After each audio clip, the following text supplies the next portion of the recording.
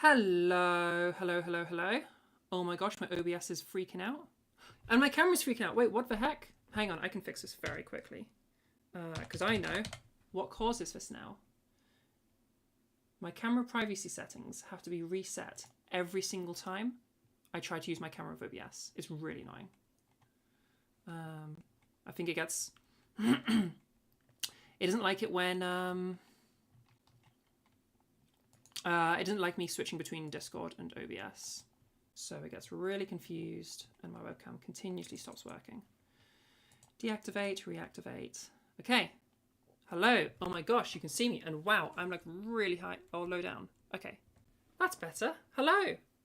Yo, I need to redye my hair. That's looking horrendous. Hey. Hello, everybody. My colour levels look like trash. I look like trash, but oh well. Who'd have funked that I actually have full I mean, you look fine. You look fine. I don't know, but one last thing that I've missed. One last thing that I've missed, which I cannot find. Ah, here we go. One last thing that I've missed for the look. Okay, I'm going to do this on camera. It's going to be really hard for me to do, using the camera as my mirror. Uh-huh. Uh-huh.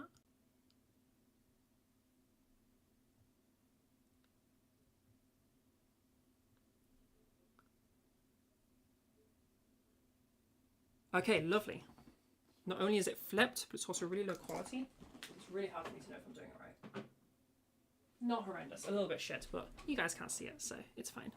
Okay, hello, welcome everybody to the Trans Network Voice Modification Workshop.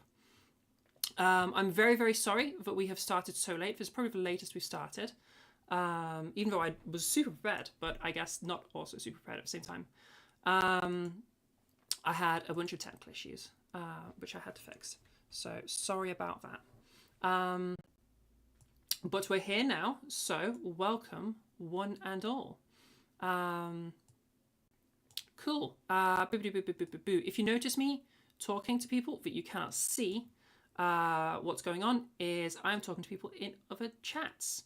So right now we have 4 different Discords, those being my Discord, Trans Network, Trans Voice, Rainbow Library, and Diamond's Trans Server. I'm just going to tell the people in Rainbow Library that I've fixed my stuff. People left.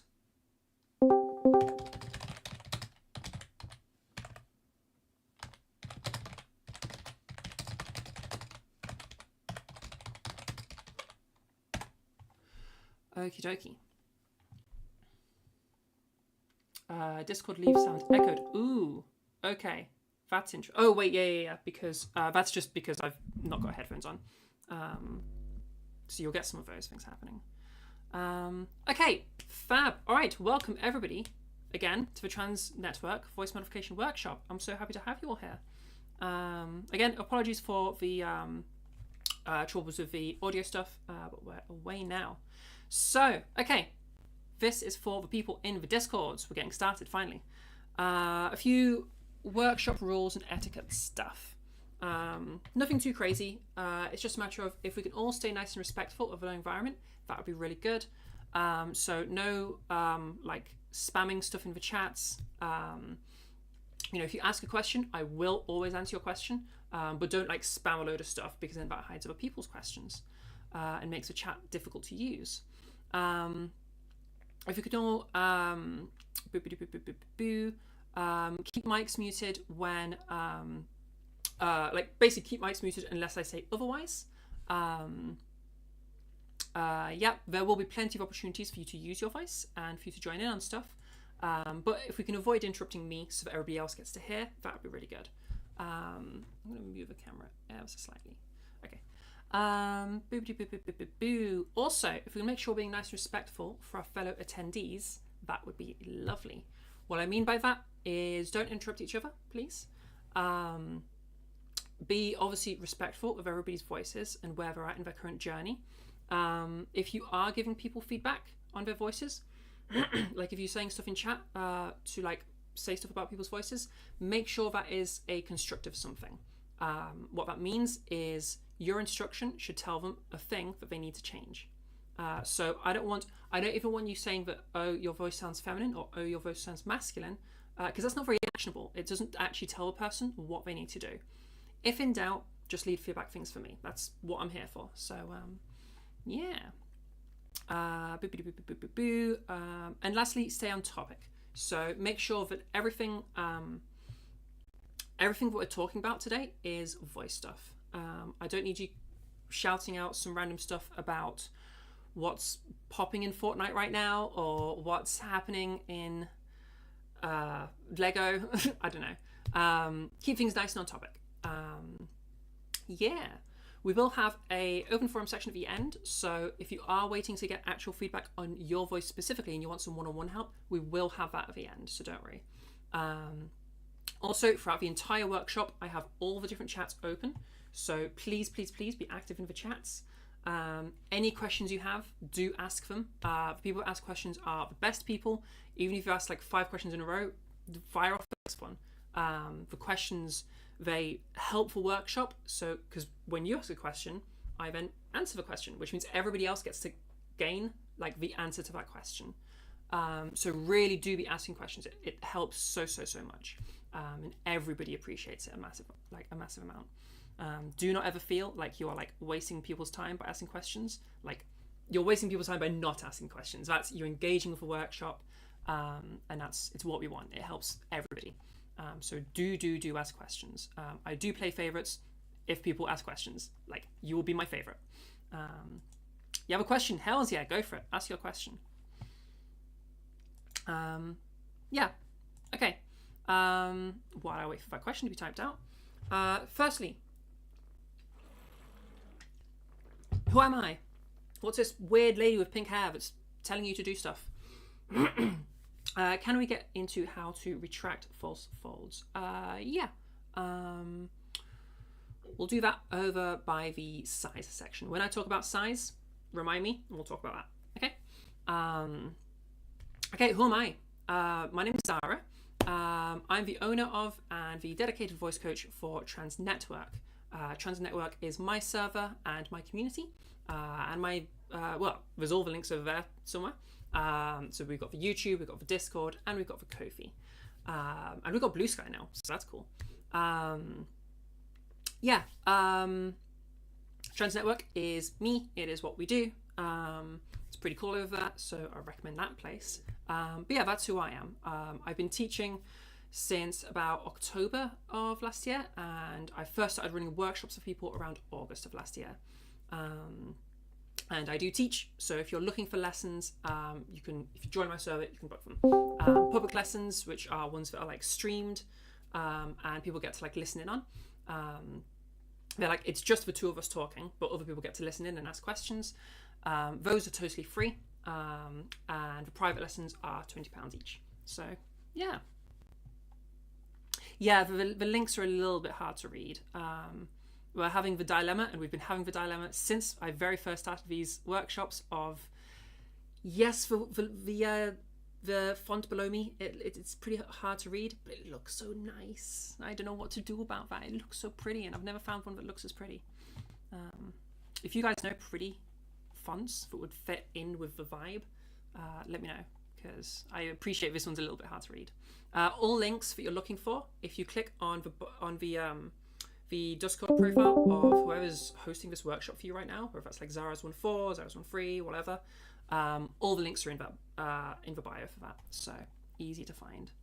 And if you're watching through YouTube right now, the links should be in the description. Ask questions, hells yeah. How do you effectively listen for changes in your voice? You feel like it's hard for you to target things because you can't listen properly. So part of that is going to come from just practice, and part of that is going to come from make recordings. Early on, and this is going to apply for all of you, early on, it's going to be a little tricky for you to like judge your own voice in terms of the different elements, and we're going to go through those elements in a bit. Be a little bit difficult for you to do that early on and like criticize yourself early on, but if you make recordings, it's much easier, and in time you'll get better and better at it. Okay, cool. What is the workshop today specifically focused on? Everything. We're going through the entirety of voice modification. start to finish, the full process, including all questions you have along the way. So literally, the answer to that is yes. All things. Ignore my phone vibrating. May you go fill your cup with water. Yes, you can absolutely do that. Okay, so what I'm not, this is really important, okay? I'm not a medical professional. I will never ever be diagnosing anybody here.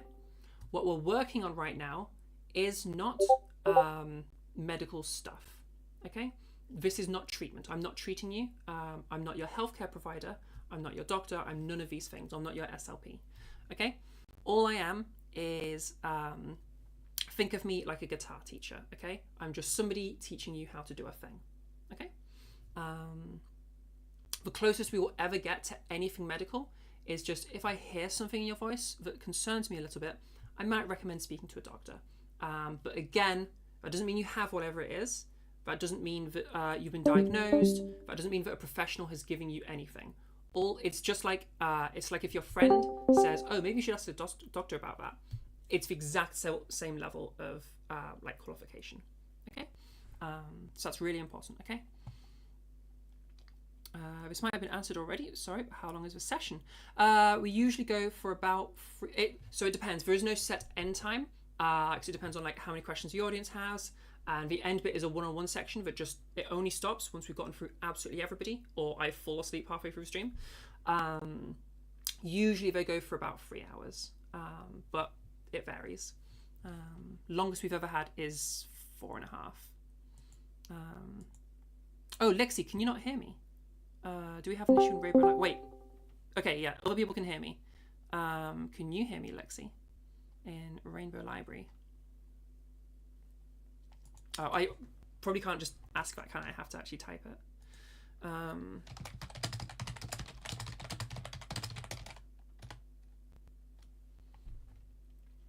Okay, give me a minute for further technical issues because one of the servers possibly can't hear us right now. No worries, Ashley. The only bit you missed, Ashley, is just I am not your doctor. Okay. I'm pretty sure you've had that disclaimer before, though. And we're taking a brief pause to make sure that Rainbow Library can hear us. I'm pretty sure everywhere else can hear us, though. Can somebody tag you when we're talking about false laws? Yeah. I'm sure somebody will do that for you. If nobody does, I'll try to remember, but I also will probably forget. Okay, I'm not getting any response from Lexi. I'm hoping that Rainbow Library can hear us. Everything says that they can, so just fingers crossed, I suppose. Okie dokie, let's keep going then. All right, so our first section is going to be some voice basics. This is basically going to be not on Discord. Wait, Lexi actually can't hear me. Sandra, yes, we will go over that, don't we? We'll go over everything, absolutely everything. Lexi can't hear me on Discord. Why can't Lexi hear me on Discord? Okay, hang on. I need to fix Rainbow Library. I don't know why they are having an issue.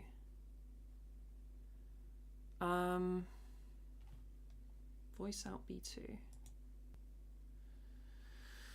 Whoa, why is technical things so difficult? We'll try that. Okay, Lexi, now can you hear me? Fingers crossed that fixes it. I don't know why that would fix it, but it might have done.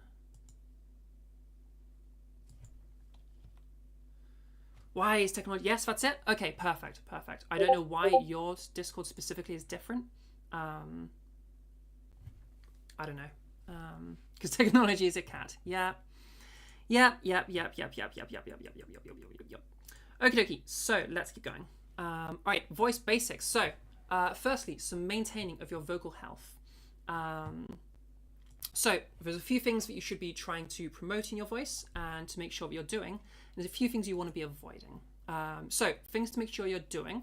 Try to be staying hydrated pretty much throughout the whole day, really. Try to make sure you're staying hydrated. You want to be drinking 2 to 2.5 liters a day. Although if you're one of the girlies on spironolactone, or if you're on any other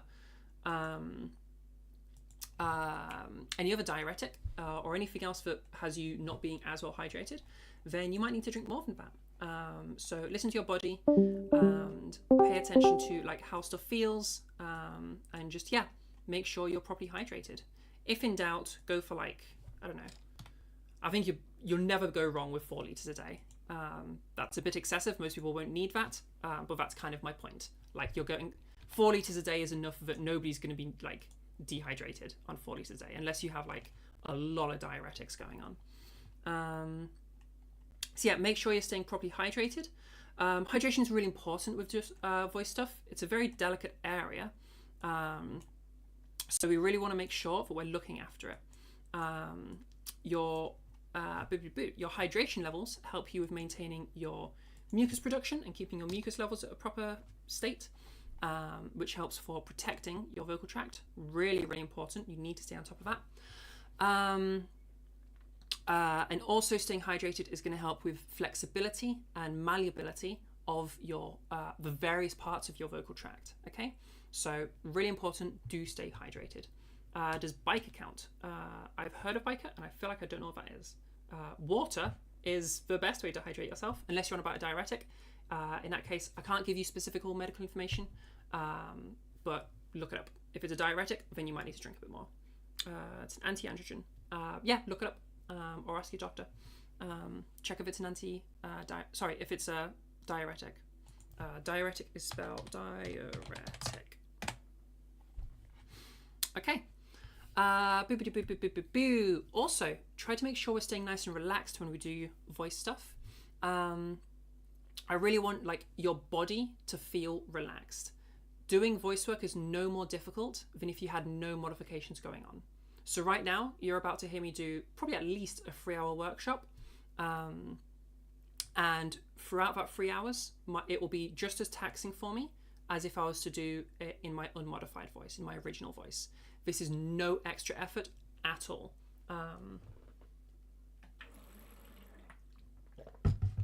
My voice might start to get a little fatigued towards the end, because 3 or 4 hours is a lot of time to be continuously talking. But I will be no more fatigued. I'll be no more fatigued by using my feminine voice, my modified voice, as I would be if I used my original unmodified voice. Okay.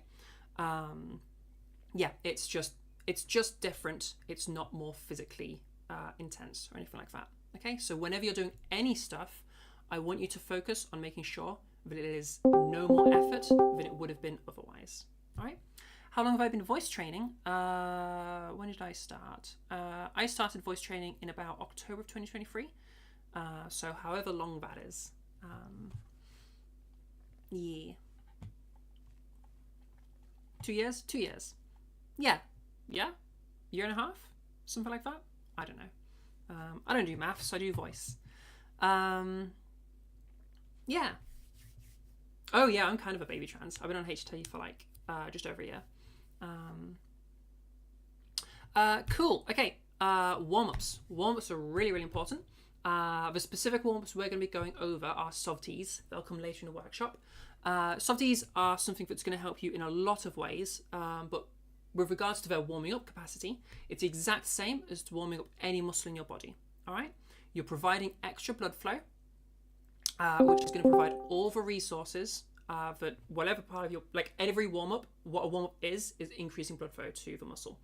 By providing that increased blood flow, one, you provide that hydration because your hydration comes in through your blood stream. You provide any other resources that happen to be needed at the time. So yeah, everything gets everything it needs. Okay. Also, when we do warm-ups, we stretch out the muscles. Okay. That helps to avoid injuries, which is again very important. And we increase again mobility, malleability. All right, so we can move more when we've done a warm up. Okay. Hi Dahlia, thanks for joining us. Lastly, make sure you're having some fun with this. All right, voice training, especially if you're dysphoric, can be a very stressful process. And when we get stressed out about things, we're more likely for the things to avoid below. We're more likely for those to start coming in. So really try to just relax a little bit with it, have some fun, make some silly noises, And yeah, try to just make it a fun thing that you're doing, not this like super serious situation. Um, it's just you're gonna have a much easier journey and a much quicker journey if you're having fun with it and relaxing with it. And if you're having fun with it, then you're probably more likely to practice because it's fun. So yeah, make sure you don't try to hardcore tunnel vision. Don't let yourself get too stressed out. Just try to relax with it. Try to have a bit of fun, and you're going to have a much better journey because of that. Okie dokie, things to avoid. All right. Now these first ones, they really don't matter too much. I cannot stress how much these barely matter. I figure they're worth mentioning, but like, I am constantly back and forth of whether I just remove these from the workshop because that's how little they matter. But we'll talk about them briefly. So, spicy foods, okay? Spicy food is the spice that you taste is produced by a chemical called capsaicin that's in all spicy foods. Capsaicin is a mild irritant. All spicy, anything spicy. The spiciness is capsaicin. Capsaicin is a mild irritant for your vocal tract. So avoid spicy foods right before doing any voice work. What you do the rest of your day is up to you. I couldn't care less. If you want to have pho, that's the crazy one, isn't it? A super spicy thing. If you want to have a ghost chili, there you go. That's a thing that I know exists. If you want to have a ghost chili, like for your lunch, great, go for it. But if you are going to have some spicy food, have a little break before doing your voice work, or at least don't have chilies and then do voice work, because it's just going to be harder to do your voice work, and you're going to more likely have some bits of the irritation can cause you some issues. So best to just avoid the combination. Yeah, like no spicy chips right now. So yeah, we're going to be doing some voice work today. Don't have any spicy foods right now. Caffeine is also a mild irritant as well as being a diuretic. So all the things I mentioned for spicy food, but also you're going to be losing your water much quicker after having caffeine. Cup of tea isn't too bad, but a cup of coffee is a bit more of an issue. Coffee, let me just twist this and then I'll be much more happy with it. Coffee has about 4 times more caffeine than tea does. So like for every cup of coffee, you've just drank 4 cups of tea. Okay, so it's quite a lot of caffeine in coffee. Same with Coca-Cola. Quite a lot of fizzy drinks have caffeine in them. A lot of the darker ones, especially. Obviously, energy drinks are a big thing to avoid right now. Yeah, caffeine is going to dehydrate you, and we've just gone over how important hydration is. So really avoid caffeine right before doing your voice work.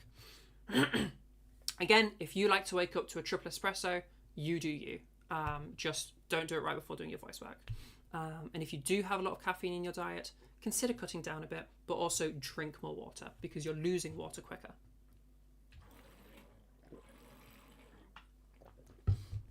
Okay, sugar.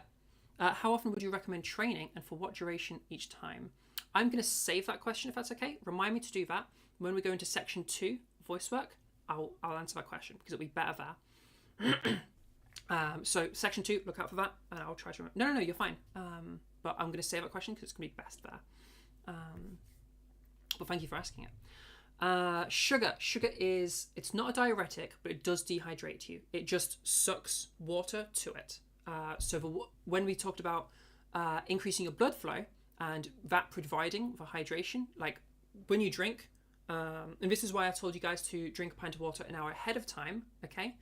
You drink water, it goes through the food hole, so it doesn't go anywhere near your vocal tract, it doesn't directly hydrate it, that's when you choke. Goes down the food hole instead, the pharynx, then from there it continues down the esophagus into your digestive system.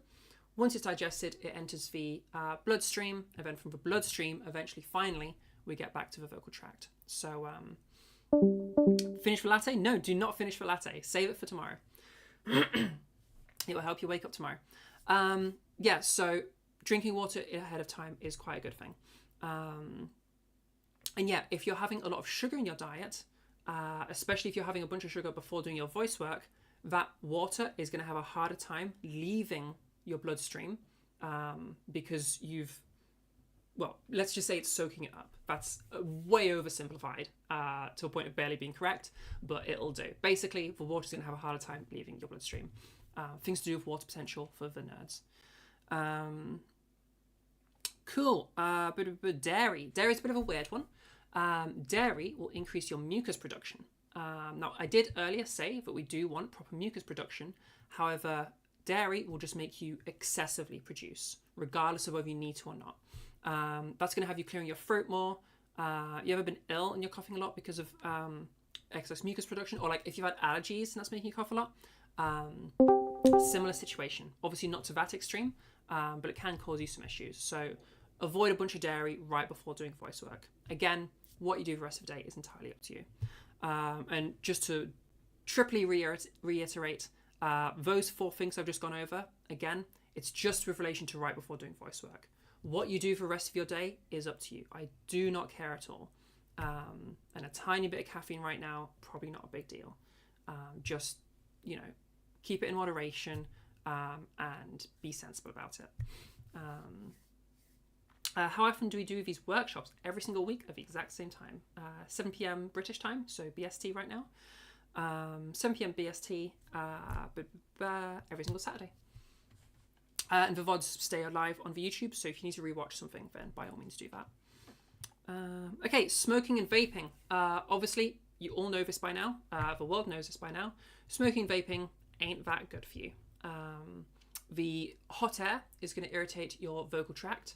The smoke, in the case of smoking, is going to further irritate your vocal tract. Both of them do damage. Smoking does even more damage, but vaping still does damage. It's not great and should be avoided. Do not do any smoking and vaping right before your voice work, and do your best to keep it at least in moderation. I understand nicotine is addictive, and if you're a vapor or a smoker, you are probably an addict. Totally get that. Just try to keep things in moderation. If you needed a motivation to quit, this is a really good reason to quit because it will make your vocal journey harder. That said, I have known a heavy smoker who has fully feminized her voice. So it's not impossible. It just makes things harder. So I leave that up to you, what decisions you make there. Again, you don't have to quit, but the more you smoke, the harder your journey is going to be. And again, if you can at least avoid doing it before doing voice work, that would be really good. Cool. Okay, these last 3, these are more of a big deal.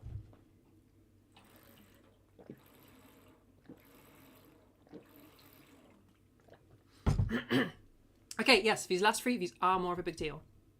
Okay, strain in your voice, pain/discomfort, and tension. These are all things that we're going to be looking out for as we do voice work, and these are all things to avoid. All right. Somebody mentioned false vocal folds earlier. They're often associated with some of all of 3 of those things, actually. So that's related to this. Strain is basically if you feel, or strain and tension are similar things. If you feel a muscle tensing up, it shouldn't be tensing up, okay? When you do voice work, and we'll go over this in more detail as we go forward, but when you're doing voice work, you should barely feel any physical changes in your body. You might feel some vibrations moving around. That's different for everybody, but other than that, you shouldn't feel anything change. Yeah, there's like when we go into larynx stuff, there's a slight sensation of the larynx going up or down. If you're masculizing, you might feel a bit more of a movement, but again, it's only small. So if you're noticing that you can like consistently feel something, that's something that is probably not meant to be there. You're straining a muscle and you need to let it relax. Strain and tension are going to lead towards fatigue. Whatever muscle it is that's tensing, it might not even be related to your vocal tract or anything to do with vocalizing. So for example, when I was first learning parts of feminization, I would tense up the back of my neck. Completely unrelated, it's just a muscle you use to do this, okay? Excuse me. Yeah. So you could have completely unrelated things tensing up. So just make sure whatever it is, we give it a nice relax. And I'll go into more detail on that later. Pain, discomfort, these are your big no-nos. Okay, so fatigue is one thing. Fatigue feels like a pretty generalized, spread out sensation. The sensation is pretty similar to not just after having been to the gym, but the day after having been to the gym. It's usually a sensation similar to that. And it'll be a very vague, just spread throughout the vocal tract sensation. Okay, that's what it feels like to have fatigue. Fatigue isn't a big deal. It just means you've tired yourself out. Give yourself a break and just let yourself recover. Like any muscle, if you've used it a lot, then it's going to get tired. That said, nothing we do should fatigue you. So if you are getting fatigued, something's happening that's not meant to be happening, that's making you put in a lot of extra work. The only exception to this is there are some people who are vocal underdoers. A vocal underdoer is somebody who speaks for less than an hour a day. They speak very little to the point where their vocal muscles have actually atrophied. They've gotten weaker. And so if you imagine like a video game stamina bar, their stamina bar has gotten down just through not exercising the vocal muscles because they talk so little or make sound so little. That is not most of you. I've so far in all my teachings, I think I've had 3 vocal underdoers. It's not particularly common, although it is more common amongst trans people, just because a lot of trans people choose not to use their voice. There's a lot of selective mutes. So if you are somebody who barely uses your voice, you might find yourself getting fatigued, and it's a different situation. To help deal with that, there'll be a bit coming up. When we go over softies, that's going to be your thing. All right. Cool. That's fatigue. Pain and discomfort are different from fatigue. Okay. Pain/discomfort is a much more localized. Like you can be like, it's about varish or varish. Like there's a specific spot where it's hurting. Okay. Often feels like a sharp pain, although it could feel more like a waving pain or like a burning pain. Any pain or discomfort is a sign that something's going wrong. If you're experiencing pain specifically, you're probably doing a little bit of damage. This isn't the end of the world. You can do a little bit of damage and your body can heal. However, if this happens, you need to stop and let your body heal. The old adage of no pain, no gain absolutely does not apply here. If you were to try to push through the pain and just keep going, you're going to cause issues, okay?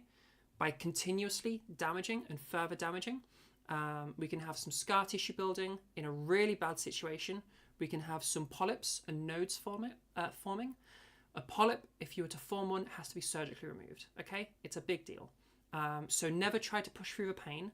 I've never had a student have any vocal injuries before, and I do not want any of you to be the first, okay? So listen to your body. If it hurts, I should talk to the camera. If it hurts, if you're feeling discomfort, stop.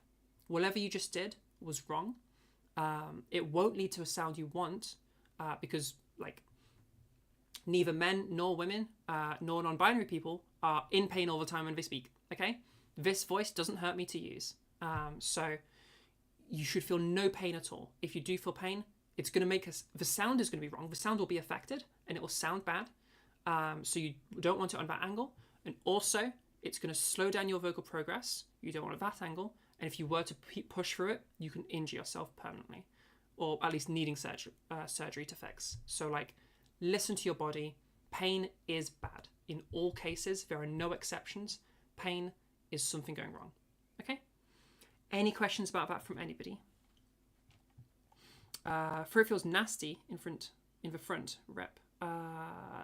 Nasty in the front. If we're talking like over here, is that like a burning sensation, Beans? If that's like a burning sensation, then that might be your false vocal folds coming into play. Like kind of like rough, kind of irritated. You're having allergies right now. Allergies could be a thing there. Rough, kind of irritated could be a variety of things. Allergies. Okay, allergies are a very likely contender for that. Kind of irritated.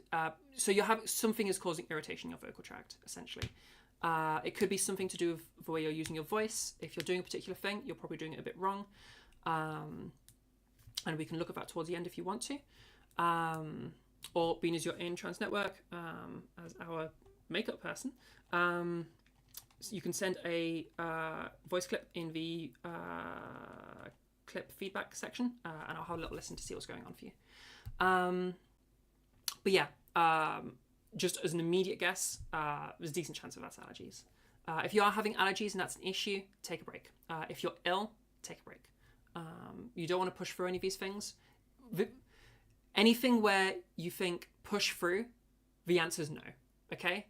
Don't try to push through illness. Don't try to push through allergies. Don't try to push through pain. Let your voice have a rest when it needs it. Okay? How long do you need to not talk for it to become a problem, as in long term? Yeah, so how long it takes for your muscles to start atrophying is going to vary massively from person to person. I can't give you a time frame there. I would say if you're currently considering doing it, just don't. Would be the solution there. If you are somebody who like it is just very difficult for you to talk day to day, try making sound yourself day to day on your own. When we go to the softies section later, the softies work as a really nice workout to help build that muscle. So in the worst case scenario, at least do like 3 or 4 softies a day if you're making no other sound, and that will just help you like keep things okay. I ask out of curiosity, but you have had rare isolated days. Yeah, rare isolated days, it's completely fine. It has to be a regular occurrence. It's like if you stopped using one of your muscles. Let's say I'm a gardener as my day job. I'm currently transitioning between gardening and voice teaching. So like half the time I spend gardening. If I just stopped gardening and then just sat in front of my computer all day, every day, think of how like over time, it's not going to happen overnight, but over time, my muscles are going to start weakening. Yeah, same thing. It's your muscles starting to weaken, like any other muscle. Okay. To sing along to music count with regards to atrophy. Any usage of your voice is using your vocal muscles, and so that's fine. And singing is something that's going to get you tired quicker. So you could say that the flip side of that is singing is a bit of a vocal workout. If you are a vocal underdoer, I wouldn't recommend using singing unless you have done some training to do so, because I don't want you hurting yourself. And if you're a vocal underdoer, you're probably going to be very unused to using your voice in the first place. So going to something as extreme as singing could be pretty intense for you, and your technique might not be too good. So like get a teacher is what I'd say. If you're a vocal underdoer who wants to move towards singing, get a teacher to help you with that, because I don't want you hurting yourselves. So out of curiosity, aim up here, but like our voice never really dropped. Like it sounds all squeaky and high pitched, but a little boyish. Is there a way to fix boyish resonance? Currently 27. Yeah, all of those things you can fix. Anybody? Okay. Unless you have a diagnosed medical condition, everybody here right now can move their voice to anywhere they want to. Okay? Any masculine voice you've heard, you can achieve. Any feminine voice you've heard, you can achieve. And all the in between, including all the androgynous voices. Okay? So, yeah, you would be utterly shocked at the range of motion within the human vocal tract. Like it's crazy how far you can go. So if I was to quickly demonstrate right now, how masculine can I? Okay, this is about as masculine as I. Well, no, I could probably. This is as masculine as I can go without practicing it a little bit, because I don't practice my masculine voice very much. But yeah, so here's like one end of the scale. If I just quickly do something, and then here's like the other end of the scale. If I was to maximally feminize stuff, okay. Neither of these two are voices that I've practiced a whole ton, because these aren't my default voice. These aren't what my voice goals are. But just to give you a quick off the bat, without even spending any time practicing, this is like a bunch of range. So you can really see how there's a whole bunch, and I'll go back to my ordinary, there's a whole bunch of movement that you can do, okay? Yeah, the possibilities are so much more than you think they are, okay? Yeah, something you've noticed is that you have somewhat deep natural voice, but when you sing, your voice can vault up really high, which shows that. Yeah, absolutely. There is so much movement you can do. You, like, I cannot drill into you, all of you, enough, like how much you can move your voice around. you, whatever you think your limit is probably not that. Okay, and like in terms of the science of all this, we're still exploring what the actual limits are for humans, because voice work is something that is very understudied, and there is a lot of not, I would say like 80% of all the world's voice teaching is like pseudoscience. We're very much not very good at teaching voice. I just try to keep my stuff very rooted in science, and obviously I think it's good, otherwise I would change it. But you will find, especially if you like deep dive into this world, especially the world of singing for some reason, singers have like crazy pseudoscience. So yeah, my point is that this is a very unexplored territory, and the limits are so much more than you think they are. Okay. I said such a good quote a minute ago, and ADHD has already thrown it out. Don't worry, I have no idea what it would have been either. But this is a recorded workshop. You can go check it later. If you figure out what it was, then let me know, and I'll use it for some kind of YouTube short or something. Apparently I said something insightful. Yay. Yeah, any neurodivergent stuff is totally fine. Don't worry about it. So only thing diagnosed as autism doesn't matter. That's not going to affect things at all. So long as you can practice, then you're all good. And for people with ADHD, I have pretty crazy ADHD, as you're probably noticing by how much I bounce around. And before having even been diagnosed, having any meds or anything, I fully feminized my voice. This is about where I started. This is where I'm at now. So like, it's very doable, even if you've got ADHD. But you might need to think about a bit more actively about how you practice if you've got ADHD. And we'll go into that a bit once we get into section 2, because people don't often talk about it much. Sometimes you sound more like a young boy than a woman. That could be for a variety of issues. We'll go through all the stuff, and then we'll look at that more specifically.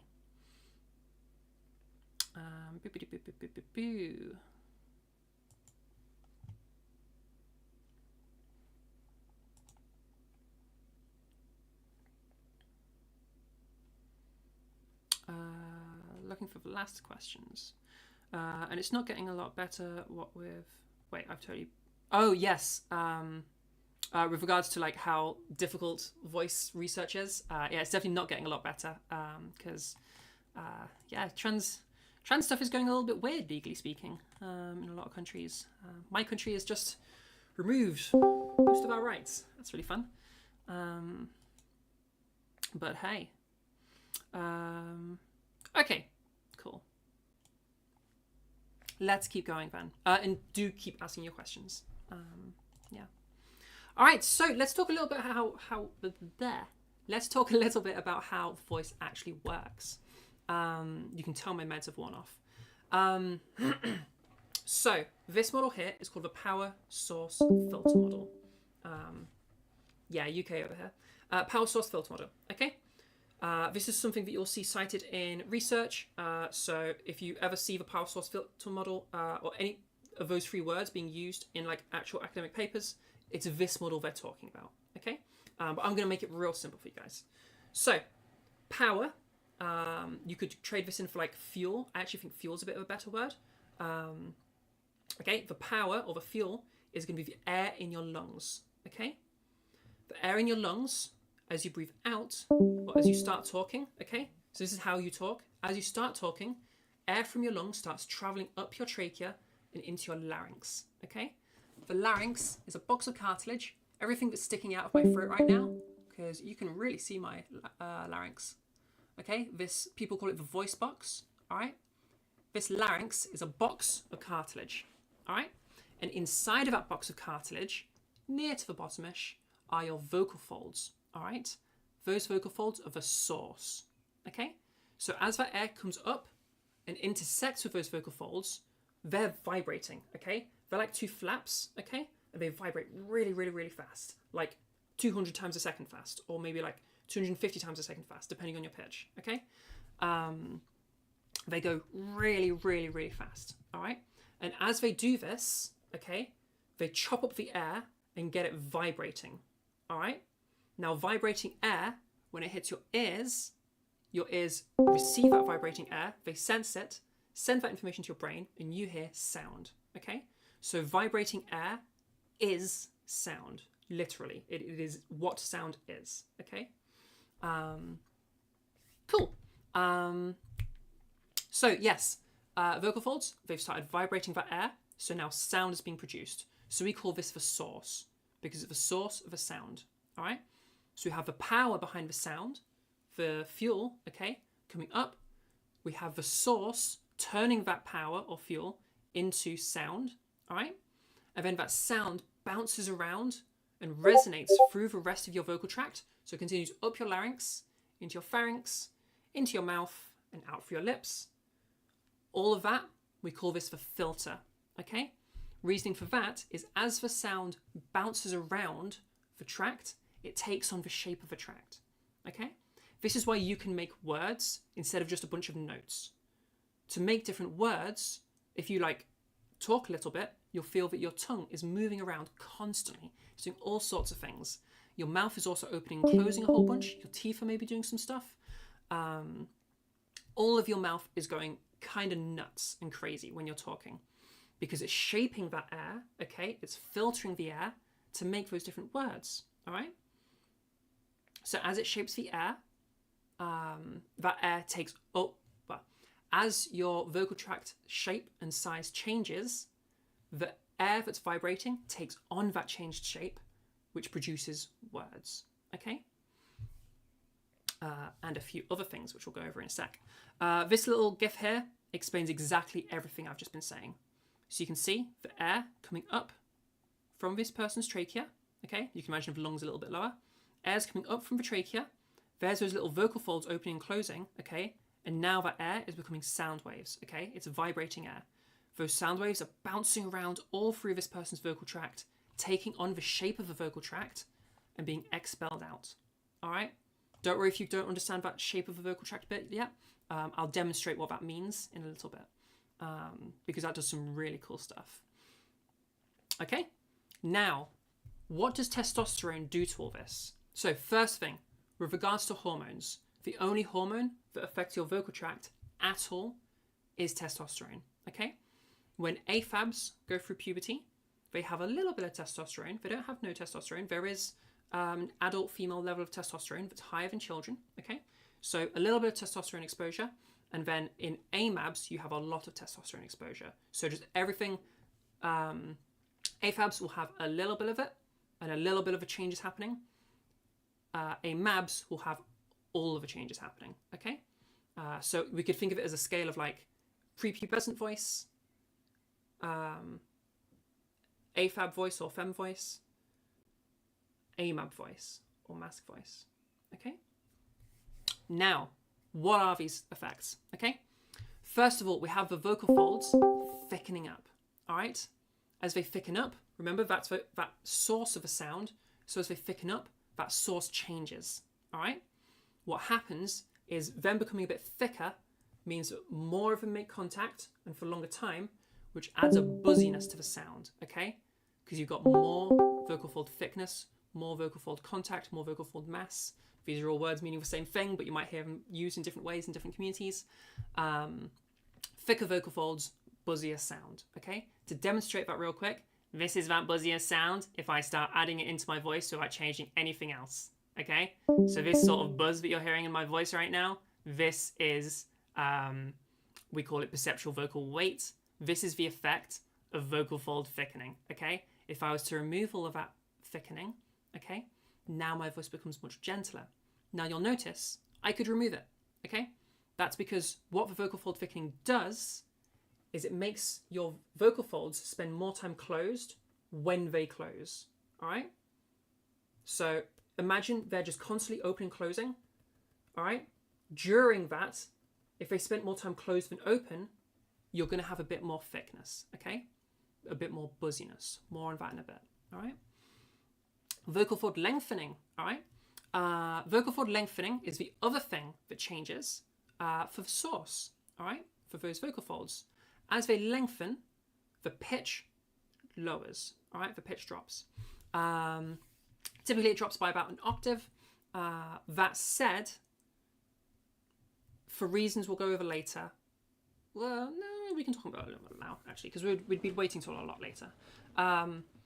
Your pitch barely affect for gendering your voice. I say barely because technically it does, but like technically you will barely notice a difference.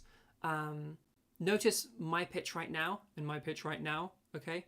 My pitch is barely changed right now, but I imagine you probably perceive this voice as much more masculine and this voice as much more feminine, even though the pitch didn't really change, all right? But if I was to change the pitch of this voice and I go, can I go much lower? If I was to go over here, okay, I just sound like I've lowered my pitch. I don't sound more masculine. Or vice versa, if I and I use this voice, but I just speak at a higher pitch, it doesn't really sound much less masculine or more feminine. It just sounds like I'm speaking at a higher pitch. My hypothesized reasoning for this, obviously, we can never know why we perceive things in different ways. We can only know that it happens. We can't like divine that knowledge. Like there's no experiment that can tell us why we perceive that in the way we perceive it. But my hypothesis is we move pitch a lot as we talk. You can hear, my pitch is moving up and down all the time as I'm talking, and everybody does that. So because everybody's pitch moves so much, my hypothesis is it's just too dynamic for us to really like anchor on a gendering to it. It's just a perceptual thing. It's just a sort of cultural thing, if you like. We just kind of, as people, don't really gender it super hard. And that's the case across cultures. So technically, yes, gendered, but like in practice, not really. Cool, that's vocal fold lengthening. Lastly, that filter changes, okay? Your larynx, I mentioned it earlier, your vocal folds are inside of them, okay? And there's that box of cartilage. So that's a space that they're in, that's part of your vocal tract. So if that area is larger or smaller, that will affect things, okay? During testosterone exposure in puberty, the larynx descends and expands, all right? That expansion is why in AMABs, you can see the Adam's apple super clear. Everybody has an Adam's apple. It's just part of larynx. It's called laryngeal prominence. Everybody has it, but in AMABs, or people that have been exposed to more testosterone, I should say, if you've been exposed to testosterone-based puberty, your larynx will stick out more, okay? But Adam's apple will stick out more and start to protrude and like make the skin do what it does, okay? You can see it. So that larger space, okay, and that lower down space all means that from the point of the vocal folds and your lips, okay, that whole journey, the volume is much larger, okay? Like the volume, it's in like milliliters you could fill it with. I need a different word. I don't mean loudness, like volume is in capacity. Yeah, so that amount of space has become larger because the bottom has dropped and we've stretched outwards, okay? Now this makes the sound of, this is me with a lowered larynx, okay? So this is me with a much larger vocal tract size, okay? My larynx, I've just dropped it down. And this is me with a higher larynx, okay? I've just raised it back up again. This is a much smaller vocal tract size. This is the change that I'm talking about when I say when I say sound taking on the shape of its container or its environment. This is the change in sound, okay? At least with regards to gendering stuff, all right? Exposed testosterone makes it sound like nuclear radiation. Yeah, I mean, testosterone does a lot to a lot to all of your body, but a lot to your vocal tract. And it's the only thing that does anything to your vocal tract. So very sorry for the feminizers. HRT will do nothing to your vocal tract. Really sorry about that. For the masculizers though, HRT will do some of this for you. You can do more yourself, or if you don't want HRT, you can do all of this masculization stuff yourself. Not every trans dude or like person that takes masculizing HRT, not everybody ends up satisfied with where their voice ends up, so it's completely valid to do more if you want to. And especially if you're going to be like singing or whatever, it's good to just have all of these things in your mind and being able to control them all so you can kind of do whatever you want to do. Yeah. Okay, there's a whole bunch of questions that have piled up, so I'm just going to go through those real quick. Yeah, okay, all of this section that we've just gone over, do you all understand it? So the how-do voice, maintaining vocal health, the effects of testosterone on the voice, ask me questions, okay? Anything you didn't understand, anything you want me to go back over, we want to make sure you understand this bit, because this is like while you don't necessarily need this knowledge, it's good context, because to answer why for everything we do for changing stuff, this is why, okay? So the larynx lengthening, I'm going to teach you to raise your larynx back up again, all right? The vocal fold thickening, again, thicker vocal folds mean that when they close, they spend more time closed. I'm going to teach you how to just control how long you spend closed verse open, okay? All of these things, I'm going to teach you how to change them, all right? But this is so that you know why we're changing those things in the first place. Okay, so ask all your questions. There are no stupid questions. I want questions. Okay, let me scroll through chats.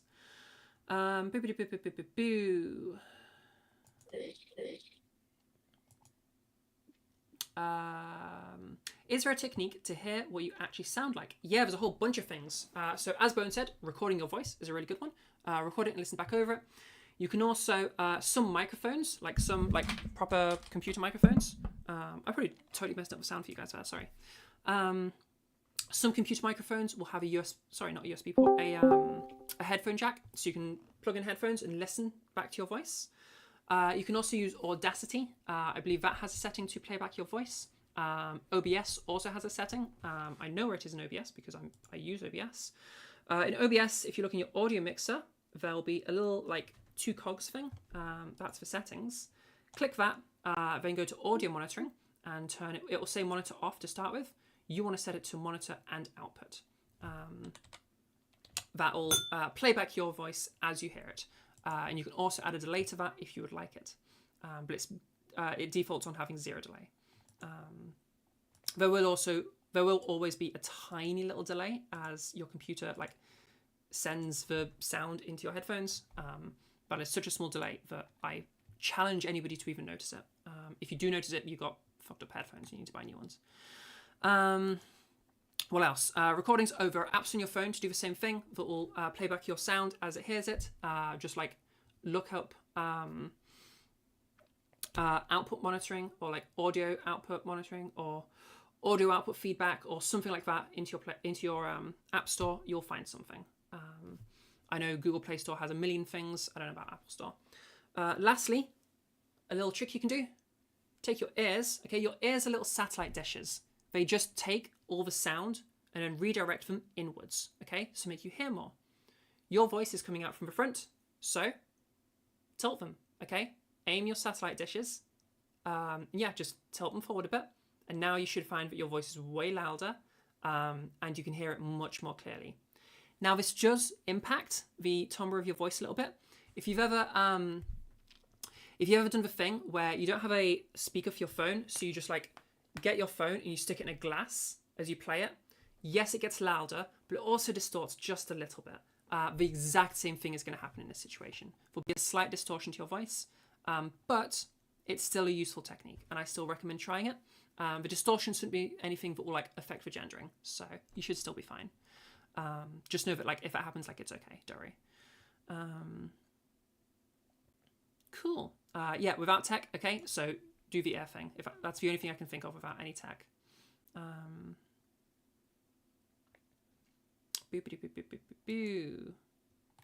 Nothing's going to colour the sound unless you have a bad microphone. And even if you do have something colouring the sound, think about how it's colouring the sound. Is it colouring it in a gendered way? If not, who cares? So long as it's consistent, then you'll be able to identify what is the colouring and what is not the colouring. So you don't need to worry about it. You can always try recording with a few different devices so that you can listen back on all of them and see what is some just distortion from mic and what is not. But you'll know. You're not going to confuse distortion from mic with anything in your voice, so don't worry. Recording your voice makes you cringe so much. It's essential, but hearing your voice is like throwing garlic at a vampire. Yep. That just is part of it. If it helps, that does go away. If you ever experienced the thing where your voice sounds very different to you on a recording, sorry. If you ever had the thing where your voice sounds really different to you and really alien to you in a recording, that's partly because when you hear your voice, you don't actually hear your voice as it is outputted. You hear it after it reverberates through your skull. So it's a little bit different, which is why you should be making recordings and you should be listening to those recordings. As you keep making recordings and listening to your voice on recording and do that over and over and over again for months, eventually your brain will realize the what's the word I'm trying to say?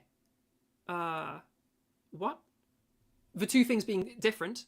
It'll notice discrepancy. Thank you. It'll notice that discrepancy and it will adjust for it. Okay, so it will adjust the way you hear because it realizes, oh, it's a little bit inaccurate. I'm going to fix that because your brain's really plastic and it can just do shit like that. It's really crazy. So the more you listen to your recorded voice, the more it will sound the exact same as you hear it normally. Because as you hear it normally, we'll move towards your recorded voice because your brain realizes like, oh, there's a discrepancy here. I need to fix that. Thank you, Beth. I needed that. How nice it'll be to hear. Yep. How much of a voice is the physical throat, though? All of your voice is the physical throat. Your voice is that power source filter model. Okay, it is the air coming up, being chopped up. Okay, to make sound. Now you have sound. As that sound reverberates and resonates through your vocal tract, all the way out to your lips, that whole journey it takes is what makes it into your voice. Okay, so the entirety of your voice is physically the throat, specifically the vocal tract. Is it possible with software? Anything? Oh, you might be talking about within recordings. You'll know. Don't worry about it. You don't even need me to answer that. Like it depends on the mic, but also like you'll know. It is possible with software. Sorry, that's answering someone's question. How true it is just how brains work. Your recorded voice is your most accurate voice. And again, your brain will iron out that discrepancy by changing how it hears your voice to make it more accurate. Oh, I'm answering a question of somebody who had to leave. I'm so sorry. Sandra, sorry I had to go. If you are still here, you can listen back to the workshop over on YouTube if you want to catch up on stuff. Heck yeah. youtube.com/@trans_network. How does the fuel, filter, source, sorry if you didn't remember all three, right? Yeah, absolutely fine. Let me head back over here so you can have a visual cue. How does the power source filter model relate to size and weight? Yes, okay. So that vocal fold thickening makes your voice buzzier, okay? That buzzier sound, we could also think of it as sounding heavier, keyword there, or lighter, okay? That buzziness or lack of buzziness, all right? We'll go over this in much more detail in the weight section, but that weight, okay? Perceptual weight is caused by vocal fold thickening, all right? Larynx lengthening and expanding is what changes the vocal tract size. So when we say size, that's what's up. We will have our own dedicated sections for those, don't worry. I'm not yet teaching you how to do these things. I'm just explaining how the actual mechanics of this all works and what's happening and why your voice changes. There are no stupid questions. There are absolutely no stupid questions. Try me. Boo. Oh, Bones, super thank you for pinging Sandra like that. That's super helpful. About brain adapting? Yeah. Your brain is crazy. Like, your brain is so unbelievably plastic and unbelievably powerful.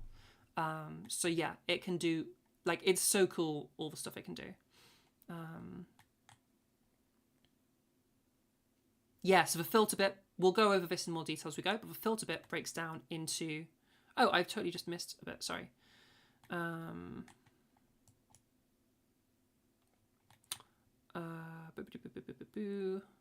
missed a whole bunch of questions. Sorry, let me go back over those in Trans Network.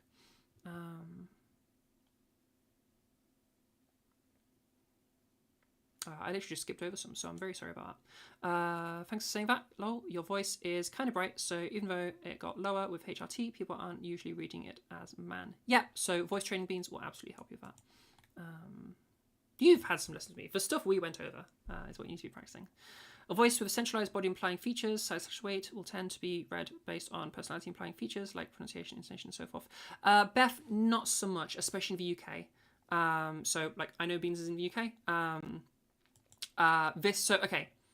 Personality implying features. You may have heard of that in Online Vocal Coach, which is one of the other Discords, the community of Celine De Silva, the person who did the Celine clips, if you've heard those. Personality implying features. I part with Celine quite significantly here. Yes, they are a thing. So there are like pronunciation things and intonation things and like speech pattern things that can be somewhat gendered. However, the way that they're gendered is going to vary based on every single different place that you could live. Basically, it's accent stuff, to put it in like a really simplified version. And yeah, so it differs in terms of the ways that they differ. So like what might be more masculine in one place might be more feminine in another place. But also the level to which this is a significant thing also varies massively depending on where you live. The most extreme that I know of in terms of this being an effect is Japan. If you have the prosody is what it's called, the collection of like pronunciation, intonation, accent, pitch movements, all of those patterns, that's called prosody, like the way you use your voice. And yeah, in Japan, if you have a more masculine prosody, it will be noticeable. If you have a more feminine prosody, it'll be noticeable. If there's a mismatch, people will notice it. That is the only place in the world I know of where it will be that noticeable. Most of the world, you won't notice it at all if there's a mismatch. In my voice, there is barely a change to any of it. In the UK, it is almost completely unnoticeable. There's like a tiny little bit, it's barely even worth bothering with. I'm told that it was one of the Scandinavian countries. I want to say, I don't know, one of the Scandinavian countries. I want to say Norway, but I might have got that wrong.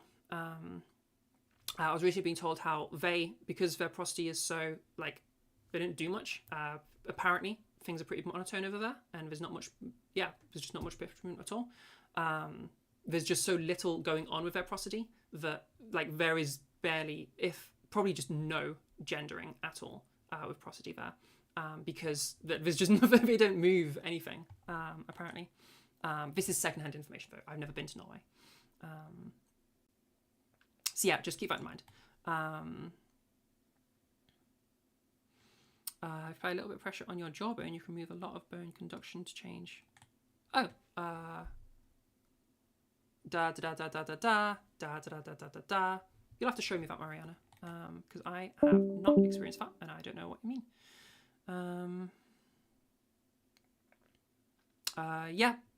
We can so filter can be broken down into the larynx, the pharynx, and the oral cavity and the nasal cavity. But more on that later.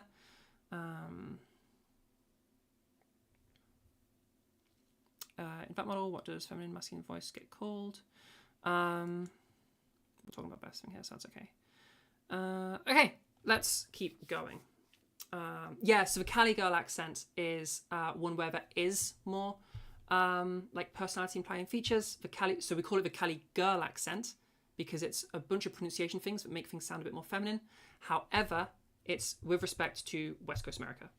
For Cali girl specifically, it's California, obviously. In some contexts, the technical term would be ethno-linguistic backgrounds. For your purposes, we can just call it an accent. Technically, no, but whatever, I don't care. For some accents, there's going to be a greater discrepancy between masculine prosody and feminine prosody. For some, there's going to be barely at all. But remember, the changes are specific to that accent. So the changes that you would make to turn a Cali guy voice, I guess, into a Cali girl voice, all right? Removing the gendered things in terms of your physiology, just the accent stuff, would not apply here in the UK, for example. You'll just sound Californian. So yeah, there are no absolutes. This is kind of a main area where I depart with Celine. You can't say what changes somebody would want to make with regards to prosody. You would need them to listen to the people around them to tell you. Or if they have an accent that you're very intimately familiar with. So yeah, these are not absolutes or universals. There is no universal prosody change or body implying features change or personality implying feature change that will be relevant to all people. It's specific to where you live. Okay? Okay. That is all the questions. I did it. All right, let's keep going then. So, and again, if you suddenly get a question about one of these, like, do still ask it. It's fine. But let's keep going. So, what do we do about all this? Here's the stuff that you actually came here for. All right? Trans voice. Changing the gendering of your voice. How do you do it? So, first things first. This won't do that. This is softies. I mentioned a warm-up earlier, and we're going to do a whole bunch of stuff today, so we need to start off with warm-ups. If you are brand new to voice work, I want you to just start here, okay? If this is your first time doing anything with a voice, start with softies. Softies aren't just a warm-up. Softies, as I mentioned earlier, will help you. If you're a vocal underdoer, they'll help you build some muscle. Softies also help clear out mucus. They, as we said earlier, they increase resources being sent to the vocal tract. They basically just take you, like, they improve your vocal health in a huge variety of ways. I'm not going to go into all of them right now. And they will help teach you some better vocal habits as well, mainly with regards to pitch movements. So softies are just goated. They're really good. If you're brand new to voice work, I want you to just start off with these for like a week or two before moving on, okay? Because it guarantees for me that you're in a really good vocal health space before you do stuff. If you're a vocal underdoer, it's not going to completely fix that, but it'll be a good start. And you're just going to keep doing these continuously to help build you. So what is a softie? All right, what is this acronym? The acronym stands for Semi-Occluded Vocal Tract Exercise. Big, huge term. It's not as scary as it sounds, okay? Semi-occlusion just means partial closure, okay? So partially closed vocal tract, I've told you what that is before, vocal folds up to the mouth. Partially closed vocal tract exercise. You know what exercise means, okay? More specifically, in terms of how this works, remember that power source filter model, okay? That air is coming up and coming through our vocal folds. If I'm being more accurate, they actually push through the vocal folds, all right? So for them to be pushing through the vocal folds, that means your vocal folds are under a lot of pressure, all right? A lot of air pressure, because all of that air is just pushing through them, okay? That's not so great. Extra pressure means that stretching out, we're more likely to hurt ourselves and we're more likely to get fatigued. So let's reduce that pressure. Now we can't reduce the amount of air coming up, okay? We need that air because otherwise your voice will just stop happening. So instead, what we're going to do is we're going to make a partial blockage, a partial closure, okay? A barrier somewhere at the front of your vocal tract, because as the air comes up, it will meet that barrier and it will bounce back, all right? As it bounces back, it will continue down your vocal tract again, meet those vocal folds, and help to stabilize some of that pressure, all right? So as the downwards pressure meets the upwards pressure, it's going to cancel out some of that upwards pressure, all right?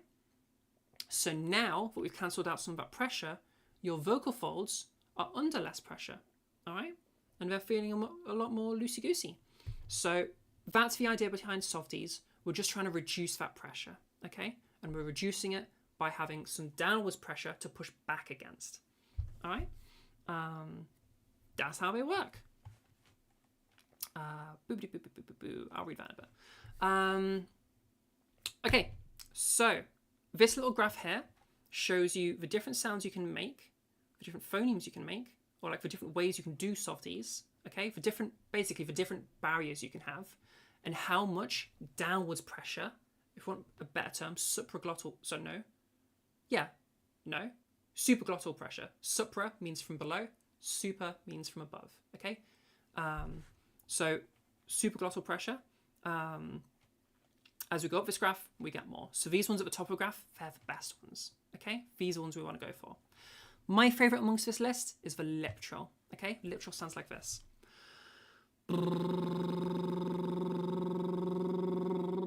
So as I make sound, it's progressing up, hitting my lips and bouncing back again, okay? You can see it's pretty high on this graph, all right? Now, if you struggle to lip trill, the letter V is almost just as good, okay? Or we could try raspberry. It's a little trickier for people, so I don't tend to send people this way, but we can try it.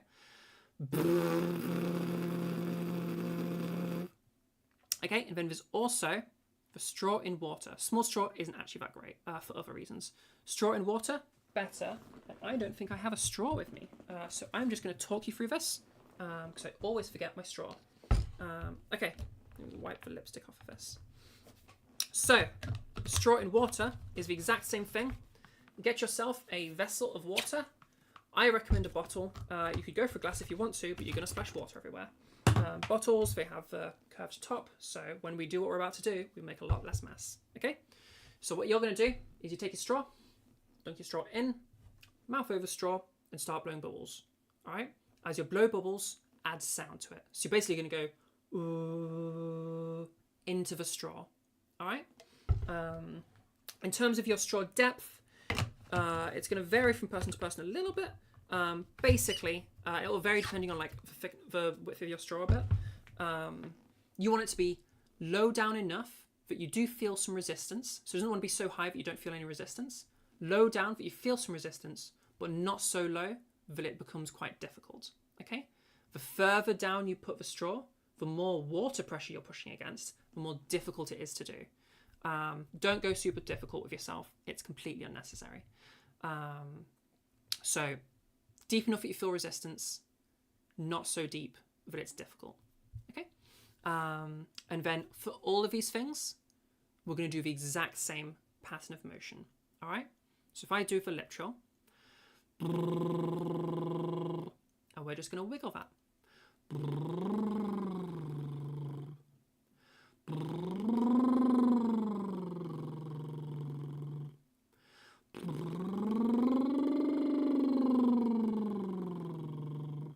And we're going to go further and further out in our pitch range. So just start with really small pitch movement and slowly build out. All right? And this is going to really stretch out those vocal folds. Okay? Give them a nice little workout. Get that blood flow going. Okay? So yeah, softies, absolutely goated. These will also be our warm-ups as we go forward. Some extra little benefits that come with softies are because they increase blood flow to the vocal tract, they help you clear out mucus. Let's talk about morning voice for a second, okay? If any of you have ever experienced morning voice, you'll find that your voice is a bit harder to use, your pitch might be a bit lower, you might sound a bit darker, a bit thicker, and you might just feel very mucusy. What's happened is, as you're sleeping, your vocal tract is still producing mucus, but you're sleeping. You've stopped swallowing, so that mucus isn't going anywhere. There's also these little cells called cilia. They're like little brushes, okay? They brush the mucus up so that you can then swallow it down. They also go to sleep. They stop, okay? So, or they don't completely stop, but they reduce activity quite heavily. So they've started to chill. So the mucus ain't going anywhere. You're not swallowing it down. Mucus ain't going anywhere. Also, you're still breathing. Particulates are still coming in through your vocal tract, like dust. That's getting caught in the mucus. That's the whole point of mucus. Which means your mucus is getting thicker. There's more of it. So when you get to morning, you've got this claggy, thick, gross mucus. Okay? And it's just making it a little bit hard for you to use your voice. Now, as you talk through the day, just on its own, it will go away because you'll start clearing out that mucus and eventually it'll be gone. But we can speed that up a lot. One, drinking water. Drinking water helps to maintain mucus production. Okay, it keeps it at the right levels. So that's going to help you clear stuff out. Also, it'll thin out the mucus a bit. So staying hydrated really helps. Drink plenty of water in the morning. Nobody does. You should be drinking water in the morning. Softies will also massively help. As they increase the blood flow to your vocal tract, your cilia, they get going, all right? And they really get going. So as we're using our softies, think of it as like using your voice, but like times 10, all right? So using your softies are going to help you clear out all of that mucus. Depending on your hydration levels, just in general, you could be, 5 minutes of softies and your morning voice could be gone. Whereas on its own, it might take a couple of hours.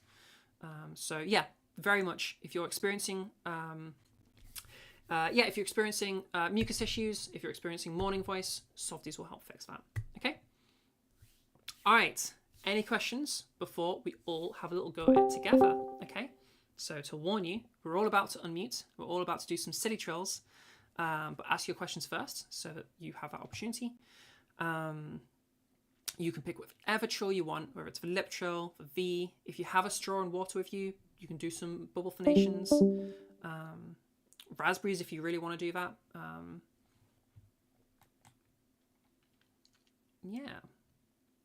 No, you don't have to unmute, but for those that are willing to, I highly recommend doing so, because that way I can hear you and everybody can hear you. And that'll be really good. And I can be like, oh yeah, sounds awesome.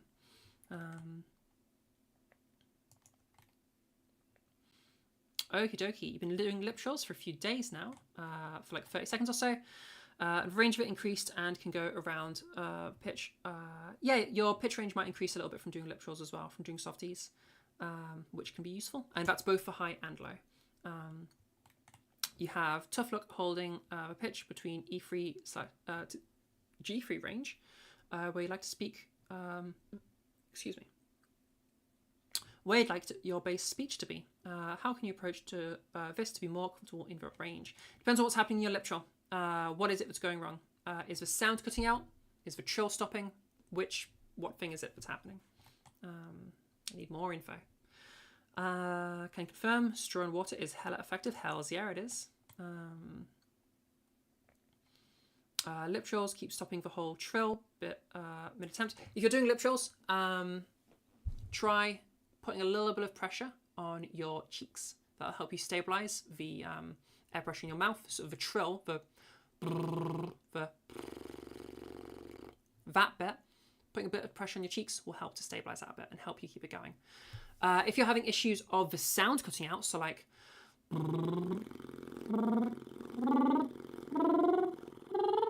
if you're having something like that, then you need to stabilize the air pressure of your vocal folds. Essentially, play around with it. It's probably, for most people, it means you're pushing to get to higher pitches. You want to relax as you go to those higher pitches.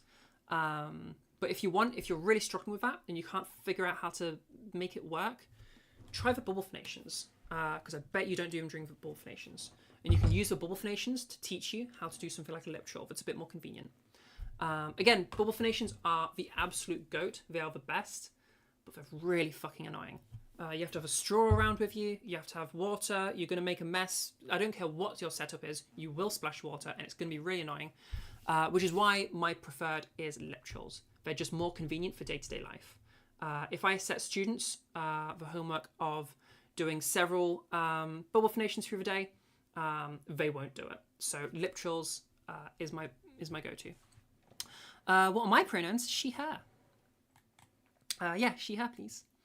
Okie dokie.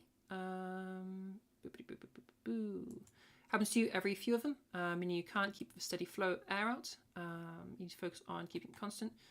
Yeah, depends on which thing it is. You keep forgetting to buy a metal straw. Yeah, metal straws are really useful.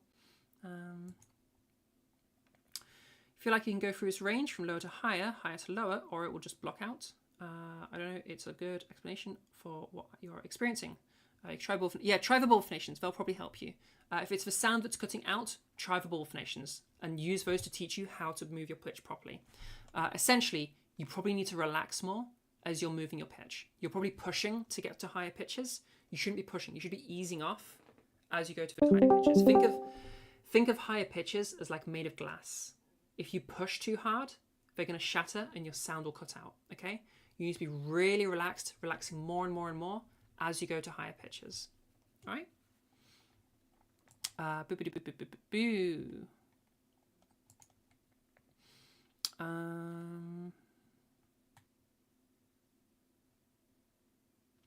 Okie dokie.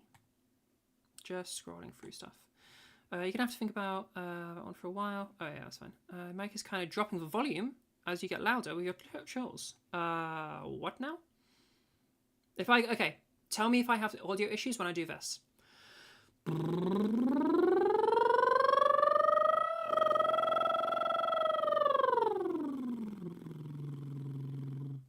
Did any of that have audio issues? Because that means my settings are wrong. Let me check those real quick. Voice and video. By the way, for everybody that wants to have a little go at this, because we're all going to unmute and have a go at this, or everyone that's down to unmute, is going to have a go at this together in a second. What you need to do is go into your voice and video settings in Discord. Input sensitivity, you want to turn that to manual, okay? It's kind of like turning it off, and then set the slider all the way to the left, okay? It should say -100 decibels.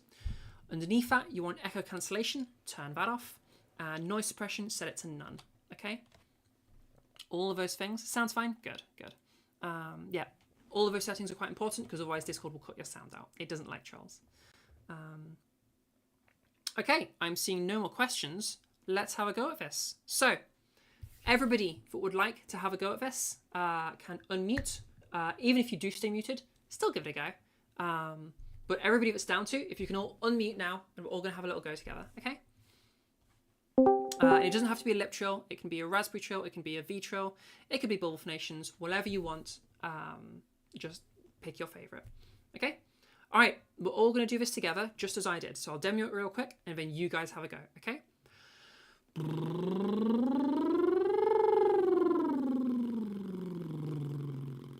Okay, your turn.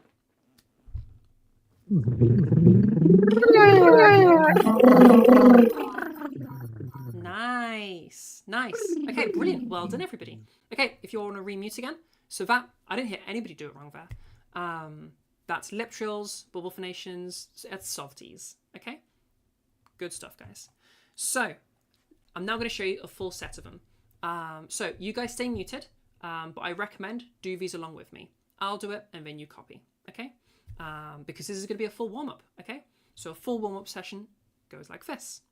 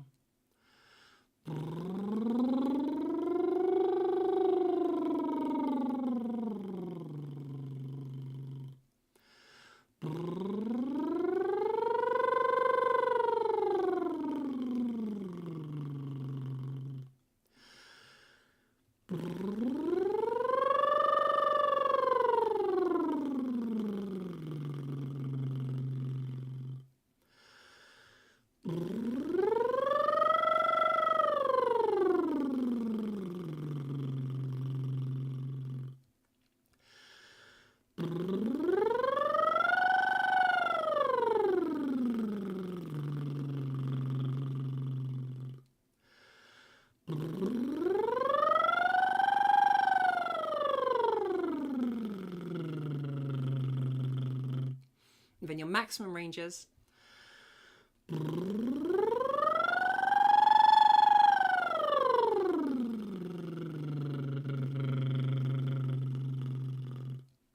Okay, so we're starting off with a small pitch movement, and we're just going further and further and further until we hit our maximum pitch range, both high and low, okay? And then at the end of that, I like to get a little extra stretch going, okay? So we're going to slide all the way to the top, and we're going to do a little pitch siren, okay? We'll just wiggle up and down like Nina, Nina, Nina, okay?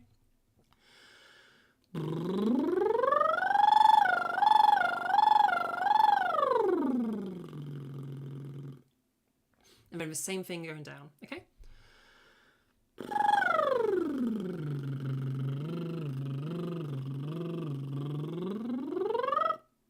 Okay, and that's a complete set of softies. So well done, you're now warmed up.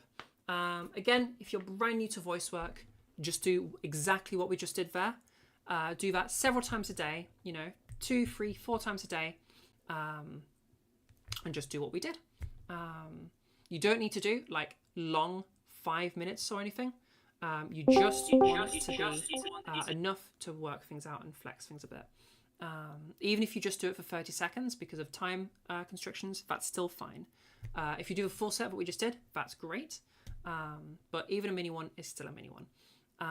With regards to all things we practice, this is softies, this is the stuff we do afterwards, this is everything you practice. I want you to think of a principle of little and often, okay? Sitting down for an hour to do voice work sucks, all right?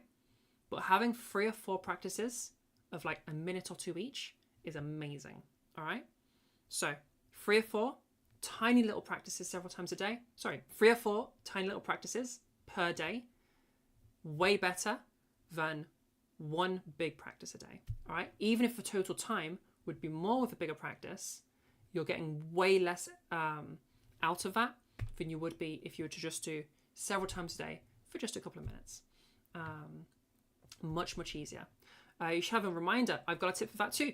So for our ADHD people out there, it is really hard to just remember to voice train.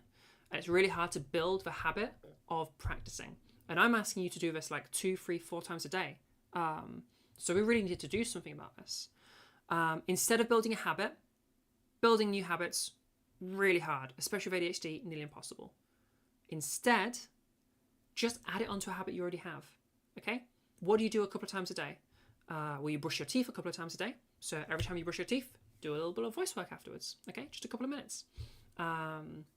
Every time you drive a car, do a bit of voice practice in the car. Every time you make yourself a drink, do a little bit of voice practice. While you're waiting for the kettle to boil, do a little bit of voice practice. Anything that you do, or like a couple of habits that you have that you do throughout the day, okay, that you would already be doing, just add this extra behavior to them. So much easier to do. Every time you take E, yeah, exactly. Things that you already do are going to be so much easier. After that, people are already saying in chat, setting alarms is going to help you. Timers and setting alarms, that will help you out. It can be annoying having like 4 alarms every day. Totally get that, which is why I say the prior method is going to be your best one. But alarms are still useful and can still help you. Another little phone hack you can do is I took my wallpaper that was on my phone, my like lock screen, okay, put it into the like image editor and just wrote practice and whatever I was practicing at the time.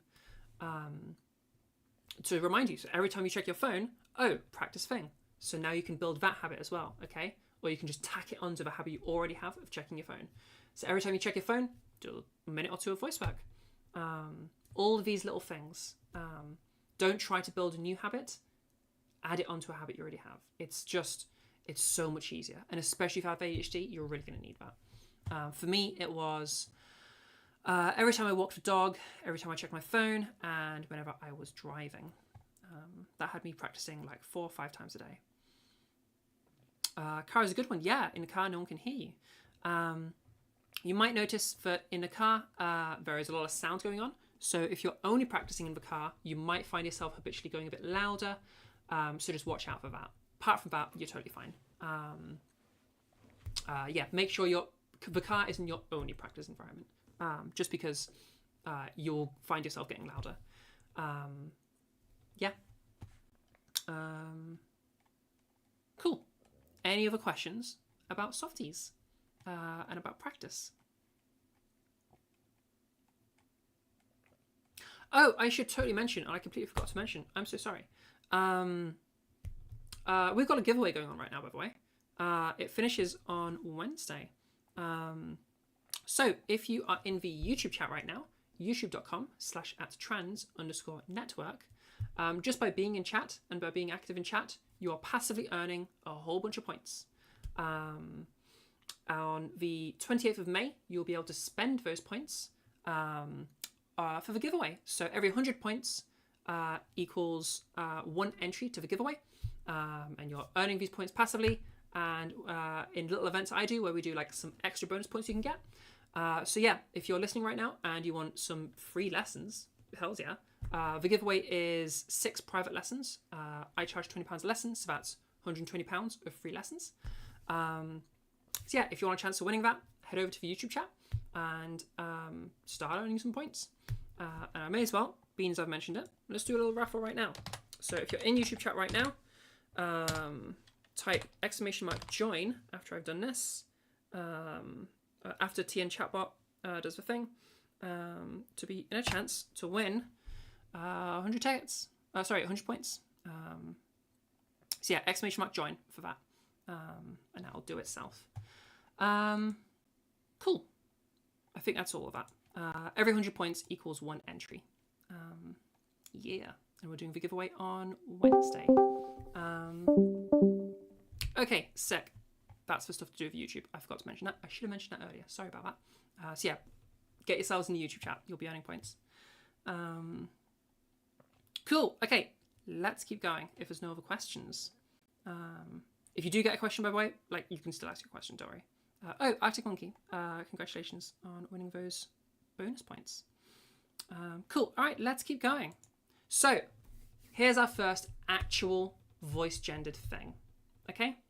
Perceptual weight / glottal quotient. Okay? We talked about it earlier. This is the vocal thickness thing. All right? Excuse me. This is the vocal fold thickness stuff. Okay? So remember, as your vocal folds get exposed to testosterone, they start to thicken up. All right? By thickening up, what happens is, remember, your vocal folds are constantly doing this, opening and closing. All right? So if we say like closed, open, back to closed again, that's one glottal cycle. Okay? And they're doing hundreds of glottal cycles a second. Okay? That's pitch, by the way. The speed of your glottal cycles is pitch. Literally, pitch is measured in hertz, and hertz is the amount of glottal cycles per second. So like 220 hertz is 220 glottal cycles in a second. Now, those glottal cycles can vary a bit. The percentage of time they spend closed versus open will change the sound. All right?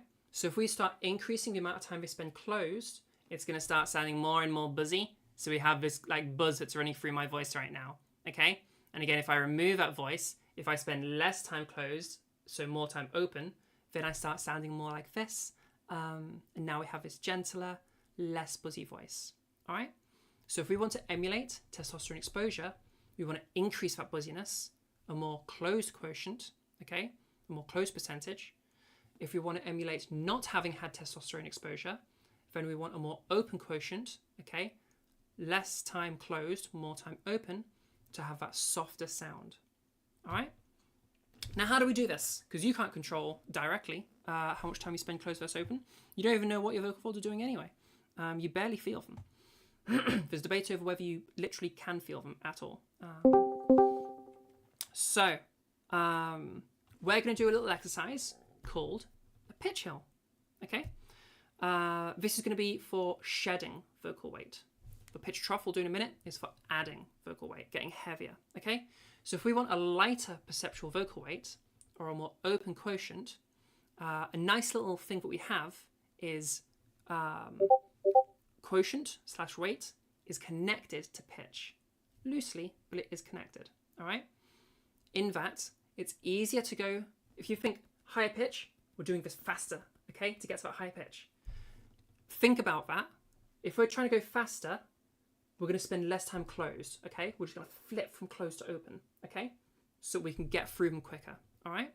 So our closed percentage is going to start reducing, or at least intuitively, it's going to be easier for us to get to higher pitches if that closed portion starts reducing, okay? If a voice starts getting lighter, all right? Technically, you can stay heavy, but I promise you, you won't. If you're struggling to shed that weight, keep going higher. Eventually, you will shed it, I promise you. So the beginning of a drill, we start on a lower pitch with a really buzzy voice, okay? And then we start sliding that up in pitch.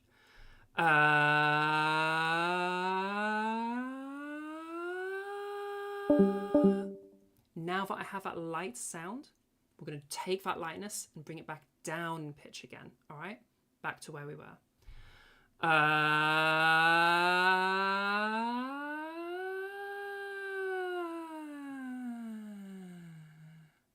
now you can hear in my voice, I have that lightness that we've just gotten from the drill.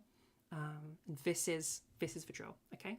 So we're taking our heavy voice, we're pulling it up in pitch, which will force us to get lighter, and then we're taking that lightness and dragging it back down in our pitch, so that now in our normal talking pitch, we can have our light perceptual weight, okay? Our more open quotient. Okay? Hopefully that makes sense. Now, what might happen for some of you, what might happen for many of you, what I did in that drill to demonstrate this happening is as you go up, you might find yourself going into M2, okay? Some call this falsetto, some call this head voice. M2 is the proper name.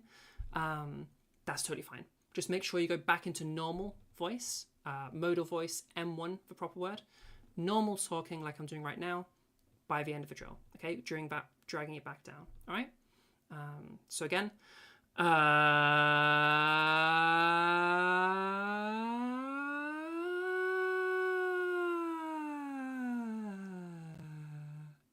now I'm talking like I am in the end of that little bit, okay? And I'm holding that light weight, all right? Now, something to watch out for, don't go breathy, all right? Breathiness is a completely different thing to a light perceptual weight.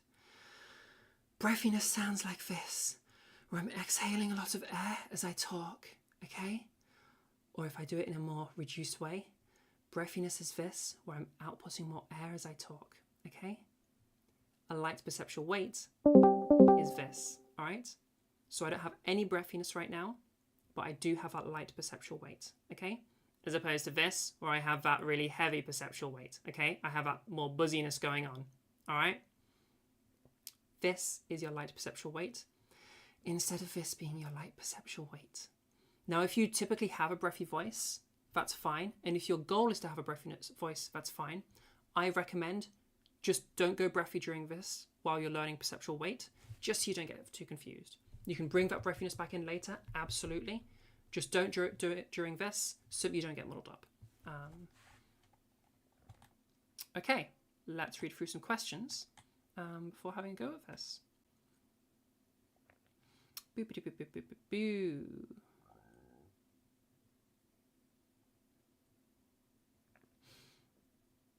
Someone's saying that they find this all very scary to do. Yeah, your first step is the hardest. If you're trying to like reduce nerves, it can be useful to just have some background sound going. You know, put some music on, or like put just some like white noise on or something like that. Probably not music. Stick to white noise because it's gonna be less distracting. Just put some white noise on, and that'll just help to like so you're not having to break the silence. It can also be really good to just start with like any sound you can make and build up from there. Talking to people in general will just help you. Like if you're a vocal underdoer especially, if you just feel nervous making sounds, just try communicating with people, like talking with people at all. That'll again help you get more comfortable. And yeah, I mean, it's going to be, the first step's going to be the hardest. If you can just get yourself started, it gets easier. Yeah.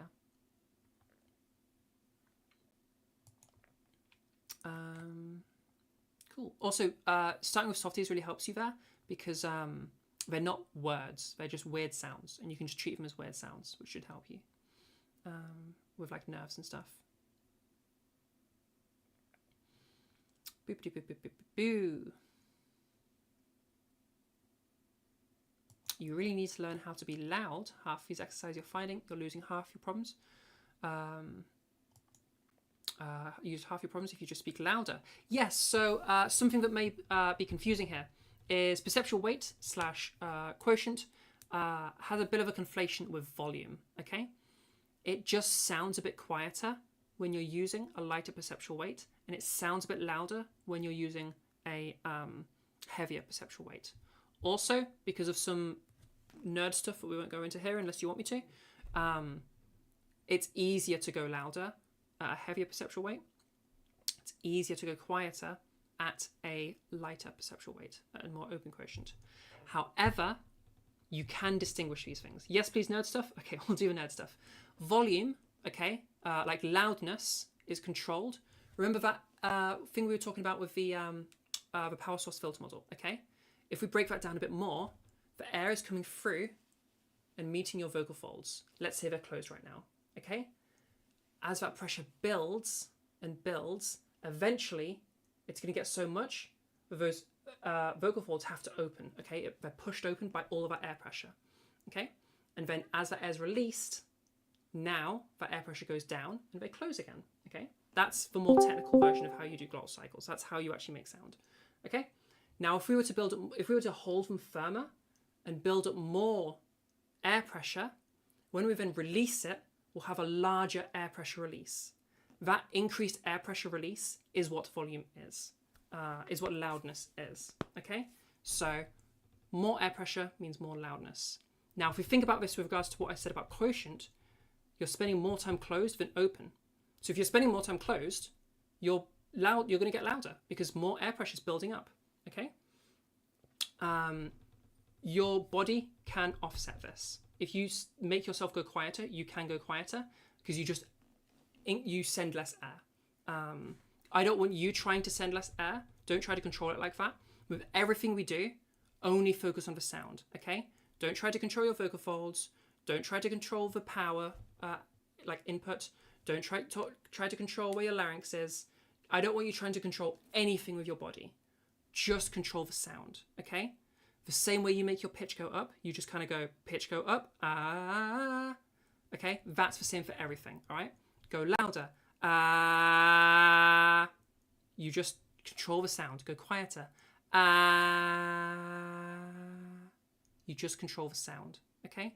Everything we do with voice, just control the sound. Never try to control your body, all right?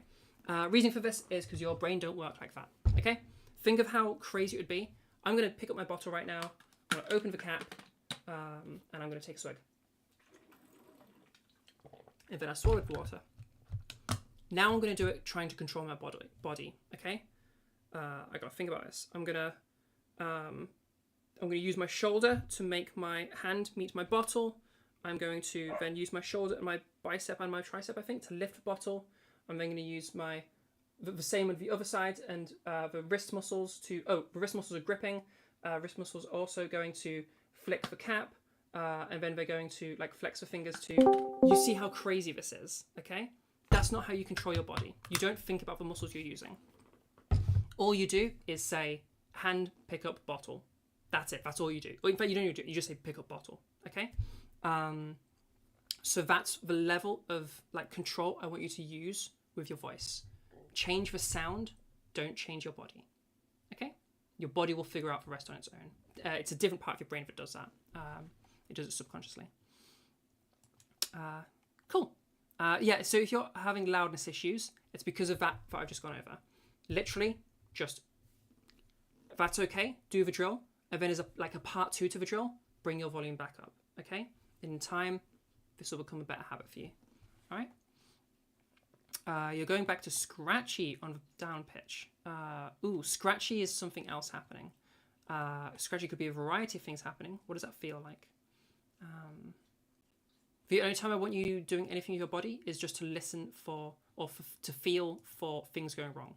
So if you feel something hurty, something scratchy, those are things to notice. Don't try to control it, but do listen to your body. Yeah, it sounds like you might have something specific going on, Regwain. I'd need a little bit more info. What's a good way to avoid sounding too nasally when adding buzziness to your voice to masculize? We'll talk about that for a little bit. Maybe it's just that you need to focus on something other than buzziness. For your voice in particular, you don't know. Okay. When adding buzziness, there's a few things here. Okay. A lot of people, when adding buzziness, will think that my voice right now sounds more nasally. Okay.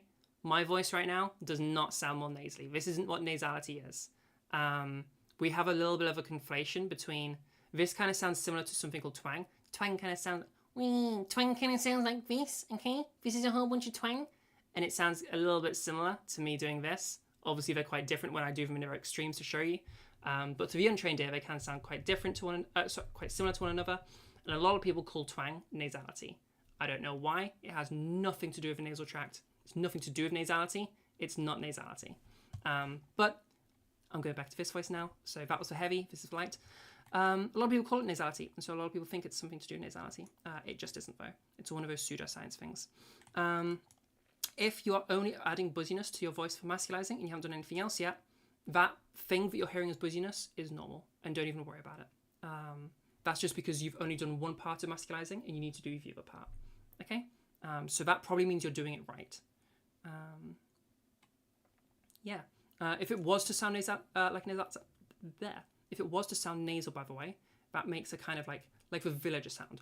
Okay, and then you're kind of talking like this as you're doing your voice work. Okay, that's the sound of nasality. It's the air going through your nose. or like hyponasality.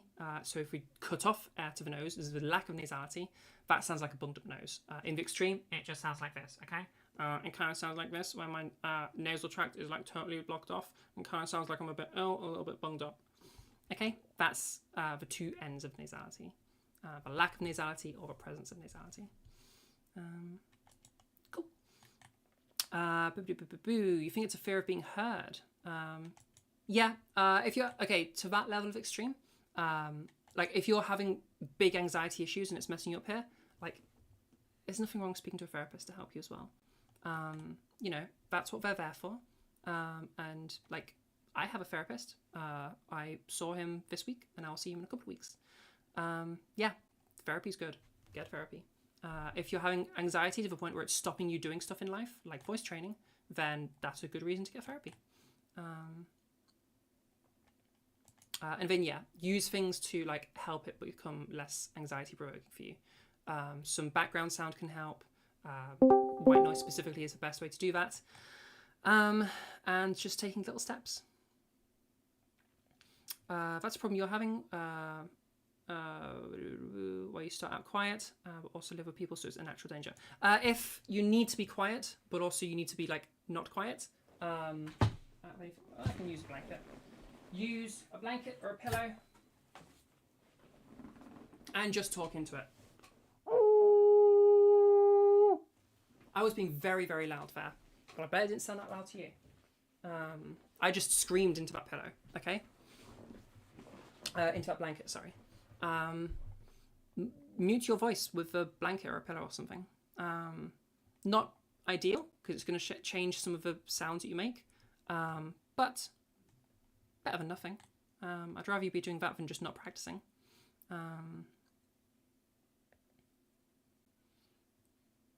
Is there anywhere you can go where you won't be surrounded by people? Oh, yeah. That will help you. Yeah, if you go somewhere where, like, your cars are really noise insulated, so they're really good.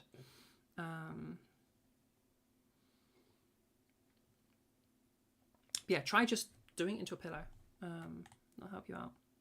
I don't want that to be the only thing you do, but like, I'd rather you do it than not do it, than not practice. Oh, and if your issue is, yeah, as Liz Mara said, if your issue is just like people being, like for people around you being like dicks about it, make an excuse. Like, you don't have to be feminizing or masculizing or androgenizing your voice. You could be just learning to sing. They're not going to know the difference. You could be learning to voice act a character. They're not going to know the difference. Maybe it's like for a D&D character. They're not going to know. Maybe you're trying out for a theatre thing or a play, okay? They're not going to know. Just make some shit up. Anything that sounds believable for like you, yeah, they're not going to know. Just literally anything to do with voice. These are not like people that are trained in voice, like trans voice stuff, so they're not going to know. Yeah. You really struggle with not thinking about that when you speak. Speaking is so unnatural for you that you have to think about every aspect of it. Yeah, so for you, Jenny, I suspect you're probably quite a heavy vocal undoer. You might want to just start, first of all, just start off with your softies. Build up that vocal strength, okay, and get used to using your voice. If it's really bad, just try talking and reading and just trying out the different sounds of words, and build up that speech again. You are going to need to build back up in order to change your voice. Like, you need a voice to change it. So like, you should try to do something about your current situation, whether it's therapy, whatever it is, because your current situation is going to make it much more like, if you don't use your voice at all, you can't train your voice. So if this is that level of an issue where you can barely use your voice ever, like, you need to do something about that. Because otherwise, how are you going to do any of this? How are you going to reach your goals? Yeah, I recommend therapy. Therapy is just good. Yeah. Also, supportive communities can be good. We've got a really supportive community over at Trans Network. Highly recommend checking out Trans Network. It is 18 plus, I'm afraid, because I don't want to be in charge of minors, just for like a whole host of reasons. not because of the minors, but because of like how other people view that, essentially. I'm sure you've all heard the narratives that are spoken about trans people, and I can't be fucking with it. But you're still welcome everywhere else in our community, just not in the Discord. But yeah, I mean, the people in Trans Voice are really supportive. I mean, most of our trans places are pretty supportive, so yeah.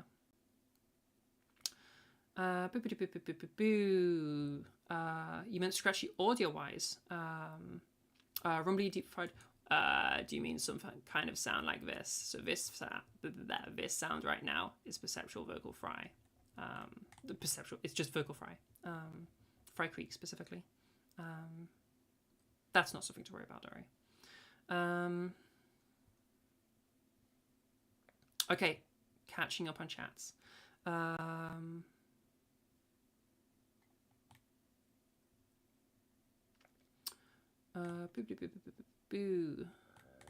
Yeah, if you find speaking difficult, then you're probably a vocal endoer. Although, like, if there's something else going on as well, then that's something to speak to your doctor about. Didn't speak until 2 years ago. Okay, if you literally have not spoken before until 2 years ago, like in your life, go to a doctor, because there's probably going to be a variety of other issues going on. Because that's a long time to have never used your voice. Yeah, definitely go to a doctor about that, because you could have all sorts of issues going on. And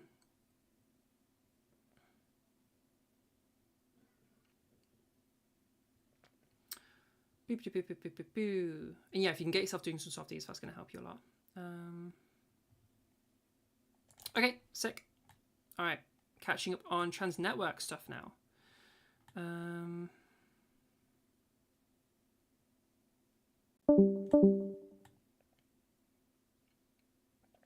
How do you keep in check the buzziness when you try not to be buzzy? It happens to you sometimes. So use the drill. Go through that.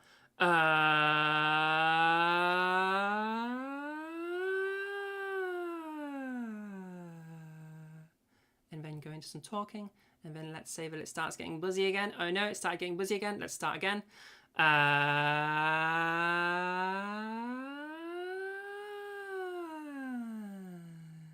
And then we're going to talk a bit more, and we're going to keep going until it gets buzzy again, and then we're going to re-drill. So just re-drill every time it gets buzzy again, okay? Oh, and just to demo this in the like other style of voice.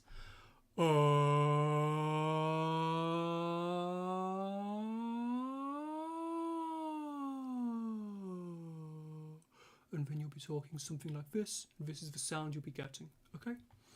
Just so that you've heard both.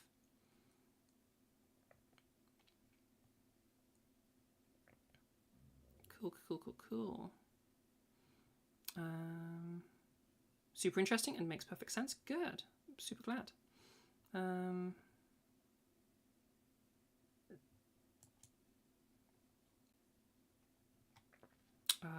Okay, cool.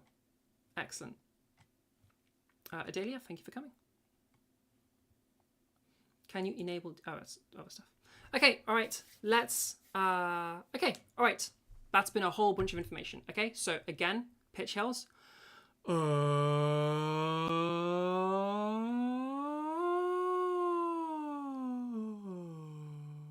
then you talk a little bit with that voice. Okay, so everybody that's down to unmute, we're going to do this again. All right, everybody that's down to unmute, and we're all going to have a go of that together. Okay, I'll do it with you this time. All right, so 3, 2, 1. Everybody together with a pitch hill.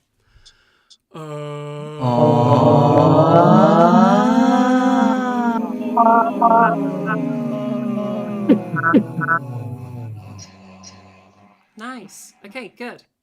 So that's what you're going to be practicing if you want to lose perceptual weight. All right? You do your pitch hill, you do some talking, and then whenever you get buzzy again in that talking, you do a pitch hill again, continue talking, and keep doing that back and forth. When you do your talking, I don't want you to just read lines, okay? I don't want you reciting any rainbow passages or anything. It's not very helpful. That's just practicing your reading voice. I want your default voice. So just talk. It could be about your day. It could be about your favorite pizza. It could be about literally anything. Just talk. Okay, now let's go to the flip side. All right, for masculizers. All right, for people who want to emulate testosterone exposure. For androgenizers, if you started AFAB. All right, pitch trough. It's the exact opposite. All right, we're going to go down in our pitch. All right, as we go down, we're going to hit a spot where our voice goes weird as fuck. All right, that weird area is called the grave extension. All right, it sounds kind of sludgy. It sounds heavy. There's going to be a bunch of fry in there. It'll sound like this.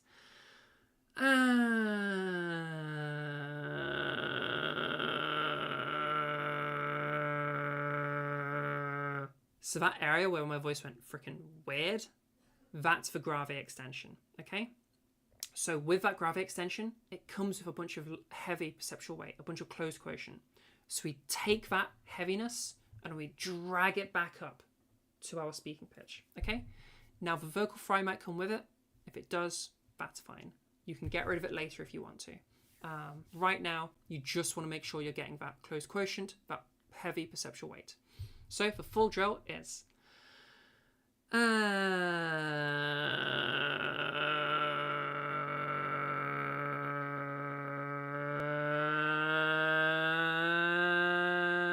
One, two, three, four. Okay, so now I'm talking a little bit while having this really, really heavy weight, this closed quotient. All right, this is that buzziness that we're trying to get.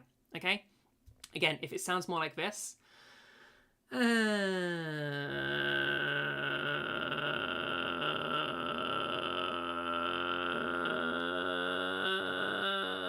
you end up kind of somewhere more over here, this is still totally fine. So long as you have that buzziness in your voice, this is still completely fine. Okay, yeah, that's totally fine. And to show you it with my larynx being viewer position, with the other sides of it, we talk about next.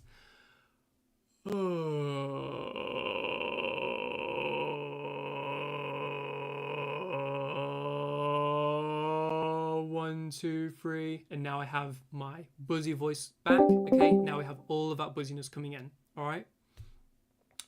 Yeah. Okay, that's the pitch trough.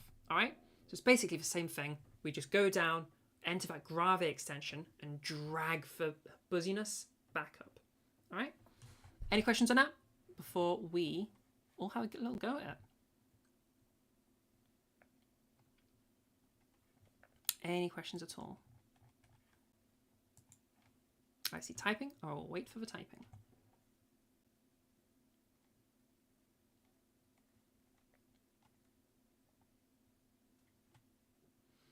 How do you find things to say when practicing? You use books, but reading out loud feels different to normal speech. Yeah, you want to just be talking. Give yourself a topic and just talk about that topic. For one I tend to give people is to talk about their day, because hopefully every day that's a bit different. Or like talk about what you plan to do in the day if it's early in the day. So if that changes every day, but you could talk about anything. Talk about the drills you're doing right now. Like talk about your voice stuff that you're doing. Explain what you've learned in this workshop back to yourself. Yeah, you could talk about your day. You could talk about, I don't know, what you've been learning in work or school or whatever. Talk about your favorite video game. Talk about the book you're reading. Talk about the film you just watched. Just talk about anything. Anything you like. Just pick a topic and talk about it. Feels physically creaky. Depends on what physically creaky means. Yeah, that might be fine. It might not be fine. Depends on exactly what you mean by physically creaky. Does it hurt? Is it uncomfortable? Do you feel any tightness? Like you might feel you might feel vocal fry, in which case it's fine because different body shapes will feel things in different ways. I feel fry a little bit. So yeah, possibly fine, possibly not fine. Depends on exactly what you mean by physically creaky. Doesn't hurt, so you guess that's fry then. I'm leaning towards it probably being fry. That's pretty normal. Check in with yourself though. If you're feeling any tightness, if you're feeling things getting tired quickly, if you're feeling any pain, those are all going to be signs that it's something else going on. But yeah, feeling a bit of physical creak, I don't mind that too much. Cool. Okay, all right. Let's all have a go at that together. Feminizers, if you can join in, just so we have enough voices so the masculizers don't feel weird. All right. Okay, we're all going to do this together. I'll give you a couple of seconds to unmute, and then we'll give it a go. Everybody that is down to. Okay. 3, 2, 1. Pitch troughs. This is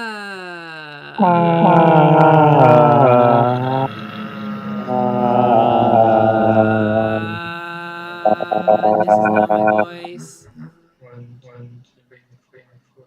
All right. Thank you for joining in, everybody. Sick. Okay, so that is the pitch trough. All right. So if you're masculizing, go for that one. All right. Or just if you're emulating some level of testosterone exposure, you want to use that. And you're trying to build up the habit of using that buzziness in your voice. Okay.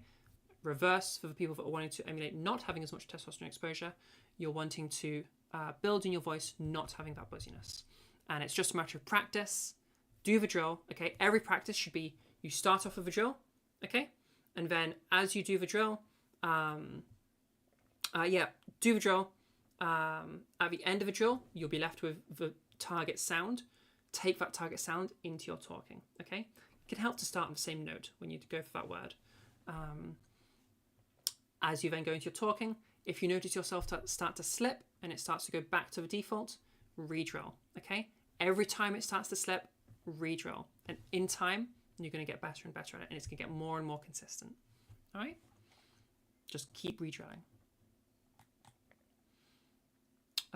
The echo for everyone during these segments is a bit weird. Yeah. That's mainly my fault because I'm not using headphones because it's just annoying what I'm trying to teach. So I'm having a bit of an echo. Or at least you guys are hearing its echo because of me. Sorry about that. I'll put headphones in when we do one-on-one bit. Okay. All right. Any other questions about a pitch hill or the pitch trough? And type your questions while I talk about some of these other methods.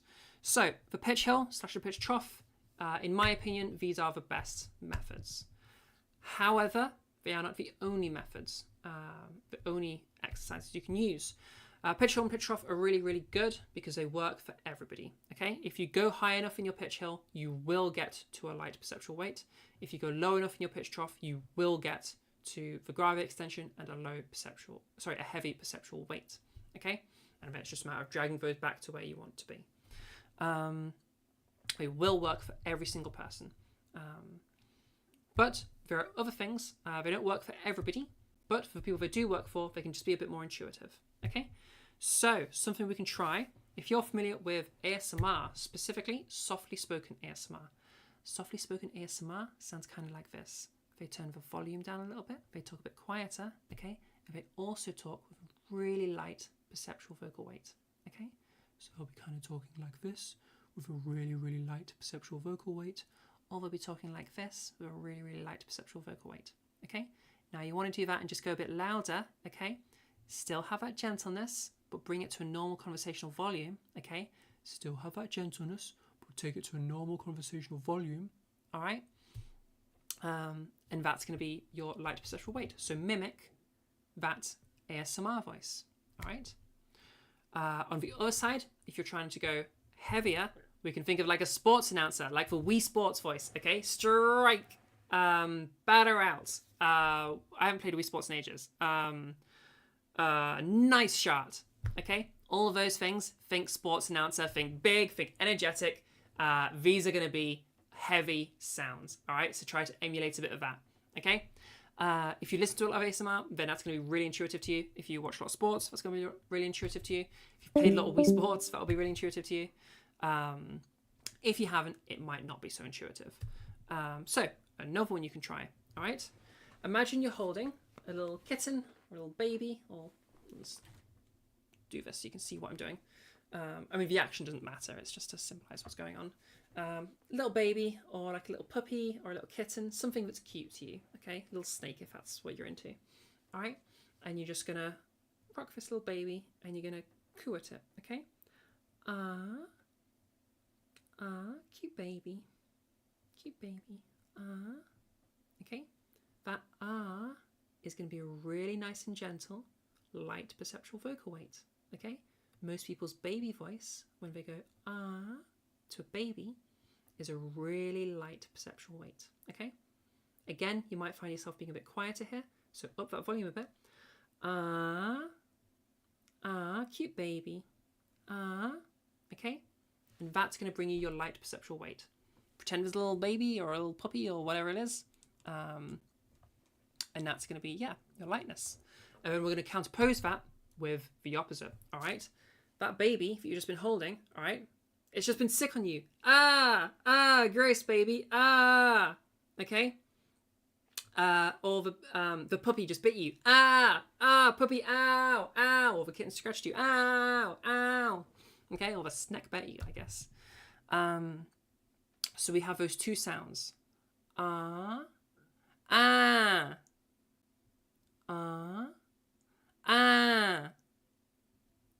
First one's light, second one's heavy. Okay? So if that's intuitive to you, give that a go too.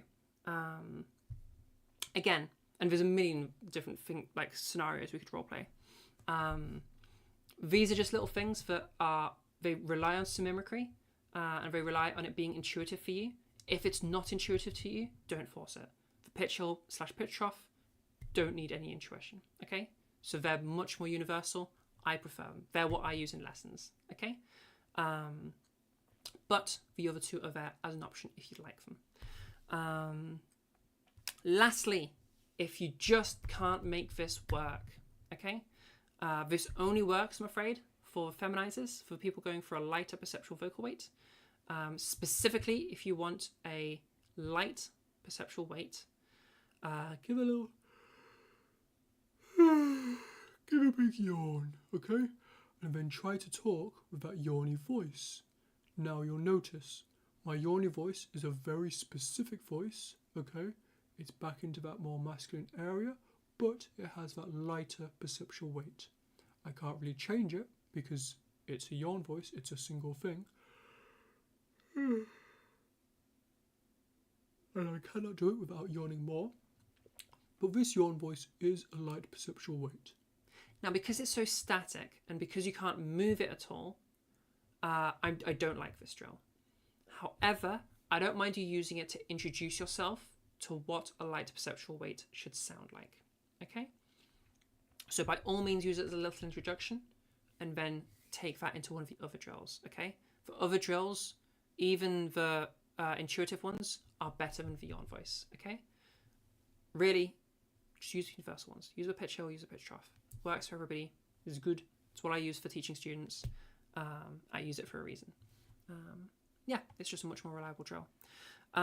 But yeah, if you're really desperately struggling, give it a little yawn voice. That's what it should start to sound like. All right. Cool. Specifically, the lightness there is what it should start to sound like. All right. If you normally have a regular guy voice, but you can do a gay voice, where should you go from there? Everything we're talking about here. This is the full process, so just follow this process. The gay voice is more like prosody stuff and like pitch patterns and stuff like that. So it doesn't really affect the gendering that much.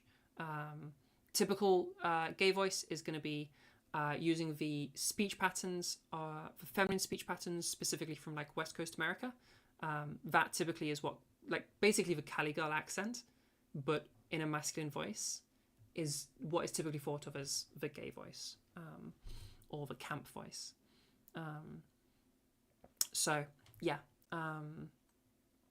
If you live in West Coast America, then that voice is going to help you, and just feminize that voice and use that. If you live outside of West Coast America, then it's not going to be super relevant.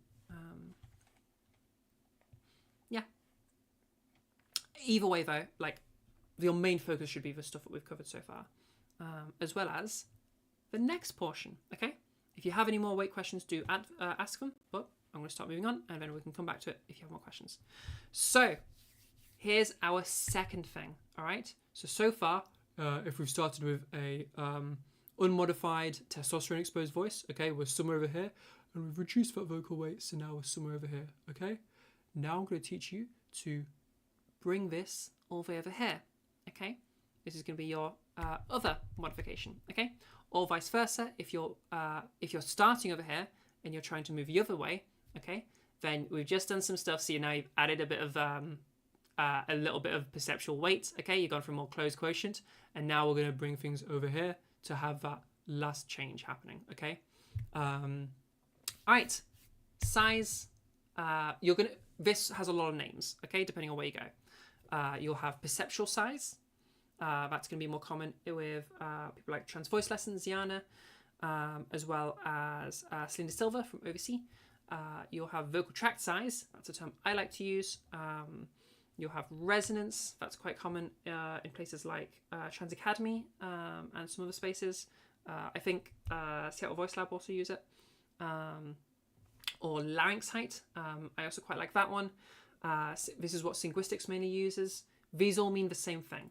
Okay, they're just talking about different bits of it. All right. So remember I talked about that filter. That's what we're changing here. Okay. Your filter can be broken down into your larynx as one little chamber, your pharynx as another little chamber. Technically your nasal cavity, but it's not relevant here, as a little chamber, and your oral cavity is a little chamber. And technically just the space between your lips is technically another chamber as well. And we want to reduce the total size. So let's go through them. What's available? Lips. Well, they're kind of busy, all right? We use our lips for making words a whole bunch. So let's put that aside. What about mouth? Well, your mouth is kind of busy too. Your tongue's moving around a whole bunch. You're using it for making words, okay? Let's move that aside, okay? Pharynx we'll talk about later, but technically that can come into it. The main thing we could move is our larynx. Our larynx isn't moving around normally when we talk. So if we changed our larynx size, we can change our vocal tract size without affecting anything else, okay? This is also the thing that testosterone did, okay? Or didn't do, okay? Testosterone exposure, reminder, the larynx goes down and expands, okay? Which produces this sound, all right? This is your vocal tract, okay? I'm going to tap on it. That's your source, okay? I guess you could call my finger the power, all right? So me tapping is the source, and then that tap resonates through the ukulele and is eventually outputted. Okay, so that resonating through is the filter, all right? It's outputted as sound. Now let's just change the filter, all right? So I'm still going to tap. It's still made of wood, so it's going to tap in the same way. I'm still using the same nail and everything. Okay, I'm muting the strings. Let's tap again, but with a larger filter, okay? Do you hear how that sounds much larger, much more cavernous, much darker? Lots of words we could use for that, all right? The sound is significantly different, all right? That's what happens to your vocal tract when it's exposed to testosterone. It goes from the ukulele to the guitar, okay? And we can actually do that same tapping test to really demonstrate this, okay? So let's say we started off, here's our larynx before it's descended. Obviously I've just raised it up. Before it's descended, okay? And I'm going to start exposing it to testosterone. I'm going to start lowering it, okay?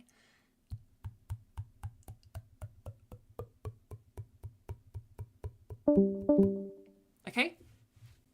That's testosterone exposure. That's what's going on. No worries, Jenny. Come by next time. You can rewatch your photos if you need to as well. youtube.com/@trans_network. Okay. That's testosterone exposure to your larynx, all right? It goes down and it expands, all right? So what we're going to do, if we're trying to emulate that, we're going to just move our larynx down, okay? And again, don't try to actually move your larynx down. Don't try to control this, okay? Use the sound, okay? We're going to use a drill for it. Use the drill, okay? Use the sound. Don't try to control your larynx, okay? But what's literally happening, our larynx is going to go down if we're trying to emulate testosterone exposure, or our larynx is going to go up if we want to emulate the lack of testosterone exposure, okay? So when we say perceptual size, it just kind of sounds, or at least to some people, it kind of sounds like a bigger sound. Like some people would say that this sounds like a bigger sound, and some people would say that this sounds like a smaller sound, okay? So that's where perceptual size, that term comes in. Vocal tract size, our vocal tract is changing size. Simple as that. That's why I like that term. Resonance, because the chamber that it's resonating through, the sound resonating through, we're changing the way it resonates. Okay, we're changing the size of the resonator. All right, so that's where resonance comes into it. Larynx height, because we change the height of our larynx. It's pretty simple. So, boo, boo, boo, boo, boo, boo. How do we do this? Okay. Classic exercise for this is big dog, little dog. The idea is essentially, well, first off, I want you to just give it a go while you're muted. Try to pant like you're a really big dog, okay? I'll give you a second. All right, like a big Labrador or a big German Shepherd or something, okay? You probably made a sound something like this. Okay? Now, I want you to pant like you're a really little dog, okay? Like a Pomeranian or a Chihuahua or something like that, okay? I'll give you a second. You probably just made a sound something like this. All right? What you did there was you moved your larynx, all right? The reason you moved your larynx is because when we're panting, okay, what's actually happening is we're whispering, okay? 1, 2, 3, 4. I'm whispering right now, okay? When we whisper, our vocal folds stay open. So remember I talked about glottal cycle earlier? I talked about them vibrating and staying and opening and closing. They're just staying open, which means they can't make any pitch, all right? So because they can't make any pitch, this whisper that's like changing, you can't change it in pitch, all right? Your vocal folds can't, excuse me, hiccups. Your vocal folds can't make any pitch. So for you to change this sound to this sound or vice versa, okay? That's all a change in your vocal tract size. Specifically, your larynx and a little bit of a pharynx too, okay? Now, I mentioned those earlier things that we don't want to change, okay? We could be changing our oral space. We could be changing our lip space. Some of you probably did that, okay? If any of you went, no, look at my mouth. Totally different shape, okay? Yes, it worked, but I don't want you having to talk like this all the time, where you're having to smile in everything you say and make your mouth really, really small. If I make my mouth really, really small, it's then going to make this kind of sound, and it sounds really weird, okay? I don't want you to have to do that. I want you to be able to talk normally, but just changing your vocal tract size via your larynx and your pharynx, okay? So, oh, excuse me. Oh, yeah, heck yeah. So, to do this, all right, we don't want that ha. You can think about it as like a ha sound changing, okay? Or if we're going like a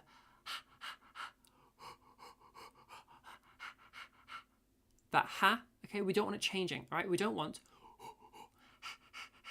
ha, ha, ha, ha. We don't want that happening, okay? So to make this much, much easier, let's depart from big dog, little dog, and instead, we're going to replace it with a word, okay? Because if we use a word, you're not going to change that sound. You're going to change how you say the word, because then you'd have a different word, okay? The word we're going to use, if you're feminizing, I want you to use the word cheese. Yes, smiling changes your voice. So if I change nothing, okay, here's me not smiling, here's me smiling. Do you hear how that's just changed your sound, okay? It's just made it an extra bit brighter, okay? Because we've reduced that vocal tract size, we reduced the lip space. So, for the feminizers, we're going to use the word cheese, okay? Because the word cheese already maximizes how small your oral space is, your lip space is, and to some extent, your oropharynx as well. Don't worry about what that is. It's a different thing. Don't worry about it right now, okay? Cheese is going to maximize those things. So all that's left is your larynx, okay? So you have to be moving your larynx to go cheese, cheese, cheese, cheese, cheese, cheese, cheese. Okay? You can only do that by moving your larynx, all right? If you're the other way, if you're masculizing, okay? If you're trying to lower your larynx, we're going to use the word pour, okay? Pause just the opposite, okay? You get a really large you get large oral size, large mouth size, large oropharynx size, okay? So that all that's left as you're moving downwards is that larynx movement, okay? Okay? Paw is in like a cat's paw or a dog's paw or whatever. So cheese or paw, all right? And again, so the full drill sounds like this. Cheese, cheese, cheese, cheese, cheese, cheese. Cheese. So that bit there was a phonation test. We started in the whisper, did a really long extended one, okay? And halfway through, we made it into sound, okay? Into talking, okay? When we make sound like I'm doing right now, as opposed to me whispering right now, when I'm doing my normal talking right now, that's called phonation. Your vocal folds open and closing, that's phonation, okay? When they just stay open, they're not phonating. When they do stuff, they're phonating, okay? So we call it a phonation test because we're bringing phonation into it. We're bringing sound into it.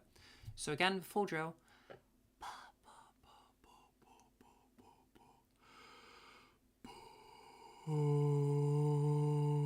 And then I try to continue this as I go into my talking. Okay? Any questions? Oh God, it actually does move larynx. Yells, yeah, it does. Would you recommend training weight first on its own or doing a little bit of weight and size training? Do this in the order I've shown you. So if you're brand new, start off with your softies and just stay there for a couple of weeks. All right? After that, there's actually a split. If you're masculizing, probably start with this stuff, the size stuff, okay? A little bit easier. If you're feminizing, and the reason we'll go over in the next slide, okay? If you're feminizing, then start with the perceptual weight / quotient stuff, okay? That's going to be order. And then once you've mastered those, so there's not a time scale on this one, just once you're really good at it and it's easy for you, then you both swap, okay? Feminizers start doing the size, masculizers start doing the perceptual weight, okay? Okay, you feel a slight soreness in your larynx after the lowering exercise. You're doing something wrong then. Lots of things that could be. I would guess if it's not making any change to the sound, other than you ending up somewhere over here. Excuse me. Then you'll be, some muscle is getting tired out that's not related. Maybe one of your neck muscles is tensing up. See if you can get something more specific. Like if you were to like point to it, like what's feeling weird. If it's like a specific point, then that gives you more information. If it's like a burning sensation like up here, then that might be your false vocal folds. If you're making a sound kind of like this is your false vocal folds coming into it. It's a very tiring thing to do. That's false fold constriction. Don't really want that. Or hyperabduction. Yeah, you don't really want that. If you're making a sound kind of like this is me doing hyperadduction. So your vocal folds are really, really tight and locked in. That's hyperadduction. You'd say it's definitely towards the front top of your throat. Like somewhere here-ish. Camera, somewhere here-ish. Usually that's going to be your false vocal folds, because they're around here-ish. Just about, yeah. I would guess your false vocal folds. Is it a burning sensation? Are you making a sound that's closer to this sound now? Or even 1, 2, 3. This is really you can tell. So I maxed out false vocal fold constriction there, and I could only do it for a little bit before coughing. Very tiring, very irritating for your vocal tract. Not a great idea. Yeah, the false vocal fold demo is always fun. For those moving towards teaching, if you're struggling to do false vocal fold stuff, just do normal hyperadduction. So like do the whole lifting up a heavy weight. That's your normal hyperadduction. And then just add breathiness to that. And that's going to be false vocal fold stuff, hyperabduction. Okay? For the nerds out there. Ugh. Unpleasant. Smiling is stereotypically femme. 2, you can balance the degree of smiling if you're envy, drinky time. Just avoid smiling. Don't change your voice here using smiling. Leave smiling to be an emotional expression. Like if you're at a funeral, you don't want to need to smile to talk. You don't want to be like, I'm so sorry that your father just died. I know, yeah, it's really, really sad, isn't it? It's really, really sad. I've got this beaming smile on my face because it's so, so sad. You don't want that. That's going to be awkward as fuck. Okay? Leave your smile to be an emotional expression. All right? Smile because you're happy. Don't smile because you're femme voicing. Yeah, it's not fun at all. Definitely don't do that.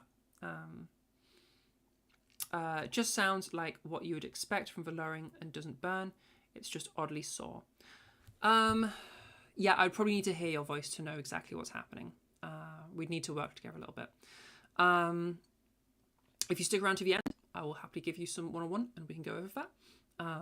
Obviously, so this part is where workshops can only go so far because I would need to hear your voice a bit more. And that's where lessons come in. So if you're struggling, lessons obviously are a good thing. But also stick around to the end because we'll go one-on-one with people. Those are some of the common ones that I just demonstrated. You could also just have a random muscle tensing up though.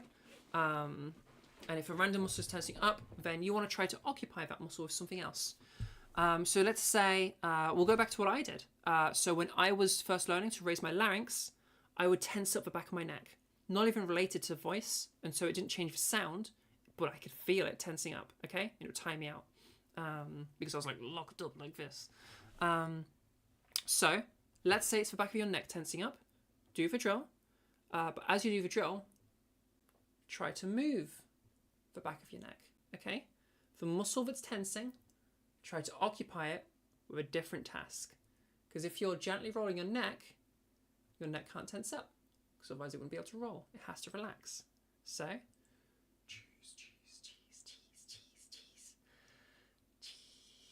cheese. Okay? Or let's say it's your tongue. All right? The tongue's an annoying one because you're going to have to change the sound, but occupy the tongue. Stick it out.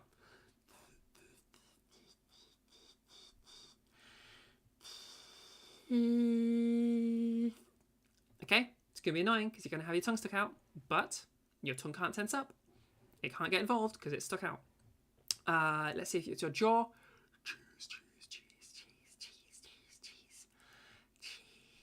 Cheese. Okay? Move your jaw around.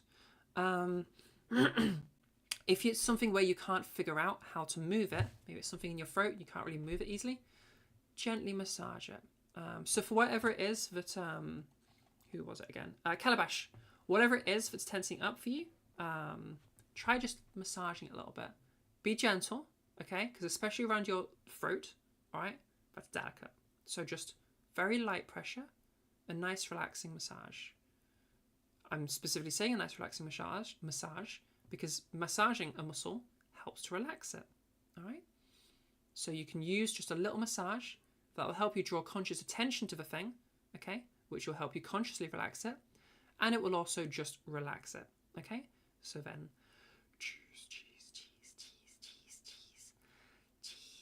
cheese. And then we have our voice here, and we're going to continue trying to keep things relaxed as we talk. Or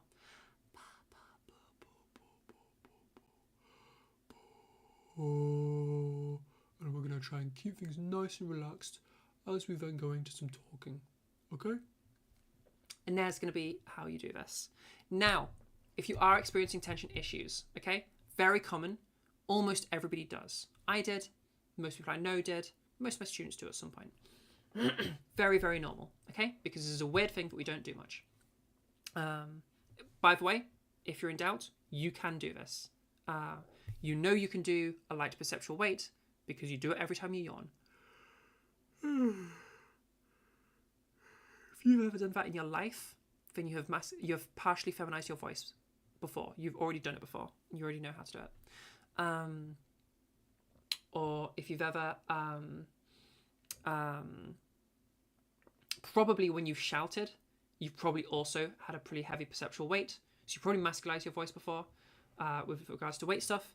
When we're going for this size stuff, okay, If you've ever swallowed before in your life, then you've masculized and feminized and androgenized your voice, okay? Because when you swallow, if you watch my throat, there's that little sticky out bit, that's my larynx, okay? This whole sticky out bit is my larynx, but that's a bit easier to see. It's the Adam's apple, okay? It's part of larynx. What happens when I just swallow? So, it goes up, it goes down, and it goes back to its rest position, okay? Now, no cheating. Don't try to control our larynx, okay? I don't want you trying to like swallow and hold. That's a technique you might have heard of. The swallow and hold method is garbage, trash, pseudoscience shit. I cannot believe it was SLPs that came up with it. Speech language pathologists, like doctors. It is a horrible exercise. And if you ever hear someone tell you to do it, run. When you swallow and hold, yes, your larynx moves. It's not the only thing that moves. When you swallow, your larynx closes off, okay? You've got a little bit of cartilage called the epiglottis. It closes to shut off the larynx so that when you swallow, you don't choke on your food. That happens. You also tighten a bunch of things so that you can move the food bolus. Like when you chew up food and start swallowing it, it becomes a little ball. We call that a food bolus. Your tongue starts moving it back. Your throat starts like contracting at the front and then opening at the back to try and like, move it backwards to start swallowing. All of these different things are happening as you swallow, okay? It's not just the larynx movement. So if you try to talk through swallowing, if you try to like hold a swallow and then talk through that, you will probably hurt yourself. Really bad method. Most people get vocal injuries from doing swallow and hold. So don't try to use it to cheat. I promise you, it will make your journey so much longer and so much harder if you try to swallow and hold. I know it sounds like it's something that could be easier and it sounds like a neat little trick. You will probably hurt yourself. Like you're more likely to hurt yourself than get it right. And if you hurt yourself, then you need to take a break and you could have just been doing a decent exercise. Use your cheeses, use your paws, much, much safer. Okay? Again, use the sound, okay? Do not try to control your larynx, all right? Control the sound. Make those cheeses go up. Make those paws go down, okay? And then try to keep that sound consistent as you go into talking. If it wavers, just re-drill. You find it really easy to move your larynx up and down with or without drills. Should you still avoid consciously moving it? Yes. Reasoning being, 1, you say that to me now, I don't know how true that is. Most people, I think everybody that so far that has told me that they're good at consciously moving their larynx up and down is bad at moving their larynx up and down. Because when you move your larynx up and down, you barely actually feel it. It's a very small movement. Like, look at my full range of motion, okay? How much is that? Here's it at the top. Here's it at the bottom. What is that, like 2 inches, maybe? A couple of inches? That's the range of movement. And that's my maximum, okay? Normally, like, if I'm just going from, like, where my voice was originally, it's about 1 inch of movement, okay? So, like, this is like 3 fingers of movement, okay? It's a really small movement. You just don't feel it that much. So if you're feeling yourself move your larynx, it's probably something else you're moving because you shouldn't be able to feel it much. Usually in this, I say listen to your body because if you can feel something, that something's probably not meant to be there. You will slightly feel your larynx moving up, but you'll barely feel it. You might not even notice it. For the masculizers, you will feel it a bit more because you can move things a little bit lower than you can move things up. But again, it's a small thing. It shouldn't be a very obvious sensation. So if you feel like you can easily move it up and down, if you feel like you can feel yourself moving up and down, you're moving something else. Something else is tensing. Sorry if it was a dumb question. There is no such thing. There are no dumb questions. But how bad is smoking actually holding back your vocal training? Hard to know. Depends on how much you smoke. Depends on what you smoke. Depends on your smoking habits in general. Depends on how long you've been smoking for. Hard to know. All I can tell you is it is holding you back. It is making things take longer for you. You will still be able to modify your voice, but it is going to make it harder. Manipulating your perceptual weight is going to be particularly hard but also moving your perceptual side is going to be really hard. And pitch things are going to be a whole situation. You have a damaged vocal tract. You have an irritated vocal tract. That will slow you down. Not to say you can't and that you have to quit, but if you can keep your smoking in moderation at least, don't do it when you're training, because it's making things harder for you. And doing it during training is going to completely screw up your training. And you'll probably hurt yourself. So yeah, just keep things as best as you can in moderation. If this is a motivation for you to quit, I would love that for you. I understand that that's not as easy as it is. It is not super easy to do, but you know, do what you can. Okay. It's good to know for safety, but yeah, in situations where people know you're non-binary, you're not going to be controlling how much you're smiling. Exactly. You want to just focus on the larynx change. Don't mess around with your face. That's reserved, okay? It's going to change your sounds. It's going to change the words you use. If you're doing this all the time, it's really hard to make an R sound, okay? I can do it with practice, but you're probably going to struggle with it. And also, like, again, it's going to fuck with your, like, social skills, okay? Because you're going to be permanently smiling. Also, your lips might just get tired. Yeah, I would, again, don't try to augment it with smiling. You'll absolutely be able to get to your goals without using the smile. Don't try to augment it with smiling. Because again, smiling's busy. You need that for emotional expression and you need that for socializing. You are going to end up in some weird ass social situations if you're trying to feminize using your smile. Yeah, of course, no worries, Pilkey. Okay, is that all the questions? Okay, all right. We've just done a whole bunch of those. Again, cheese, or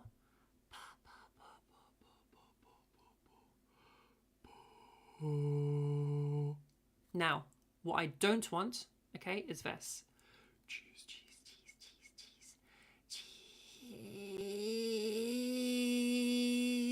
And then you're talking like this. That's a whole bunch of false strain. Not good, okay? Also, I don't want you going.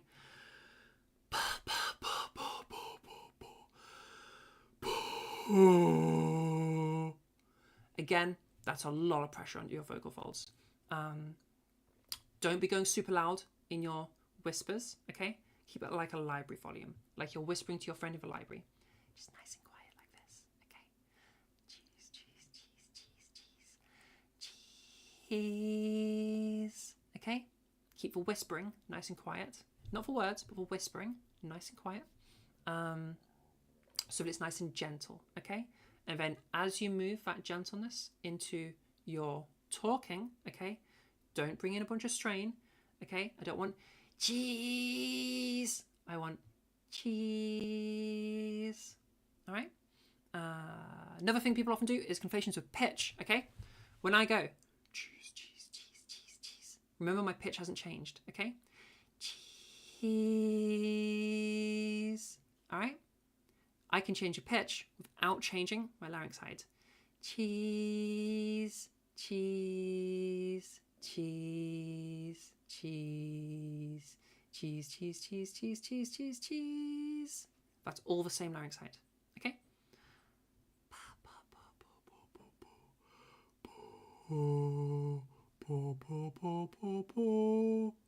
That's all pitch at the end there. Okay? So you don't need to go like cheese, cheese, cheese, cheese. Don't need to open it at super high pitch. Open it at normal pitch. Okay? Something that's nice and easy for you. Even maybe something that's slightly lower so that it's nice and easy. Okay? Cheese, cheese, or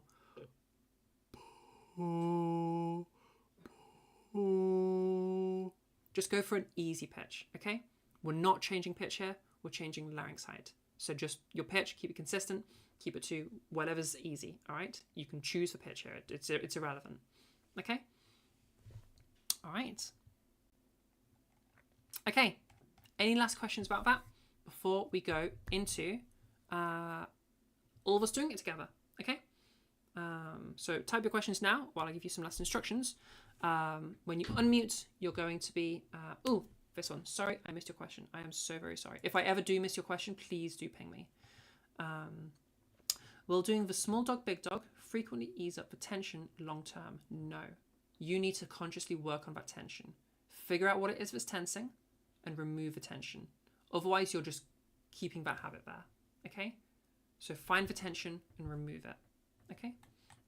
And use one of the methods I was talking about before. So do the small dog, big dog, or ideally for whispered words.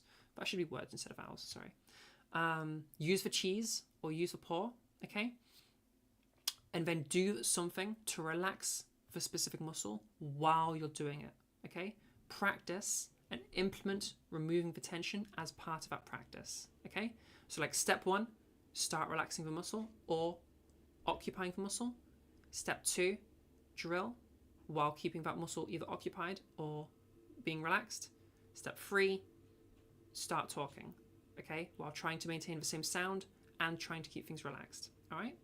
Anytime something goes wrong, fix it, okay? If you're going back to your default voice, re-drill. If you're tensing up again, focus on relaxation, focus on occupying the thing, okay? And you're going to start dissociating these two things, all right? No idea how to find out tension? If I give a little listen to your voice later, I'll be able to help you with that. Again, this is where lessons come in. I can very much help somebody in a lesson. It's a lot harder to help someone with tension outside of a lesson because tension doesn't always actually occupy as a sound. But if you can feel for it, you can do something about it. At the very least, you can probably give it a little rub, okay? Just figure out where it is and give it a little rub, okay? And try to relax it, okay? Yeah, laryngeal massages. Laryngeal massages are just nice. They'll also increase blood flow. They're like not as good as a softie, but they're a very nice little, like, they're there and they do some of the things that softies do. You find yourself tensing your jaw muscles when lifting your larynx, causes a lot of discomfort. Any advice? Yep. Tensing your jaw. Move your jaw muscles around as you do your exercise. You can't tense up those jaw muscles if they're busy doing stuff. Okay? Obviously, it's going to make you sound like you got lisp. It's going to make you sound all weird. Don't worry about it. For now, we're just dissociating those two behaviors. Okay? Separating them out. Cheese, cheese, cheese, cheese, cheese, cheese, cheese, cheese, cheese. Okay? Or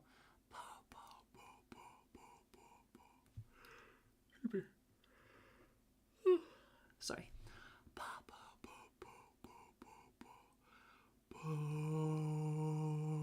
And then you continue talking while moving your jaw around. You don't have to go as erratically as me, just enough that it's stopping you from tensing up. Okay? And again, you can try like rubbing and stuff to try and relax them. If you can answer another question, I can always answer more questions.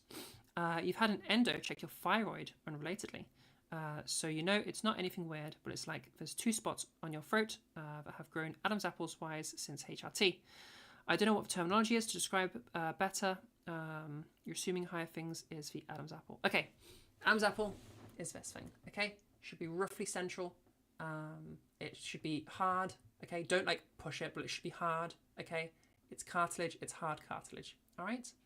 I'm not going to give you any medical advice, Beans. If you're concerned, speak to your doctor about it. My go-to would have been thyroid if you're having a lump there. But yeah, I would say speak to your doctor about that. This is where your Adam's apple is, but like if in doubt, speak to your doctor because they'll be able to tell you. Like they'll be able to just, that's your Adam's apple, okay? These are something else, and you might need to investigate those.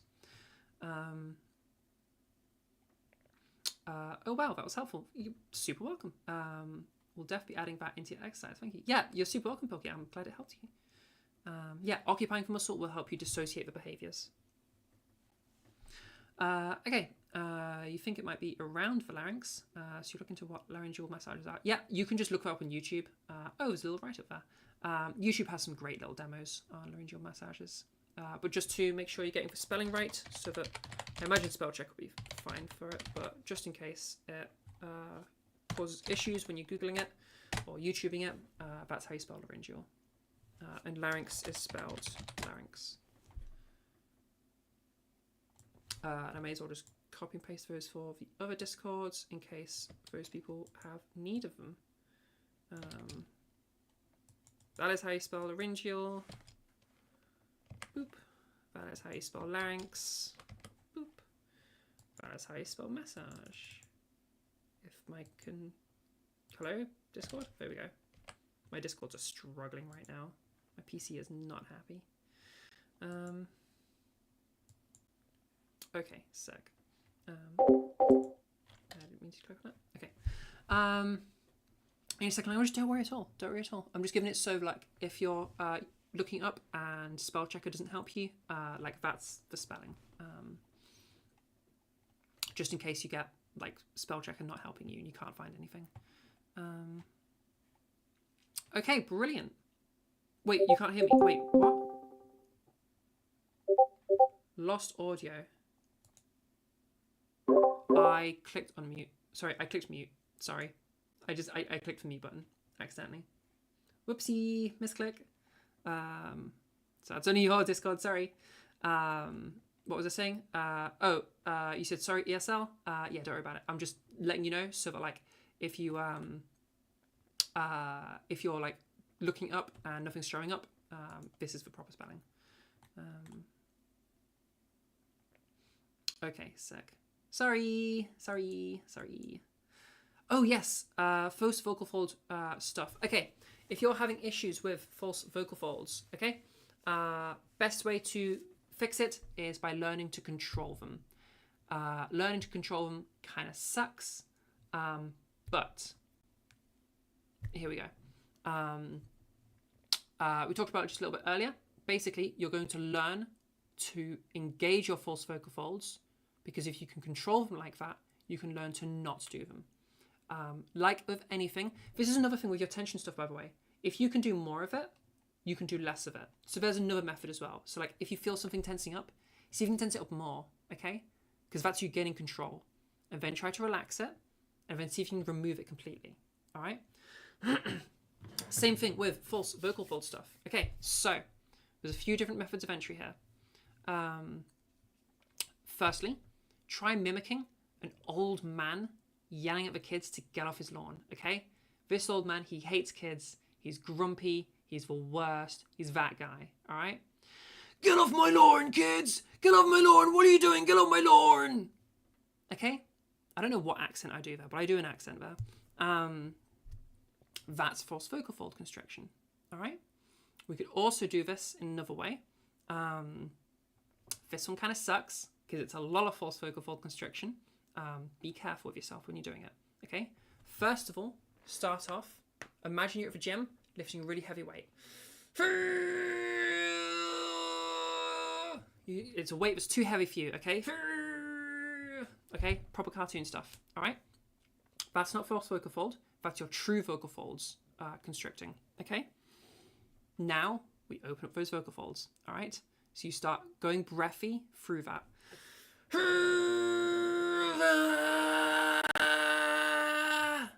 Okay? That one's pretty intense. If the grandpa voice one works for you and you can get control of that, go for that one. Now, when learning, specifically when learning false vocal fold constriction or true vocal fold constriction, go easy on yourself. These are very fatiguing, okay? And in the case of false vocal fold constriction, you can hurt yourself a little bit if you go too hard. So go easy on yourself, lots of breaks, don't train that for long. Give yourself like 20 seconds max, all right? Just get a bit of control and then try to remove it, all right? Basically, you're doing the thing so you know what not to do, okay?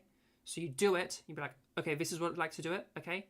Don't do that again, all right? If you feel yourself doing it, be like, oh, no, not that, and stop doing it, okay? Because now you know what it is, all right?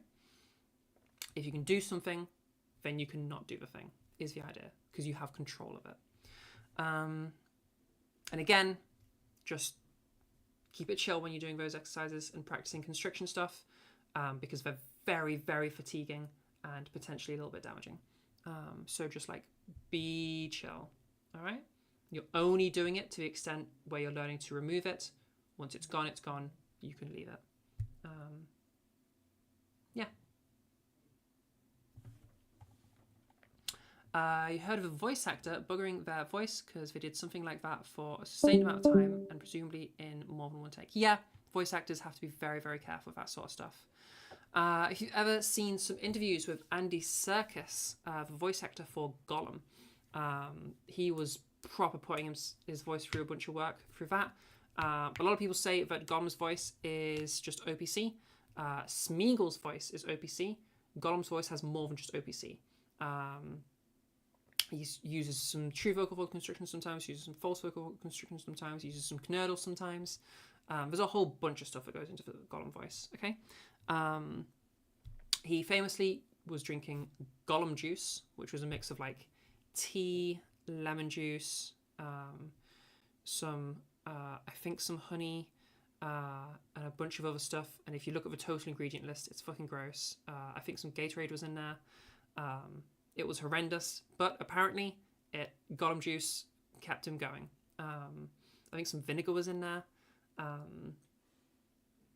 don't remember the full ingredient list, but apparently it was fucking horrendous and like disgusting to drink, but it kept him going. So he could get through the filming. For him it was filming. I managed a Gollum voice once and then never again. I practiced Gollum ages ago. Smeagol. Yeah, okay, so this is my kind of, it's more of a Smeagol voice, really. It's much gentler. But this is my Smeagol voice. And then Gollum was much more aggressive. what does Gollum say? My precious! That's me doing a quiet one. Yeah, there's a whole bunch of stuff going on in there. Voice is so cool. Yeah, I haven't practiced in ages. So it was a little bit sloppy, but yeah. Okay, ADHD, we've gone way off topic here. I didn't mean to do that, sorry.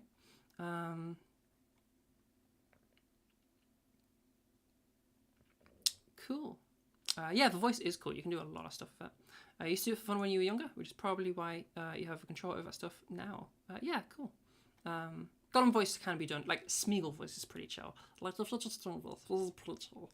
You just got like some OPC, you got some Knodel, and that's like the main of it. And then it's just like some speech pattern stuff to like emulate the way Smeagol talks. Yeah. OPC or pharyngeal closure. Remind me later. We'll talk about that a bit more. And no, we'll do it now. We'll do it at the end of this section. Okay. So again, that's Big Dog Little Dog. Did we do a demo of it? I don't remember. Did I forget to do the demo bit? I feel like I did. You guys haven't done Big Dog Little Dog yet, have you? Oh no, sorry. You guys haven't done cheeses. I said we were going to, and then we didn't. Did you guys do it? Have I gotten you guys to do the cheeses or the pause? I totally forgot. I'm like really ADHDing today. We haven't done anything yet? Okay, no worries. All right. We're all going to do it together then, real quick. All right? If you're feminizing, cheeses. If you're masculizing, pause. Okay? Everybody together. Everybody that's going to unmute yourselves. And we'll all have a little go together. Okay? All right. 3, 2, 1. Either cheeses or pause. Cheese. Pause. Okay. Just because I noticed something there. Whispers. All right. Keep it whispering. Listen to me. Keep up the whispering and then bring it into sound afterwards. Okay. Now everybody go.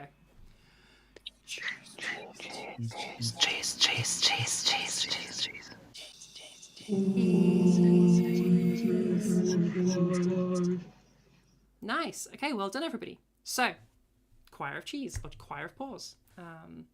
Okay, you can all remute again. Thank you very much for that. Well done, everybody. I love that. Beautiful. Absolutely. Yes, so make sure those splits are whispers, because that's how we keep our vocal folds open. That's how we make sure it's not pitch, okay? Then go through your drill, and then bring sound in for the phonation test, all right? Now, after we do that drill, you just talk for a little bit, okay? It's just like we were talking about before. talk about your day, talk about what you're having for dinner, talk about anything. Just talk for a little bit while trying to maintain that, okay? So, and then I'm going to try to maintain this voice as I'm talking, okay? If it starts to raise up again, oh, I've lost it. And I'm going to continue, I'm going to try again, trying to maintain this low larynx position. And every time it starts to go up, oh, it's gone up again. Every time you start to revert back to your default voice, re-drill, okay? Every single time. Mistakes are learning opportunities, but mistakes you don't notice are not learning opportunities. Make recordings, because at first you won't notice all your mistakes, but when you listen back to recording, you'll be like, oh, I totally messed that up. And then go again and keep practicing like that. Okay, so every time you notice it messing up, re-drill just straight away and carry on. Then listen to recording and see if you caught all of them. All right, and yeah, keep going. You'll get better and better. Obviously, this is very relying on you knowing what to listen for, and I'm hoping that I'm helping you with this in this workshop. And like noticing things, which will come in time. Obviously, if you're struggling with this, that's where lessons come into it. Or the end of this workshop is also going to help you with that. But I can't go into like a full lesson of each person, but like an hour long for a lesson. But hopefully this at least gives you enough to start exploring stuff. And for some people, this might be enough on its own. Still a little unclear on how to raise the larynx outside of a given exercise. Yeah, okay. I'm definitely tricking my body into doing what I want with those. Don't try to move your larynx outside the exercise, all right? The exercise is how you move your larynx, and then keep that same sound from the end of the drill and just talk like that, okay? Don't try to move your larynx, or at least the way to move your larynx is the drill. So don't try to just go like, ow. That comes with a ton of practice and a ton of learning. If you can do that, you've probably already mastered this, okay? If you're learning this, the drill teaches it to you, okay? So if I want to move my larynx down right now, I'll go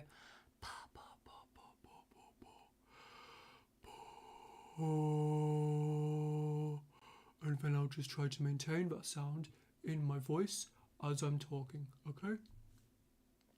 I said don't try to move larynx 7 times. Yep, I'm going to keep doing it. And you forget until I repeat it. Yep. Very common issue, don't worry. Just remember, the drill. The drill for everything we're doing so far. So when like, if I was to go back over to here, to change your quotient, to change your perceptual weight, the drill changes it. And then you just carry that change into your talking voice and make it consistent. Okay? Don't try to change it without the drill. Again, the larynx height / size / perceptual weight, whatever, so not perceptual weight, for size, resonance, larynx height, whatever, you change that using the drill. That's your method of changing, okay? Yeah, the reason, Lismara's just going into it there, the reason we don't try to change these things physically is because your brain doesn't work that way, okay? The way you control your body, like I was demonstrating in that bottle thing, is you just tell yourself to do a thing. You don't go into what your muscles are doing. That gets dealt with subconsciously. It's kind of like driving a car. You don't try to like manipulate the pistons and shit. You just push gas for more and more go forward. Yeah, you just speed up or you press your brake to slow down. Okay, you don't actually go into the nitty-gritty details of that. That's how I want you to approach voice. Okay, if you do not do that, you're going against how you use your body. Okay, you're trying to do everything consciously, which is really hard to do. So one, the cognitive load is going to be unbelievable. Like just the amount of thinking capacity, you're going to get like completely overloaded. It's going to be way too hard. Two, you're going to be trying to feel like movements, which you can't really feel that much, which means to feel something, you're going to bring in another muscle and tighten it and strain it so that you feel something. So you feel like you're doing something. Okay. I've never come across somebody that's tried to move their larynx intentionally, like consciously, that doesn't tense up. Every time, I still haven't seen a student do that, that didn't bring in some tension as well, another muscle that's not meant to be there. It happens every single time. So yeah, for those main reasons, just don't do it. And also you'll learn slower, because again, this isn't how you learn to use your body. It's not how you're designed to learn to use your body. It's not how you learn to talk when you're a baby. Babies just make sounds and then look for people's reactions, and then they'll change the sound and see for people's reactions. They don't try to control their bodies. That's nuts. You can't do it, baby.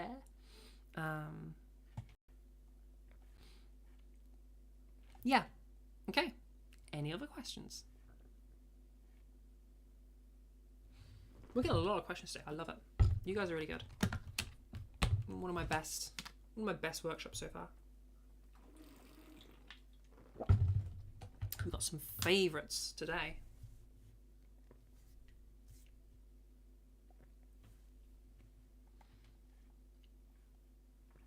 I see no more typing. Okay, I believe that is all of our questions. If you suddenly realise, oh, I had a question, do still ask it. But I'll start moving us on. So, okay, we've talked about a lot today. All right, at this stage of your learning, you'll have done your 2 weeks of softies. Okay, you'll be in a really nice vocal health state. By the way, whenever you do like a big sit down practice, if you're doing more than like a minute of practice, okay, you're never going to do a big sit down. A big sit down practice is like 3 or 4 minutes. Okay, that's a big practice. All right, if you're doing anything more than a minute, do a warm up first. Just a minute or so of warming up, and that's going to be your softies. Okay, so you've done your couple of weeks softies. All right, you've carried that into your warm-ups for doing the next stuff.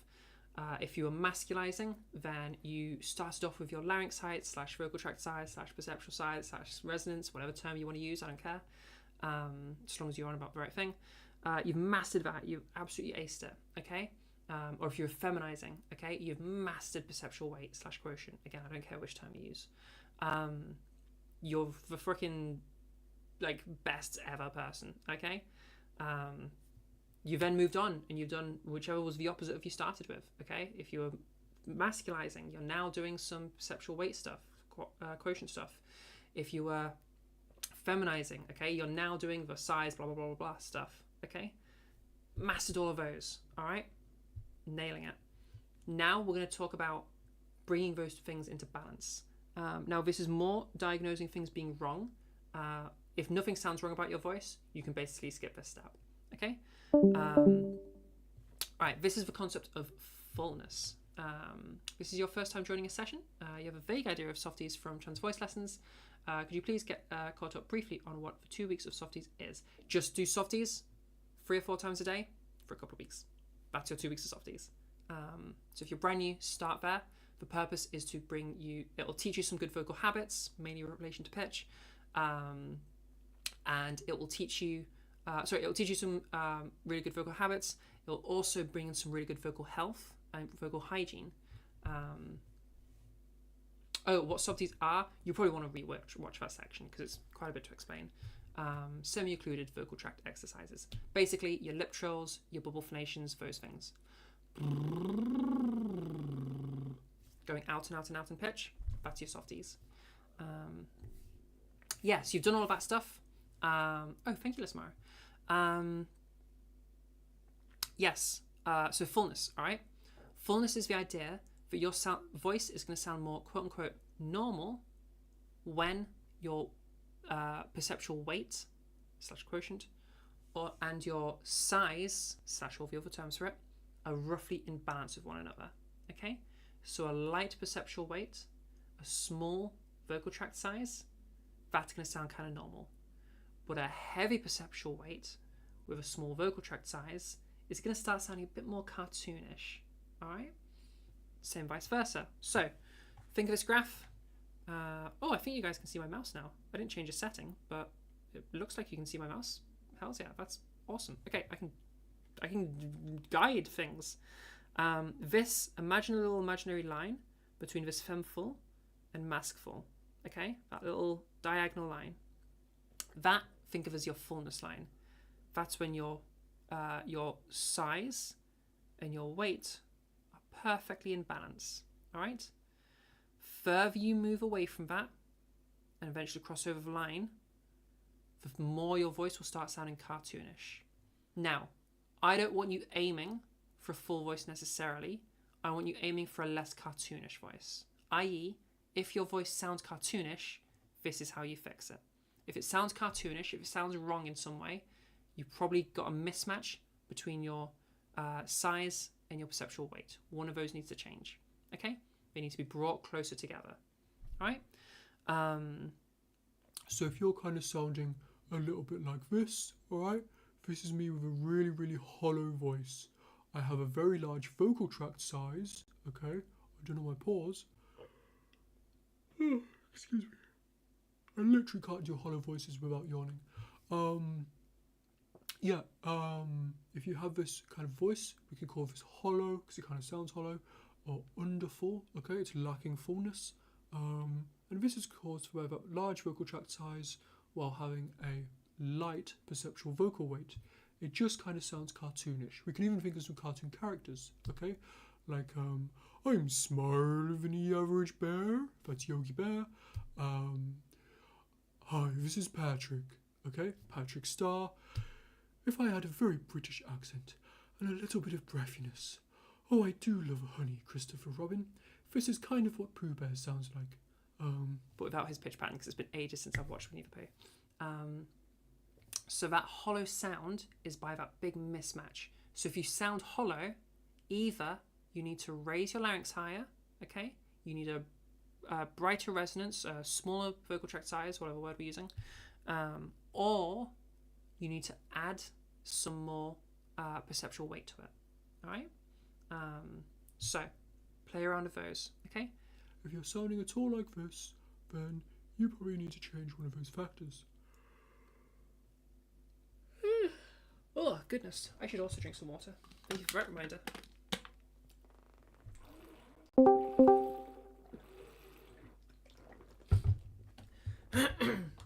Okay, also, on a flip side, if you're over here, okay, you have a very, very buzzy, a very, very heavy perceptual vocal weight, a very closed quotient, okay? This is going to be an overfull kind of a voice, all right? It has all of our buzziness going on with it. It's a very, very buzzy voice, but it's got that really small vocal tract size, okay? So this is what we're going to describe as overfull, okay? You need to change one of those factors, either go to a larger vocal tract size to end up in a more masculine space for a masculine full voice, or you need to reduce some of this perceptual weight, go for a more open quotient, and now you're going to have yourself in a more full space.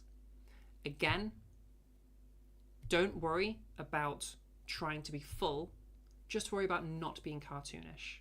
If it doesn't sound cartoonish, it's fine. I don't need you perfectly full. I just need you in this rough quadrant, okay?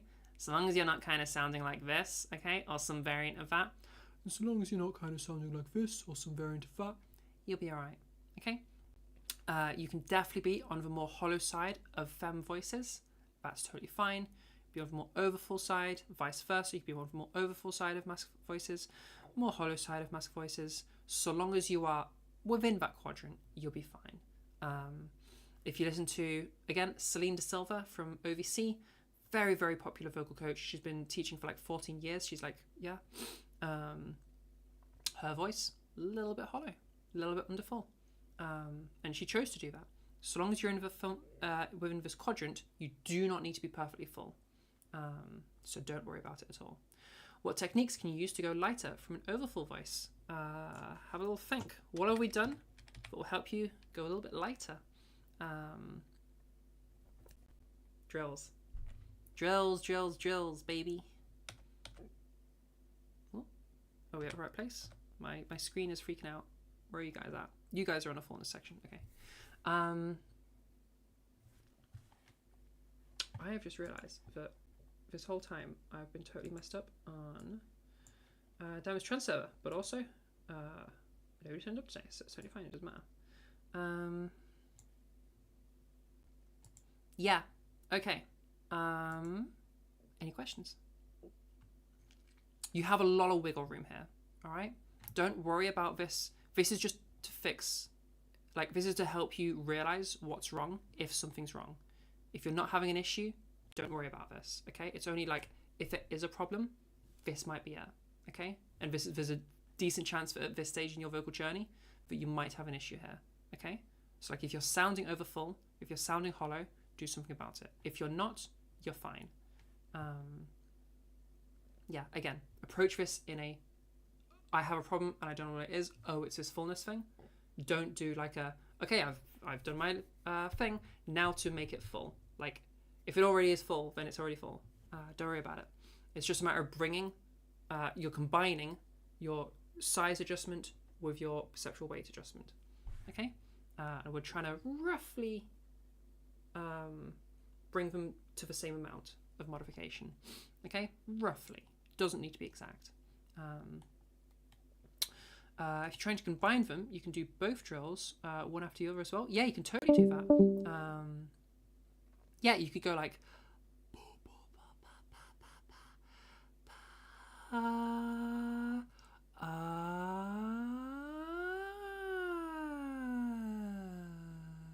now you're at that area that you're trying to get to. Or you could do, I just did that with pause, but going up, whatever. You do it the other way, okay?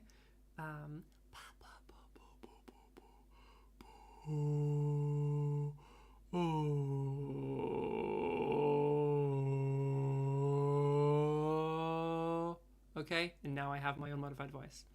All right. So yeah, you can totally stack drills if you want to. No worries, Beans. Thank you for coming. I hope you did good learning.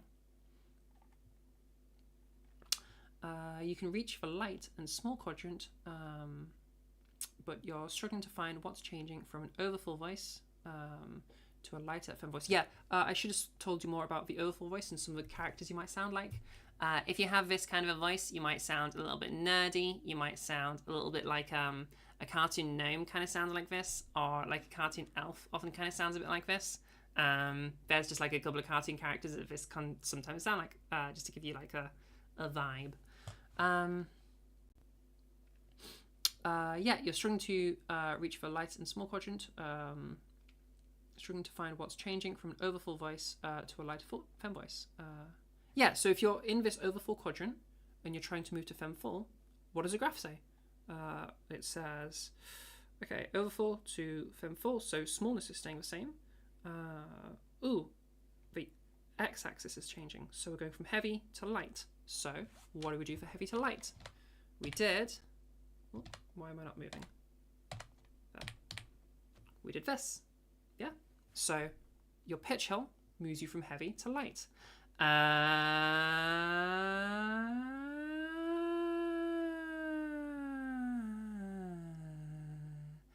now I'm talking here, nice and light, okay? Again, starting heavy. And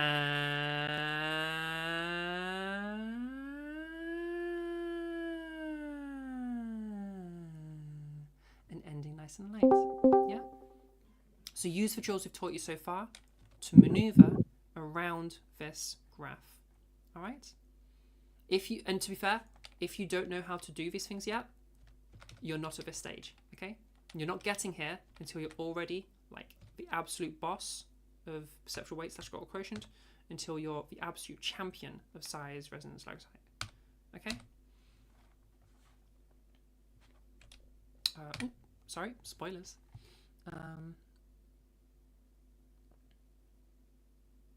So yeah, use the exercises we've taught you so far. Struggle with that, focused a lot on changing size, which you think you're pretty good at, but your weight control is really bad. Yeah, so just focus on the drills. Use those drills to help with that. And like, yeah, don't try to move on early. If you're good at size, make sure you're also good at perceptual weight. Also, to touch back on the reason I gave you the ordering before, really, actually, the ordering doesn't matter. As long as you start off with your couple weeks of softies, whether you do weight first or size first, it doesn't matter. But it's easier if we think about this graph. So let's say we're starting over in an AMAB area, all right? We've got a kind of a masculine voice. Well, for most people, okay, sorry, no, for people trying to feminize their voice, it's a lot easier to change weight. It's just an easier thing to do when you're trying to feminize a voice. So, hollow is an odd sound, all right? It's not going to sound very familiar to you. So, let's use the easy drill for that one, okay? Easy drill to get to a sound that's weird and unfamiliar, okay? And then for the harder drill, well, let's use that for getting to the place that's more familiar, so the harder drill becomes less hard, okay? So that's why I suggest that path. Vice versa for masculizing. For masculizing, it is easier to change your size first. So use your size to go to the bit that's a bit weird and a bit strange, okay? And a bit unfamiliar. And then use the thing that's more difficult to go to the area that's more familiar and makes more sense, and you're probably going to recognize it more, okay? Does that make sense? So that's my reasoning for that ordering. But you could totally go your way. It doesn't really matter that much. I just find most people find it easier to use one of those pathways that I just highlighted. But you're welcome to try either. It's totally fine. Hollow voice. Yeah, hollow voice kind of sounds like this. So if you look on the graph, it's a large perceptual weight, okay, because it's low on this y-axis, and it's a light. Sorry, let me start that again. It's a large vocal tract size, because look, y-axis, that's a support to large. It's kind of large in that vocal tract size, and it's also kind of light, okay? So we want a light perceptual weight and a large vocal tract size, and that's going to bring us to hollow, okay? And it'll sound kind of like this, all right? Think cartoon characters. Think like Yogi Bear. I'm smaller than the average bear. Think like Patrick Star. No, this is Patrick. That's the only Patrick line I remember. Yeah. Characters, they'll help you. Once you're really good with perceptual weight and vocal tract size, by the way, if you're like so good at them that you can just move them without withdrawal, and don't try to do that until you're really good at it. If you're like, you've just bossed both of those, try just moving around this graph, see what you can do, okay? Like, can you go, and end up in this really, really overfull kind of an area? Can you go from overfull to like, and end up in a kind of maskful kind of an area? Can you go, and end up in this kind of hollow area? Can you go and end up in this femme full area? Play around, you know, draw shapes, make like a love heart shape, see if you can make that movement. Do a C. Can you do a C? So overfull and making it way around. Can you do what shapes exist? You get the idea. You do an N, so start in hollow and make your way around. Yeah, this can be a nice little training exercise. If you're someone, especially for like for gender fluid people, that just want to kind of do everything with their voice, see what you can do on this graph. See how good you can get. That's late game stuff though, all right? If you're still learning stuff, leave that until you finish learning it. Okay, moving on from fullness. Okay, this is our last section, and then we'll go into some one-on-ones. Okay, your voice. Okay, so at this stage, we've mastered all the gendered stuff. You've got a feminine voice, you've got an androgynous voice, you've got a masculine voice. But not every dude, not every NB, not every chick sound the same. There's other shit in there that's not gendered, and it kind of is what makes it you. So let's have a little play with those, all right? Little things we can do to just customize our voice. Now, this is not an exhaustive list. There's like an infinite amount of things you can do. These ones are pretty common though. Okay, so let's go from one at a time. Vocal fry, we talked about it a little bit earlier. Vocal fry kind of sounds like this. It features a very like kind of popping sound, a very crackly sound, a very creaky sound. The full term for this is fry creak. Technically, there's a few kinds of fries. You could think about like Raven from Teen Titan. Raven has this in her voice. This is obviously me doing it all the time. Most people just use it to accent certain words, or they'll use it on their downward inflection. You probably noticed me using it more and more. Now that I'm thinking about it, I don't use it as much. But you'll notice me using it more and more through this workshop, especially from like nowish or like maybe in 20 minutes ago onwards. So I'm starting to get a little bit sleepy because it's pretty late for me. And as I get tired, I start to use more vocal fry. I almost did full sentences vocal fry. That wasn't intentional. That's just what I did. Yeah, as you pay attention to it, you'll notice that I'm probably swimming in fry at the moment. I also do it on my downward inflections. I do it when I'm highlighting some words. Fry is something I use quite a lot of. If you like fry, add fry. If you don't like fry, get rid of it. Entirely up to you. Fully just a non-gendered thing that you can play with. Pitch. I know I said earlier, your vocal fold lengthening changes your pitch. However, pitch does not affect gendering almost at all. I call it like gendered 0.5. I would rather call it like gendered 1 or something. Technically, yes, there is a pitch differential in that the average male pitch and the average feminine pitch tend to be about an octave apart, the masculine being an octave lower than the feminine. However, if you diverge from that, you just sound like a high-pitched dude or a low-pitched chick, okay? I've got a pretty low-pitched voice for typical feminine ranges. If you think my voice sounds feminine, then pitch isn't very gendered, because I've got a pretty low pitch. Like if I go back over to my masculine voice, my original voice, like I haven't changed the pitch at all. This is the exact same pitch I was just talking at. If you think this sounds masculine, then pitch isn't very gendered. Yeah, so pitch, just put it where you want to put it. You will be limited to some capacity in your pitch range would have shifted because of the perceptual weight, okay? Remember earlier I said that it is easier to go lower pitches with a closed quotient? Not technically true. There is the pitch floor is impacted by your quotient, okay? If you have a more open quotient or lighter perceptual vocal weight, you won't be able to go as low in pitch, all right? Listen to what happens when I try it.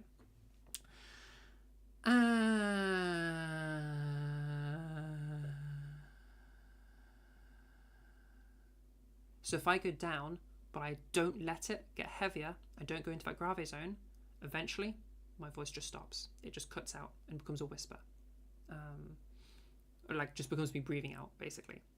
That's because you need a more heavy vocal weight, a more closed quotient to access much, much lower pitches, okay?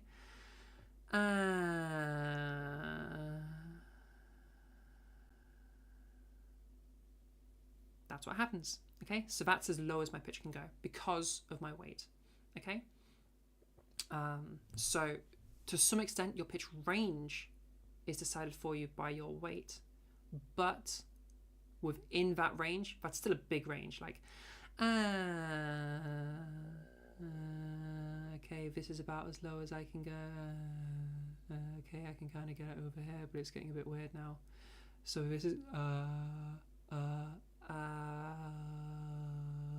okay, this is about as low as I could possibly go, and I'm struggling to control it here, but I could be over here if I wanted to, and it's still totally fine.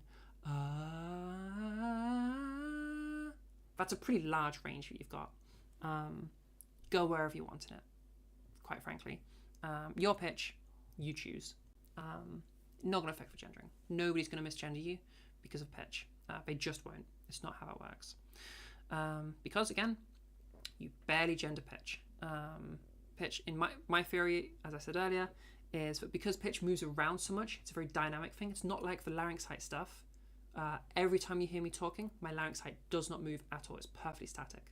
Same with my perceptual weight. It doesn't change at all. It's static. But my pitch is moving all the time. So I think because of that, humans just don't have a heavy association between gender and pitch because pitch moves too much. Whereas the other stuff stays totally the same. Okay? Yeah. What else we got? Okay, breathiness. Again, we talked about breathiness a bit earlier.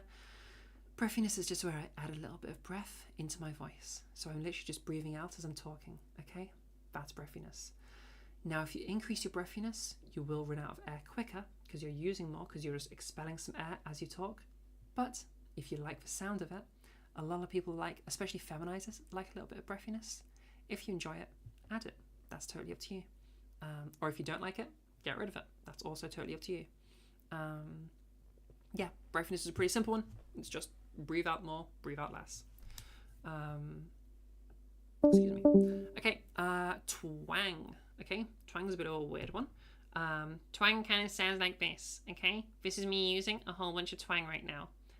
Some people call this nasality. I mentioned it earlier. It's nothing to do with your nasal tract. It is not nasality.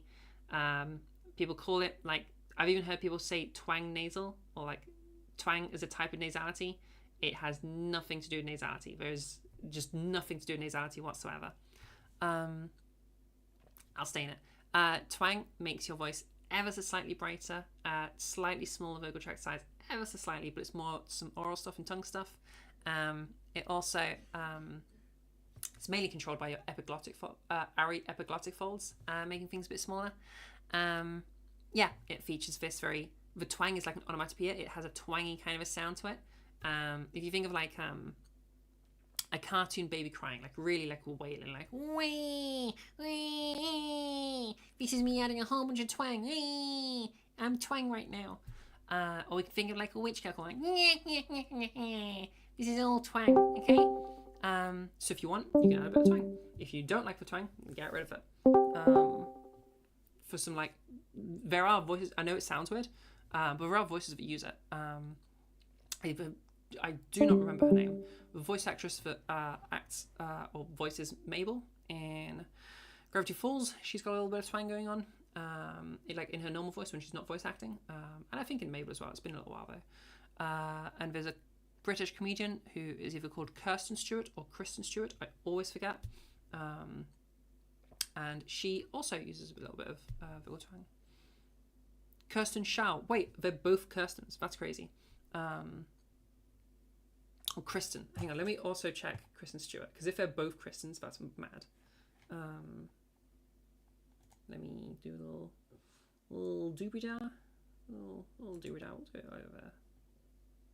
Give me that. Kristen Stewart. Please both be Kristens. That'd be so crazy. American actress. That is not who I mean. Comedian. Is that actually Kirsten Stewart? It must be Kirsten Stewart then. Damn, that's so close to being like the same first name, both having the crazy thing. Maybe it is Kristen Stewart. Oh, I don't know. None of these look like the person I'm on about. Maybe I'm just completely misremembering her name. It's been a minute. I know she's been on Big Fat Quiz of the Year, if that helps. But yeah, they got twang is the point I'm trying to make there. So yeah. Oh, by the way, this is a different thing from American twang. That's just like or Southern twang. That's just a different thing entirely. The Southern twang is like deep South, like Alabama accent. It's just like a slang term. Twang is like a vocal term. Just two completely different things that happen to have gotten the same name because they were named by different people. Hey, Dragon. Hey, Cerberina Hound. Cerberina Hound. Sorry, I butchered your name. Sounds exactly the same in What We Do in the Shadows. It's so weird, lol. I totally forgot that that's her. Yes, yeah, that's her too. Kristen Shaw. But yeah, that's twang. If you like it, have it. Kristen Shaw has it, so it is something that some people use. Accent as well. Okay, I like to talk about this a little bit. We talked about it a bit before, and I'm going to talk about it a little bit more. Okay, your accent is not gendered. Okay, if you sound like you're from California, if you sound like you're from Japan, if you sound like you're from Britain, if you sound like you're from Germany, okay, that is not a gendered thing. All right. However, in theory, every accent has a sort of femme version and a masc version. In some accents, this is really obvious. In a Japanese accent, this is very obvious. In most accents, this is barely noticeable. You might just about notice it. In like a really strong, like West Coast America, like Californian accent, you might notice it. Hence, we have the concept of the Cali girl voice, because that is that slight split. For most countries, like Britain, like most of Europe, if you're not trained, like you probably won't even realize or know that this is a thing. You won't even hear it. Like I can play both to you and you won't notice. You'll just be like, what changed? So like, yeah, this is barely a thing. I diverge from some coaches. If you speak to like Celine Silva, she'll tell you this is more of a thing with personality implying body features. Personality implying features. No, personality implying body features. Yeah. Because it's the personality implying something about the body. I heavily disagree. Whenever I hear Celine talk about this, she's always talking about a Cali girl accent. And not everybody needs to sound like a Cali girl. If you're sounding like a Cali girl and you're not from California and you don't want a Cali girl accent, something's going wrong. So you should like aim away from that. Would Spanish come into that category because it has masculine and feminine words? No. Just because you have gendered words, like I think table is feminine. I don't remember. No, table is masculine, I think. That's a completely different thing. That's like the structuring of your language. Just because tables are dudes, I guess, doesn't mean that your voice is affected by that. Yeah. French, I would think especially barely has any gendering difference. So, yeah, I would say only worry about your accent if you think that there is an issue. Don't let somebody tell you there's an issue. If you have started becoming East Coast American and you don't like that, you started sounding like a Cali girl and you want to have your original accent, then change it back. The drills we've done shouldn't impact your accent at all. I pick those drills because they don't impact anything other than the thing we're trying to change. They're very, very isolated things. So yeah, if you want to change your accent, do. If you don't. If your accent has warped and you don't want it to, you can change it back. That's totally fine. There isn't like a feminine accent. That's some nonsense. You may find yourself being told that there is, or that being implied by some other vocal coaches. It is my opinion that they are dead wrong. We have a little bit of an issue in voice right now, especially in trans voice, in gender affirming voice, in that most of the vocal coaches online right now are American. There's just a lot of Americans, and a lot of those Americans are from West Coast America, like Seattle, California, those kinds of areas. My guess is because one, America's a pretty rich country and dominates the online world, and so just by being online, you're more likely to be American, and then by being in trans spaces, you're going to be in the more welcoming areas of America, so West Coast America, because California, from what I'm told, it's pretty chill about trans stuff. Same like Seattle, same with all of those areas. So yeah, there's just a huge bias right now towards West Coast stuff, and a lot of people training people in ways for warp their accents towards West Coast because they think it sounds more feminine, because to them it does, because they're from there. But like, you're not necessarily from there. I'm not from West Coast America. I don't need a Cali girl accent.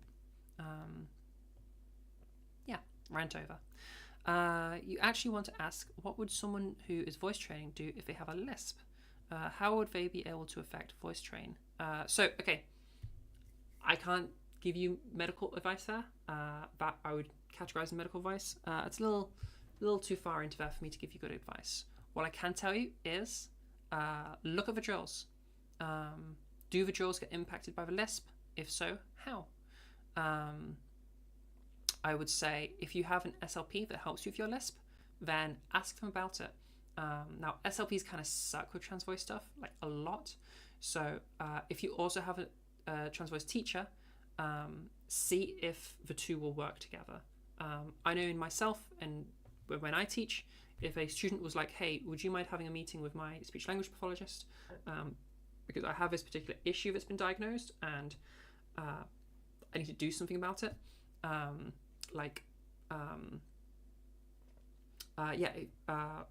We're like struggling with this particular thing because of my diagnosis. I am happy to work with any SLP to try and like help that person with that. So long as the SLP can take responsibility for medical side of things, and we can like work together on building a drill that's going to work for that individual, then I'm fully comfortable doing that. Not every vocal coach will be, and it's legitimate to not be. So just like, yeah, that's how you're going to figure out that world of like marrying up like diagnosed speech pathologies with trying to modify your voice. I would say I struggle to. I mean, I'm not an expert on lisps, but I don't know how that would necessarily affect the gendering of your voice. I don't think any of the drills we've done should impact a lisp. Like, can you whisper fine? If it affects your whispers, then we might have an issue. Can you move pitch up and down fine? If it affects that, then you might have an issue. No, it's hard to keep it up for long, and sometimes default back to. Okay, if it makes it like difficult to sustain. So okay, every modification we make should be just as physically difficult as just talking in your unmodified voice. So if you're having more physical difficulty, maybe there's a muscle coming in that doesn't need to be there.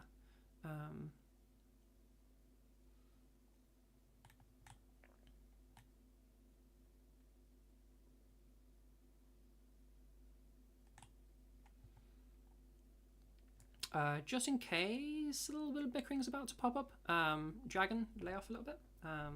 It seems a little bit like you guys are like doing a dick measuring contest on who gets it worse. Lay off a little bit. Support each other. Oh, Katie's your go. Okay, fine. Okay. Just gotta check on those things. Make sure nothing weird's happening. Your partner's low. It's fine. Don't worry. Lol. Other questions.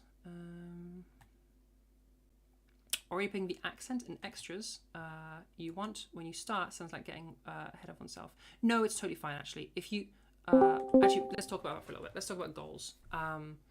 It's actually a really good idea to get as concrete as a goal as you can, as soon as you can. Listen to different voices around you.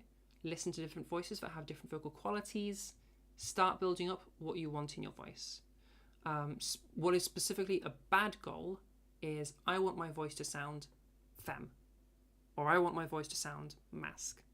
Those are rubbish goals, okay? They're just not goals because they're too unspecific.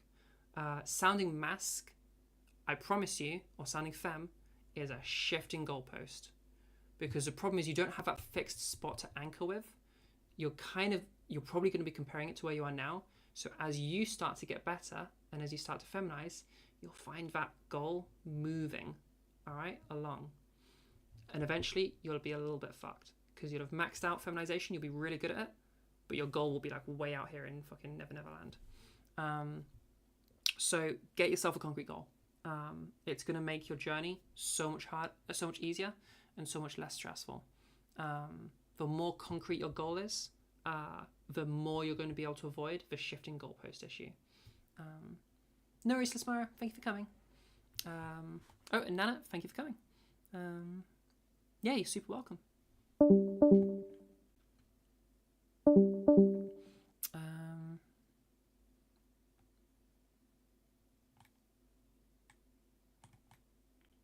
Dragon, are you talking about for me or are you talking about for Sabrina? Oh my gosh, is that what it is? Is it Sabrina? Is that like a play on words? Cerberus and Sabrina? That's fucking clever as fuck. I don't know if you did it on purpose, but that's fucking clever as shit as you did. Yeah, that's pretty cool. That's pretty cool. You're going off as well? No worries, Calabash. Thank you for coming. Okay. All right. Next. So, we did it. That's the end of the workshop. We got some special thank yous to do, and then we'll be doing some one-on-ones. But keep asking your questions if you've got more questions while I do some thank yous. So, first of all, we have a Ko-fi. If you didn't know, there's a little link down there. You can do like TTS things with it. These workshops are brought to you by the people over at Ko-fi. The workshops are fully funded by Ko-fi. We even do some makeup workshops that is again fully funded by the Ko-fi people. Like I literally, they were in here earlier. I hired a makeup artist to run workshops for all of you. They weren't available last month. I think they're not going to be available this month. They've had some like real life stuff happening. But aside from the temporary issue right now, we have a freaking makeup coach. A makeup artist that teaches people to do makeup, and they do a workshop every month, and that's paid for because people support a Ko-fi. And like all the other extra services that we do for free, that's paid for because of the people at Ko-fi. So huge thank you to those people. If you want to also help out, head over to Ko-fi, ko-fi.com/transnetwork. It makes such a huge difference. We currently have a goal. Wait, why is my goal not up? Let's go over there. Why is the goal not there? There's supposed to be a goal. There we go. I have no idea why that's not there. We currently have a goal. I'm trying to save up to hire. I'm really bad at making prepared content. Like I just can't make videos. I can't do it. It's not how my brain works. But I know somebody who is a videographer. So I'm going to hire him. And this is what the goal is. We're going to hire him to help me make an entire series going over all this stuff as a YouTube video series. So it's there for your convenience. And I'll go into detail on every aspect of the journey. It'll be a full video series of voice modification. So yeah, if you want to help support that, head over to the Ko-fi. It's a huge help. What was that, Lixie? Was there something I needed to know? Or like type it in chat if you need to. Yeah, so cool. For the people that are currently supporting, okay, and by supporting you end up on this list, so that's pretty cool. I think also, I haven't been able to check on it. I'm pretty sure somebody new just started. I didn't see if it was a donate. It happened like in the middle of the night. So I should check that real quick, because we might need to add someone to the list right the heck now. Ko-fi.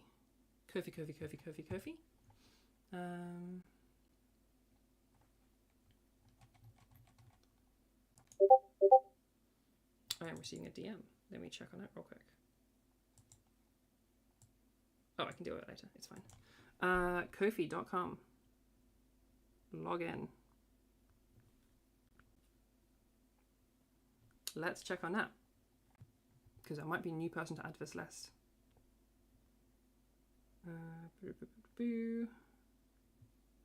Come on, members. Okay, was it a donor or was it a member? I gotta go check.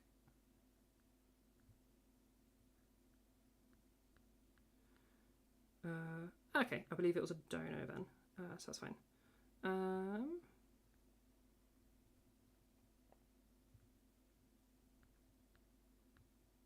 In fact, they're not appearing on the list. Okay, I will deal with that in the future. Okay, regardless. Sorry for that distraction. Question. Well, since you stopped estrogen, is that a misspelling of estrogen? That's confusing. Your body and voice have been going back to mask stuff with your build and your voice. Is that an estrogen type thing? The only thing that affects your voice is testosterone. Estrogen has zero effect on your vocal tract. We went over it a little bit earlier. I'd recommend rewatching the bit about estrogen. Estrogen has zero effect on your vocal tract. It does not feminize your voice. The only way to feminize your voice, if you are the only way to feminize your voice is by voice training. If you rewatch the VOD, youtube.com/@trans_network, rewatch the VOD of today, and you're looking for the section that is called, what's it called? You're looking for section 1, voice basics, okay? Specifically, you want this section, effects of testosterone. We go over some of the hormone stuff. But yeah, estrogen has no effect on your vocal tract, only testosterone does, okay? Okay, so, Ko-fi supporters. Huge thank you to our tier 1 supporters. Misty, Mihugi, Himori, and Gravethroat Maria. Huge thank you to those people. Our tier 2, massive thank you to Lanmisa. And then our big spender, tier 3 supporter, Beth. Some of you might have seen her in the workshop in some of the servers. Huge thank you to Beth. For people in this list right now are why you get to have these workshops. Very specifically, Rainbow Library, you wouldn't be here. And Diamond's Trans Server, you wouldn't be here because I had to buy some stuff and upgrade my setup so that I could handle having extra servers. And that was paid for with the Ko-fi money. So yeah, huge thank you to those people. They're why lessons are still down at £20 per lesson for private lessons, and they're why public lessons are still free. Yeah, if you want us to go support over there, it makes the world of difference, and all of the money gets reinvested into people learning and building up Trans Network. So yeah, huge thank you to those people. I can't express it enough. Like, monetary support means the world. So if you want to support, then thank you. Ko-fi.com/transnetwork. Okay, also huge extra special thanks to Crammed Voice Lessons over in Singuistics. Crammed Voice Lessons, his name's Charles. He's the main person over at Singuistics, and I've been like training and building up knowledge since I started all of this back in August. I've been mainly through self-learning and like watching other teachers and getting all the knowledge I can get from them, reading papers, getting all the knowledge I can from that. And then during March, Crammed Voice Lessons offered to teach me and a cohort of others for free. Totally trained us up in gender affirming voice and some other stuff. So huge thank you to him. It was completely free. And like, I appreciate the fuck out of him. The quality that I'm able to bring here, the lessons I'm able to teach, that is thanks to Crammed. Thanks to Charles. So yeah, huge thank you. Also, like, it's a cool ass place. I super recommend Singuistics. They're the only place I've found that have got some German, like specifically German lessons. So they have this little practice lounge thing where everybody gets to practice together, and I got a German one for German speakers. One of the people in my cohort that was trained with me is German, and was like, fuck it, let's do some German stuff, because nobody does that, which is really cool. So head over there. They do all sorts of special events, and Charles just takes questions from people at the end of every lesson. So like, if you just see him teaching someone, just stay there until the end, and he'll help you. He'll answer any questions. Who has a German? Yeah, if you go over to Singuistics server, in Singuistics, check the events tab and scroll down, and you'll find a Trans Voice Practice Lounge. But the event will be in German, and it's in German. It's run by a German person. The whole thing's in German. Oh, thank you, Zach. Yeah, super recommend it, especially for my German friends.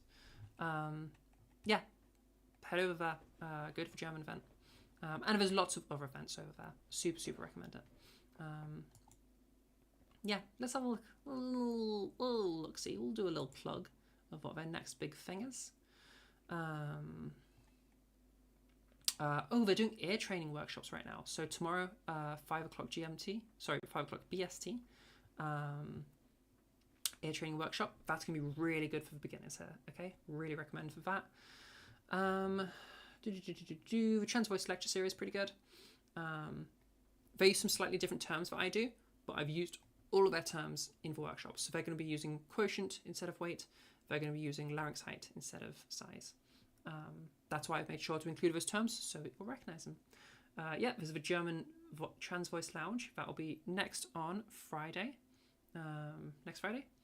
I believe that's a fortnightly thing.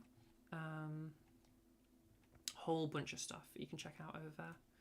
Do we have any special events coming up? Not that have been announced yet, by the look of it. Oh, yes, there is. Okay, June the 27th, they have a How to Sing Black. So they also do a lot of singing stuff over there. And there are a lot of things that come with like African-American singing. So if you want to learn about that, then head over to that. Pretty cool. Okay, sec. All right. We've done all the thank yous. So again, huge thank you to the Ko-fi people. If you want to support our Ko-fi, ko-fi.com/transnetwork. And huge thank you to the Singuistics people. Huge thank you to Charles. Okay. the bit you've all been waiting for. Would anybody like... So if you have questions still... we need to move over to there. If you have questions still, by all means, throw them in the chat. Also, if you have any just questions about anything, even if we haven't covered it, just anything to do with voice. I look like a mess. What the hell? Has my makeup drifted a whole bunch? What has happened to me? I think it's partly the lighting. I look so red. I look really red in the mirror, and I look really brown with the camera. I have no idea what's causing that.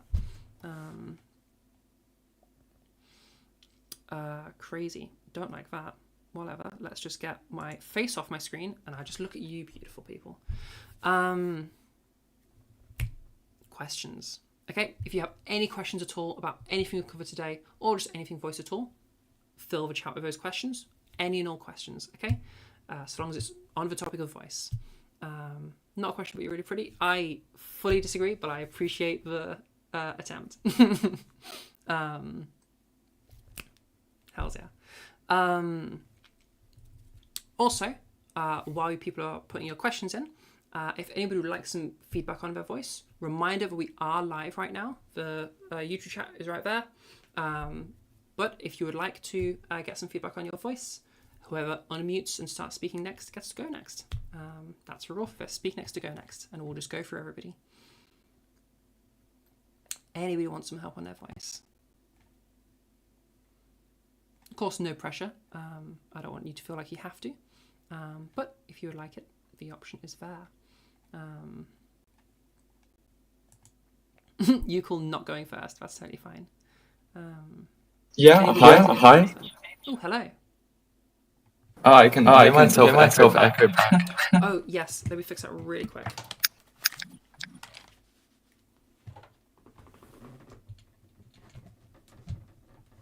Okay, that should be fixed now. Is that better? Maybe? No. Say a sentence or two. Still echoing? Let's see. Still an echo. Still an echo. Damn. Okay. That's my thing. So that... Okay. Just to check, is it now gone if I do that? Maybe? Yeah. Yeah? Ah, damn it. Okay, I was really hoping I could have that on. Okay, wait. Has part of the echo just come back? Yeah, but it's really quiet. Yeah? Okay, is it manageable then?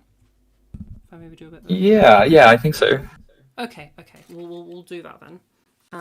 Because basically, it's impossible for me to have no echo and also have everybody else hear you in the other Discords.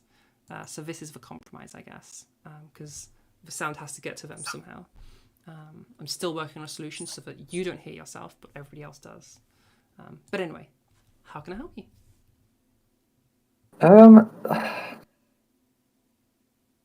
don't know. I feel like I'm really struggling to find that goal that you were mentioning earlier to sort of pinpoint the features I want to get out of this. Yeah, sure. So you don't need an exact perfect idea of what you want straight away. You can absolutely get started on just learning how to do the things before having that as a solid concept. But it is definitely something to work towards. In terms of how to work towards it, I would say just listen to... are we feminizing or masculizing? Feminizing, okay. Listen to some women's voices. See which ones you like. See if you can find like a bunch with things that you like. See if you can figure out what you like about them. Or if you can't really tell what it is, see if you can find other things. Like if you can find like a bunch of different voices, but they all have this thing in common, that's the thing, okay? And if you're unsure what that is, you can just ask someone. By all means, and this extends to anybody, if you join my server Trans Network, it's probably best to go into like the voice discussion channel, drop your clips, I'll tell you what the thing is in common between the voices. You can also do that in Trans Voice, and I will still do that. It's harder for me to check on other servers, but like I'll do my best. But yeah, so that can be a method. Just list other voices, see what you like about them. You can experiment with, like, as you get really good with stuff, experiment with your own voice and just see where you like for different levels. So like play with those big cheese, little cheeses. See what size cheese you like when you bring it into the phonation test. Like, is it a cheese, cheese, cheese, cheese, cheese, cheese, or is it more cheese, cheese, cheese, cheese? That was ever so slightly darker. The pitch also changed a little bit, but don't worry about it. You know, figure out where you like it. I started off all the way over here, and then it just sounded a little bit silly to me. So I ended up bringing it over here, and that sounded like much more appropriate to me. So yeah, like, play with your voice, see what you can do. Any other methods? I think that's going to be your main ones. Listen to other voices, see what you like about them, and play with your own voice, see what you like the sound of. How does that sound? Okay, great, thanks. I had another question. Mm-hmm. So, how would I use the exercises in kind of conversation with other people? Yeah, sure. Okay, so depends on the other people. If they are people that are like totally chill and you can just drill in front of them, then fucking drill in front of them. If they're chill about that and you've explained the situation to them and it's all cool, fucking do it. I know it's weird, but like, you will fucking get so much progress from that. That said, I know that you probably don't want to be drilling in front of everybody. There's probably people you're not out in front of yet. Totally valid. In that situation, you just kind of got to do your best. Either it doesn't have to be a situation where you're using your voice. Obviously, if you can, that's great. Like, the more you try to use your voice, the better, even if you're not using the drills. But just kind of do your best, given that you don't have a drill. Try to get the sound. If you've done the drill a bunch of times, you'll have a rough idea of the sound you're going for. Just do your best with it, basically. If you know this is something you're going to have to deal with a lot, then try replacing cheese with, or try replacing the R of the pitch movement with words that you commonly use as filler words. It could be like, I use a lot. You'll have noticed through the workshop. I go all the time, okay? So like, I say okay a lot as well. Try doing the drill with ums, okay? And as you keep practicing that you're going to start noticing that it's easier and easier to just go because you've done it so many times. You've basically feminized your okay? Or like sorry. Well, no, I'll do it over here.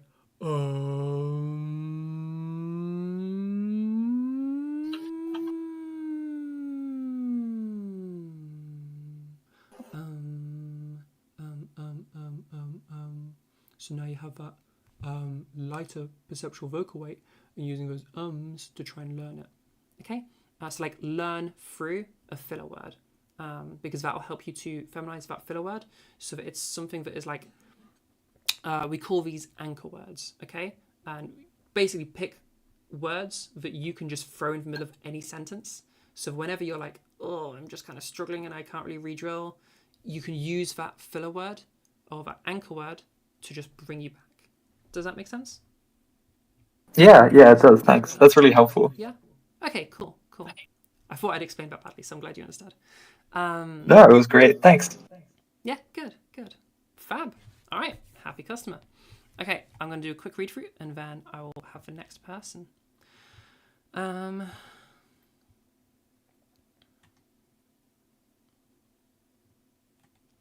You disappeared for 3 hours and I still sound just as great / bright. What sorcery is this? This is practice. For me, this is easier than my unmodified voice because I'm just more used to it. This is my default voice now.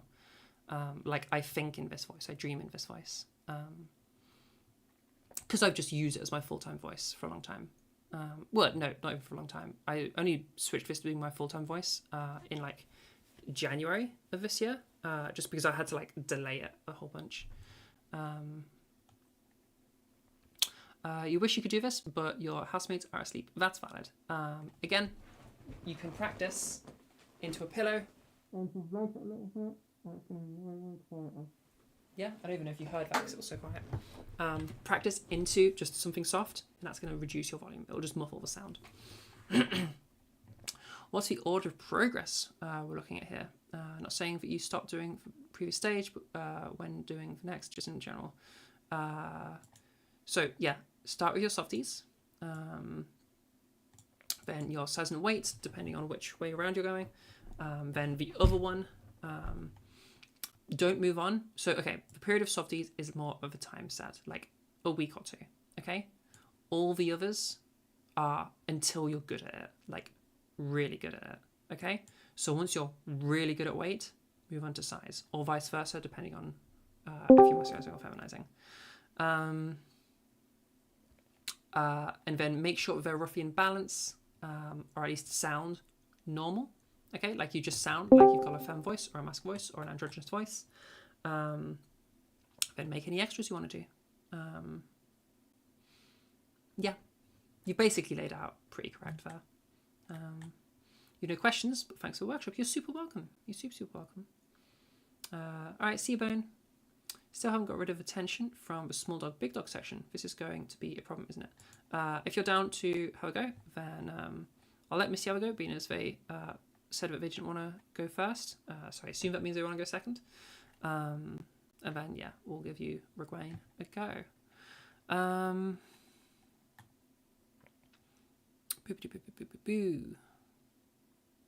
What would I suggest for softening voices? Just a sec, let me finish off these. What would you suggest for softening voices and hiring the pitch? Well, softening the voice, I assume we're talking about a light perceptual weight, so use the pitch hill. And a higher pitch, move a pitch a little bit higher, and just move the pitch, and practice having a higher pitch. Given that you're saying the combination of a softer voice and a higher pitch, well, what does the pitch hill do? We go up, shed for weight, while going to a higher pitch, and we go back down. Just stop at the pitch that you want as your medium pitch, okay? And talk around there, all right? So if you're wanting a higher pitch, use that pitch hill, all right? Like if you're wanting both a lighter perceptual weight and a higher pitch, the pitch hill does both. So do that and just stop sooner, okay? Stop whenever you're at that pitch that you're wanting.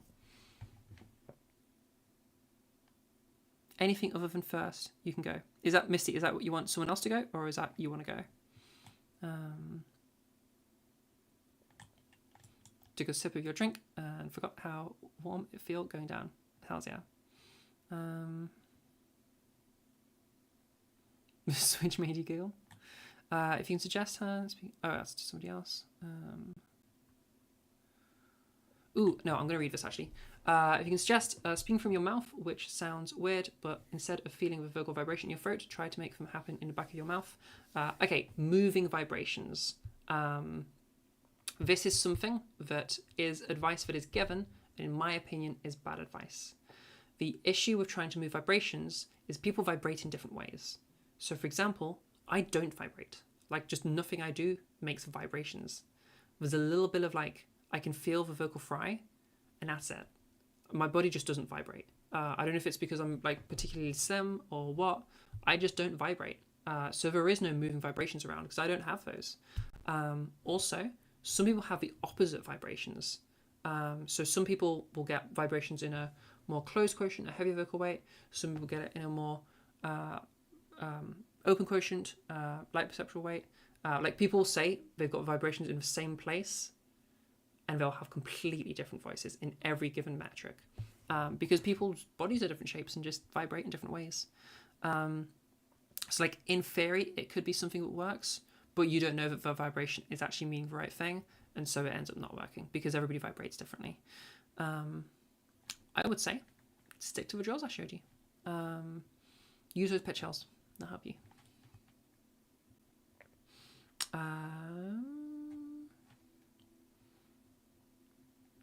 Oh, Missy's trying to fix audio right now. Okay, no worries. Who was it? Rugwain, did you want to go next? We can just deal with this tension right now. If you're open to being on mic. Yeah. Sure, it's a bit anxiety-inducing, but I was here for that, so sooner rather than later. Yeah, absolutely, absolutely. Well, if you're down to do so, can you show me a little big dog, little dog? Or even better, show me the cheeses. I'll try. Let's see if the mic picks it up. Oh, if you're having issues with mics, sorry, I should have told you this before. Anybody that wants a one-on-one, if you go to your user settings, go into voice and video, you want your input sensitivity set to manual and dragged all the way to the left. It should say minus 100 decibels. Underneath that is the echo suppression or echo cancellation. Turn that off, okay? And then the noise suppression, set that to none, okay? Those are important settings, otherwise your sound will cut out. Okay. You did tell us earlier, but I zoned out for the instructions. Yeah, do you want me to demo it real quick? No. Yeah, okay. I might have lost practice since you explained it, but I'll try. Yeah. Cheese, cheese, cheese, cheese, cheese, cheese, cheese. So real quick, that cheese phonation test, we want that to be switching halfway. So like cheese, cheese, cheese, cheese, cheese, cheese. So start it in a whisper and transition it during that same cheese. Okay, that's going to help you bridge it really nicely, so you maintain that same raised larynx as you're going through the cheese. Okay, that makes sense. Makes sense. Yes. Keep it from dropping. All right, try again like that. Cheese, cheese, cheese, cheese, cheese, cheese, cheese. I messed it up, sorry. That's okay. Well done for noticing. Cheese, cheese, cheese, cheese, cheese, cheese, cheese, cheese. Immediately way better. Okay. Also, this is either you're either very close to your mic or you're being very loud with your whispers, or both. I don't know which one it is.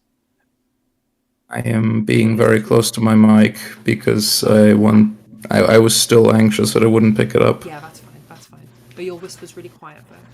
Or well, are they loud? I don't think they're in either direction.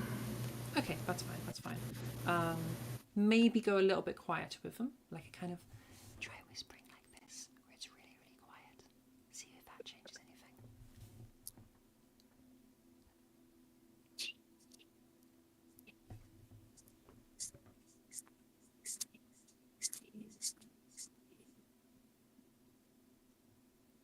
Into a phonation test? I couldn't manage the transition there. It wouldn't transition. Okay, we have an issue there then. Can you tell me what happened when you tried to transition? It felt a little blocked, and not much more. So, firstly, when we're doing whisper quiet, is there still a sound? I still want there to be a very audible cheese, just a really, really quiet cheese, so like cheese, cheese, cheese, cheese, cheese, cheese. Is it like that, or is it more like cheese, cheese, cheese, cheese? Like, could you hear the word cheese when you were doing it? I could. Okay, that's good, that's good. All right, tell me more about this block. What does it feel like? Where is it? Around the larynx. Around the larynx.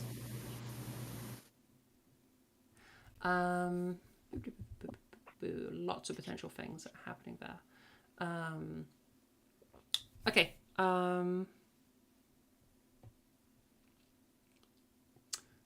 When you do it the other way, where you didn't have a block, what is different there, sensation-wise? But what feels different? There's slightly more rumble when I'm saying cheese. Okay. Interesting. Not what I expected you to say. And that was when you were doing it with like slightly louder cheese draw, yeah? Wait, hold on, let me just test it real quick.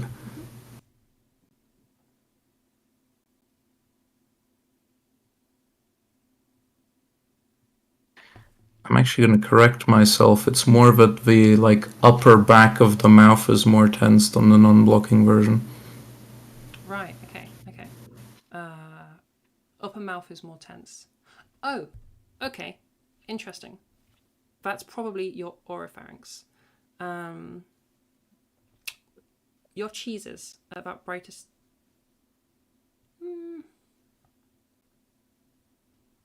Okay. Try doing the same thing, but you're going to use the word pour. and I want to see if that's any different. Well, and go up. Yeah, so replace the word cheese with the word paw, as in like a cat's paw. So you're going to Um, paw upwards. How loud is that supposed to be again? Same volume, so just quiet but still audible. Could you demo? And once you go into the talking, by the way, the talking isn't quiet. It's just for whispers that are quiet. Yeah? Could you demo again? Yeah, of course.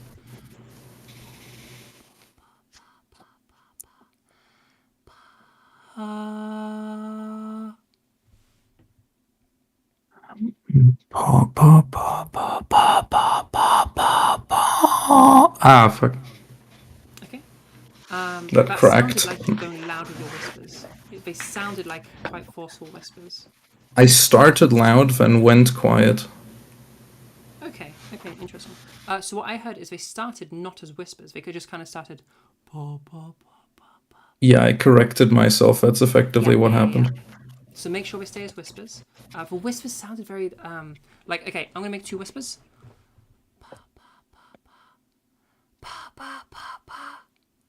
Do you hear how one's like a lot more intense? Yeah. I was hearing a lot of intensity in yours. Does it feel like that's fair, or is that it could be microphone things? It might be fair. I am still doing the thing of zooming in slightly on the microphone when I do it, but Yeah, that's fine. Continue to do that because it will help with hearing it. But do you feel like you are, like, are those whispers aggressive, or do they feel very intense? Anything like that? Just for the no. No? Okay, you're I'm live, so yeah. I'm a bit wary of going too low and too loud, because if I go in either of those, it just cuts out completely ever since I got like a bad COVID infection. Okay. That's worth knowing. Can you tell me what the limitations have happened since the COVID infection, just so I know what to work around? Pitch and volume. Just telling me. Yeah. Pitch and volume. Pitch and volume. Okay, so higher pitches are harder for you, and louder is harder for you. Is that correct? Yeah, and quiet. And quiet is harder for you. But the things that I've done so far, I can do during the demoing. In that case, we're going to scrap everything I've said about volume, because I don't want, like, if this is an issue, I don't want to cause you an issue.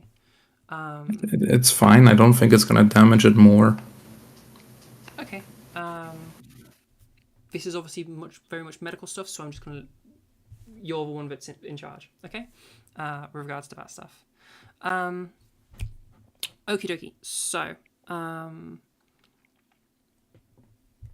alright, can you give me another set of paws, just as you normally would, with the whispers, and we're going to give another little lesson to it. I also want, when you're doing it, when you go into the phonation test, so again,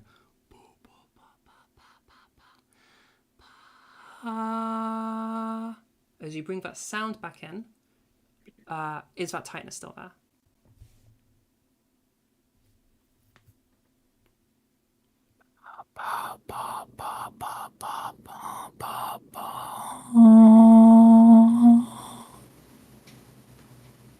Ugh.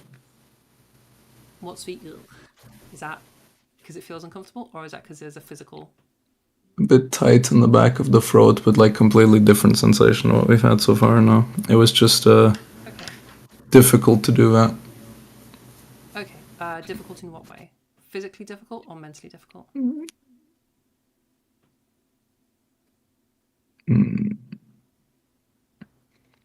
I don't think it was a health thing. I think it was... actually, it might have been, but... Was it physically effortful and you had to use a lot of strength to do it? Or was it just technically difficult? It's difficult in the same way that if you're completely disoriented, you're trying to grab an object in front of you. Yeah. That's fine. That's an okay difficulty. That's that sort of mental difficulty of we're doing something for the first time. It's kind of tricky. Just what I'm probing for there is it physically an intense thing? Because it shouldn't be physically intense. So that's fine. And also to double check that, you said you're trying to grasp at something disoriented. That was So just my yeah. way of picturing it. Are we trying to control our muscles, or are we trying to control the sound? The latter educates the former, which is something you mentioned during your presentation, that people will listen to sound and then start moving things they're not supposed to correct it. That's slightly what was happening there. Okay. So we want to avoid that. I don't want the sound informing the muscles. I just want the sound informing, like, just you don't go past sound, okay? Let the rest of it be subconscious stuff, okay? That's going to be a little tricky for you to unlearn, but that's going to be a huge part of why you're experiencing tensions. Admittedly, part of it was just getting sound out there, and it wasn't happening at first, so I forced it out more with the pause. Okay, and this tension at the back of your throat. Okay, so first of all, that change in the sensation, what we did there was your pharynx, excuse me, in between your larynx and your oral space, there is like a little, think of it as like a roundabout, okay? It's the pharynx, okay? One way goes towards the larynx, one way goes towards the esophagus for like swallowing food, one way goes towards your mouth, one way goes towards your nose, okay? It's like a little junction, all right? But it can move, it's a muscle. The oropharynx, so the bit of a roundabout where we turn off towards the oral cavity, the oropharynx is something we can move and we can tighten. I mentioned OPC earlier. OPC is oropharyngeal constriction or oropharyngeal closure. Basically, you can tighten the area a little bit and get a little bit of extra brightness out of it. Something that some people will do is they'll massively over-rely on that instead of relying on the larynx. Or they'll just tighten the pharynx a lot, or the oropharynx a lot, and it'll cause a little bit of tension. I think you're somewhere in that box where you're having some issues with your pharynx. You might be right,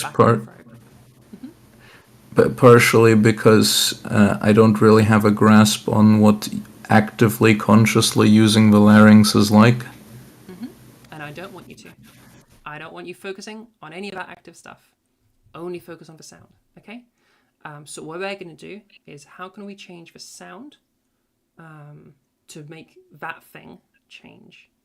So firstly, we'll lean into some body stuff briefly, but we're going to use the body to inform the sound, not the other way around, okay?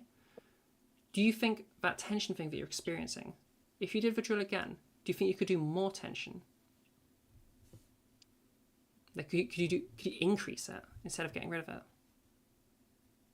Maybe. I'd have to maybe mute and give it a try.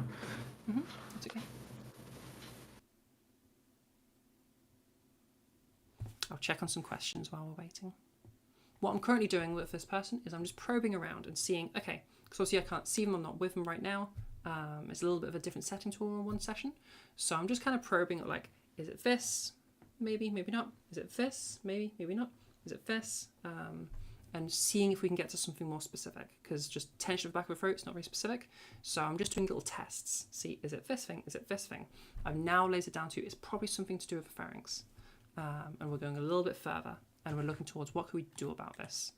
Pharynx stuff is a little bit harder to deal with. Yeah.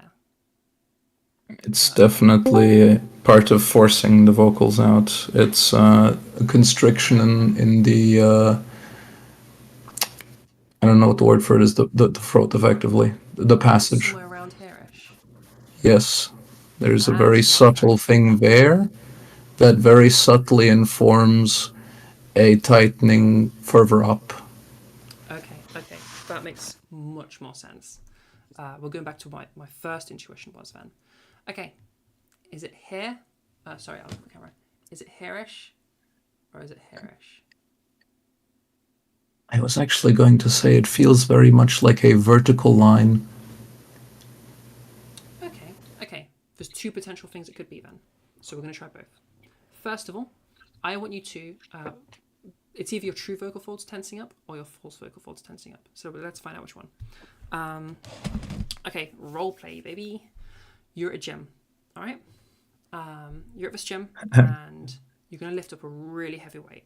This is too heavy. You're probably going to injure yourself. But fuck it. We go ball. Big heavy weight. All right. We're going to make that straining sound of like lifting the heavy weight. I do. Okay. Give that a go. Audibly or muted? Whichever.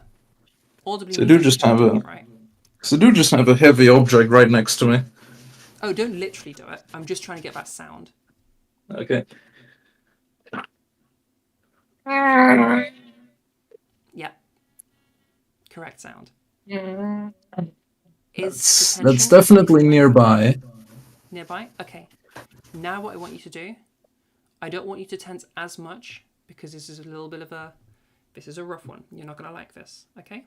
Don't tense quite as much so it's a bit easier on you, okay? Can you start to, do you know what a breathy voice is like, okay? This being a breathy voice, do you reckon you can do that roughly? Yeah, it's usually one of my cope strategies for trying to do a more feminine voice, but I have to kind of detach it from that now, which is going to be slightly difficult. Well, let's use that for a second. Okay. That weightlifting, don't go as hard. I don't want you to strain as much, otherwise this next bit's going to really suck for you. Okay? Add a bit of breathiness. So same thing. Lord, how does that work? It'll be like...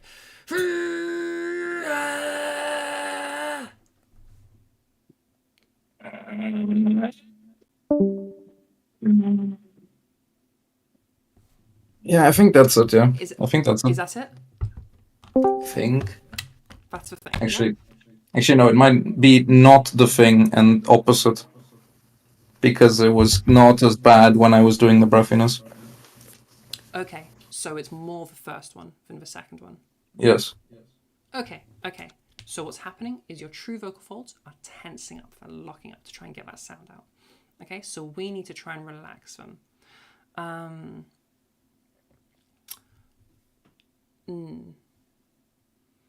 Okay. Your COVID thing's going to make this a little tricky. Let me just think about it for a second. No, my normal ways of dealing with this, you're telling me are going to be a bit hard for you.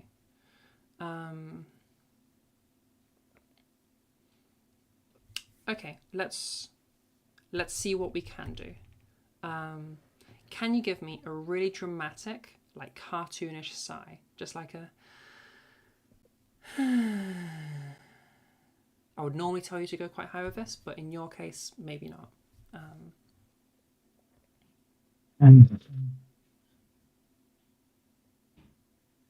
Just like a really exaggerated, spread out.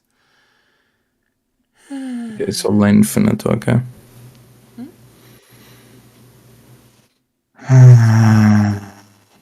Good, that's perfect. That's absolutely perfect. Okay. That relaxation that's happening there is the opposite of that tension. All right? So now what we're going to do is... and then we're going to try and maintain that relaxedness as we say a sentence or so. You can tell me... Honestly, the feeling that I'm now ended up with, and I've kind of physically frozen in place to keep it going, is that it's actually tense at the end of it. I might have done something wrong then. Yes. Okay, interesting. Okay, there's lots of ways we can go about this, I suppose. I'm worried about this one being difficult because of your COVID thing anyway, so I'm going to try a different method, actually. Okay. You can do this, yeah? You can do the whole... Yeah? 1, 2, 3, 4. Yeah? Give that a little go. I have to kind of...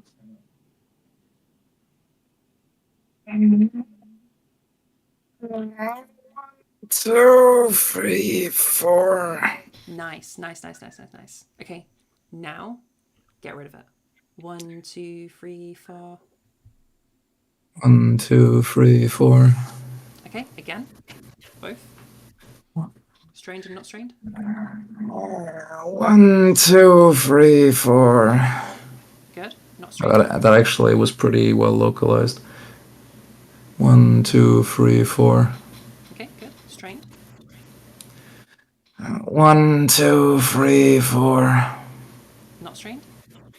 1, 2, 3, 4. Okay. Now do the cheese draw.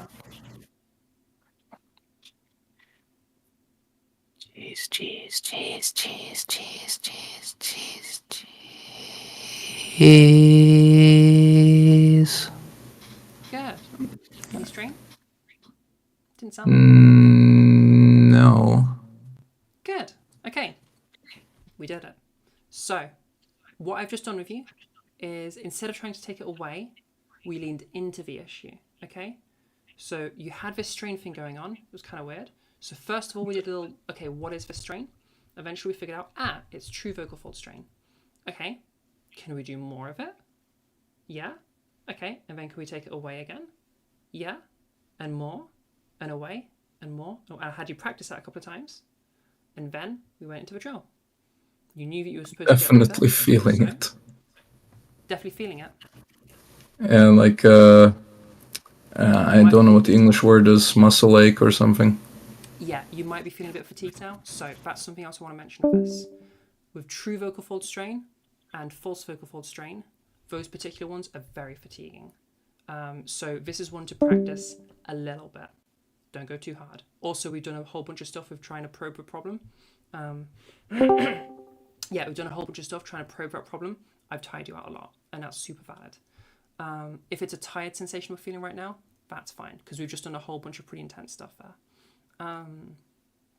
So, approach this again tomorrow. If that strain is there, practice more strain, and then get rid of it, and then have a go at just doing it without it being there. If it's there, try to get rid of it. Or So do the there, cheese, and if there's strain, do the 1, 2, 3, 4, and then go back. Yep, perfect, yeah. You're wanting to lean into the issue, because that leaning into the issue is you controlling it, okay? If you can do more of something, that's you controlling it, okay? If you can do more, you can do less. And you just demoed that perfectly. You did more, and then you got rid of it. And then you did more, and then you got rid of it. And then when you went into the drill, you got rid of it, which is really good. That's exactly what I wanted. So now it's just a matter of making that the habit, okay? Keep going. Make sure you have that control. Again, the actual 1, 2, 3, 4 thing, I don't want you doing that often. Maybe once a day. Maybe not even that much. If you have good control of it, then just focus on doing the cheeses and removing the strain. It's only if you can't figure out how to remove a strain, use that to remind yourself, okay? Just because that 1, 2, 3, 4 is very fatiguing, okay? And I don't want you pushing yourself too hard, all right? I don't want you hurting yourself. All right, I'll try my best. Yeah. Thank you very much. Sounds good. You're very, very welcome. All right, good luck. Okie dokie. Let's read through the chat and see who's next. Okay, how do you attract false folds or take more control of false folds? Exactly what we just did. So we did true folds there. If we were to do, remember I did the do the but then go breathy with it? That's false folds. Okay, so exactly what we just did. But for 1, 2, 3, 4, instead of going 1, 2, 3, 4, it'll be 1, 2, 3, 4. Okay, exact same thing. Yeah. I'll get to you in just a second, Misty. Just catching the tail ends of this. Nice. You can rewatch the VOD if you want to rewatch the whole thing. Twitch.tv. No, that's the old one. Jesus, I'm tired. YouTube.com/@trans_network. Yes, Beth has just gone over exactly what it is. Yeah. Yeah. Add more so you can take it away, just like we were doing with Rockwain there. Okay, hey Yadira in the YouTube chat. I see you. Zara is officially high speed, mighty motivated, highly dedicated. It's nearly midnight for her. Yeah, it's 10 to midnight right now, and we're still going. Hells yeah. My boyfriend's gonna be so fucking pissed off. Okay, Misty. How can I help you? Alright, got all the audio stuff sorted out. which Yeah, it turned out to just be that my headphones weren't plugged in all the way. fair. That happens. Yeah, I can hear myself, and it is making it so hard to talk normally. Yes. 1 second. How do I do this? Okay. Other people in Discords, you're not going to be able to hear Misty. If you head to YouTube, you will be able to hear Misty. Okay? So if you want to hear this bit, head to YouTube. All right? Because I'm going to put headphones in, which means you won't hear her anymore. All right? Okay. All right, is it still echoing? Oh no, I can hear myself Yeah, now. should be good now. Yeah, it's like, you know those headphones that you put on that like play your voice back to you and make it hard to talk? Yeah. It's sort of like that. No, super valid. How can I help you today? Well, I wanted to work on making the pitch of my voice higher, because I think I've gotten it to sound pretty good how it is now. And great news actually. I know you mentioned that it's a lot more helpful if you can actually talk to people with it in real life. And I actually, as of a couple weeks ago, I made a bunch of new trans friends, and yeah, I can use this voice around them. That's awesome. And even more great news, brilliant. I went out in a full femme outfit, skirt and all, like makeup and stuff. And I used this voice the whole time, so that's super exciting. Awesome. It was also kind of scary, but yeah, it was a fun experience. That's freaking. I'm going to do this because I'm struggling to modulate my volume without being able to hear myself. That's freaking awesome. Congratulations. Yes, well done. That's really cool. I'm really glad to hear that. Okay, so you wanted to work on your pitch a little bit. Do you know? No, I'm not going to ask you that. Okay, essentially, this is going to be changing your pitch is a simple thing. We just change it. So, do you have an idea of where you want your pitch to be, or do you just know that you want it to be higher? Yeah, not exactly. I just wanted to do it higher. Because right now, if I try to do it any higher, it ends up sounding like this, which is it just sounds really weird. So. Okay. Important to notice. I'm just going to repeat back what you just did. Tell me what happens. Yes, you're kind of talking like this. This is a rough imitation of your voice. Obviously, it's nothing like your voice, but you know what I mean. And then you kind of went over to here. Do you hear how I haven't really changed pitch, actually. What's the thing that's actually changed, do you know? I think it just gets tighter. Yeah, Something like that. Smaller vocal track size. I brought in a bunch of OPC and I started smiling a whole bunch because I think you were smiling during as well. First off, okay, what's a tune that is like solidly in your brain? For most people, I go with the Mario theme, ba-da-ba-ba-da-ba-ba, or like maybe the McDonald's theme, ba-da-ba-ba-ba. No, I've worked at McDonald's for like a year. I've had enough of that. We can do the Mario theme. Okay, Mario theme. McDonald's would be perfect in that case, but we'll go Mario theme. Okay, give me a Mario theme. Da da da da da da da. Nice. Okay, now we're going to do an edited version of it. Da da da da da da da da da. Da da da da da da da da da. Nice. Okay, that's pitch in isolation. So, do that little scale. See what we like. If I can throw you some suggestions, if you're not sure, here's some popular pitches. This is me this isn't based on your voice in any way. This is just pitches that are popular. So popular one is G3. You're probably already around the G3. Next popular step up is A3. So if this is about your average kind of a pitch, then it would kind of sound somewhere around here. A3 is going to be about the average. I'm already a bit low. Okay, and this is going to be about the average pitch for A3. Again, you're able to move around a whole bunch of this. It just means like your middle area is about A3. Okay, but we can go really high up and we can go really low down. So this is A3. Do you want to try that one out, or do you want to try somewhere else? Yeah, I'll try it. So would that be something more like this? Give me a single tone so we can try and sync up a little bit. So like... I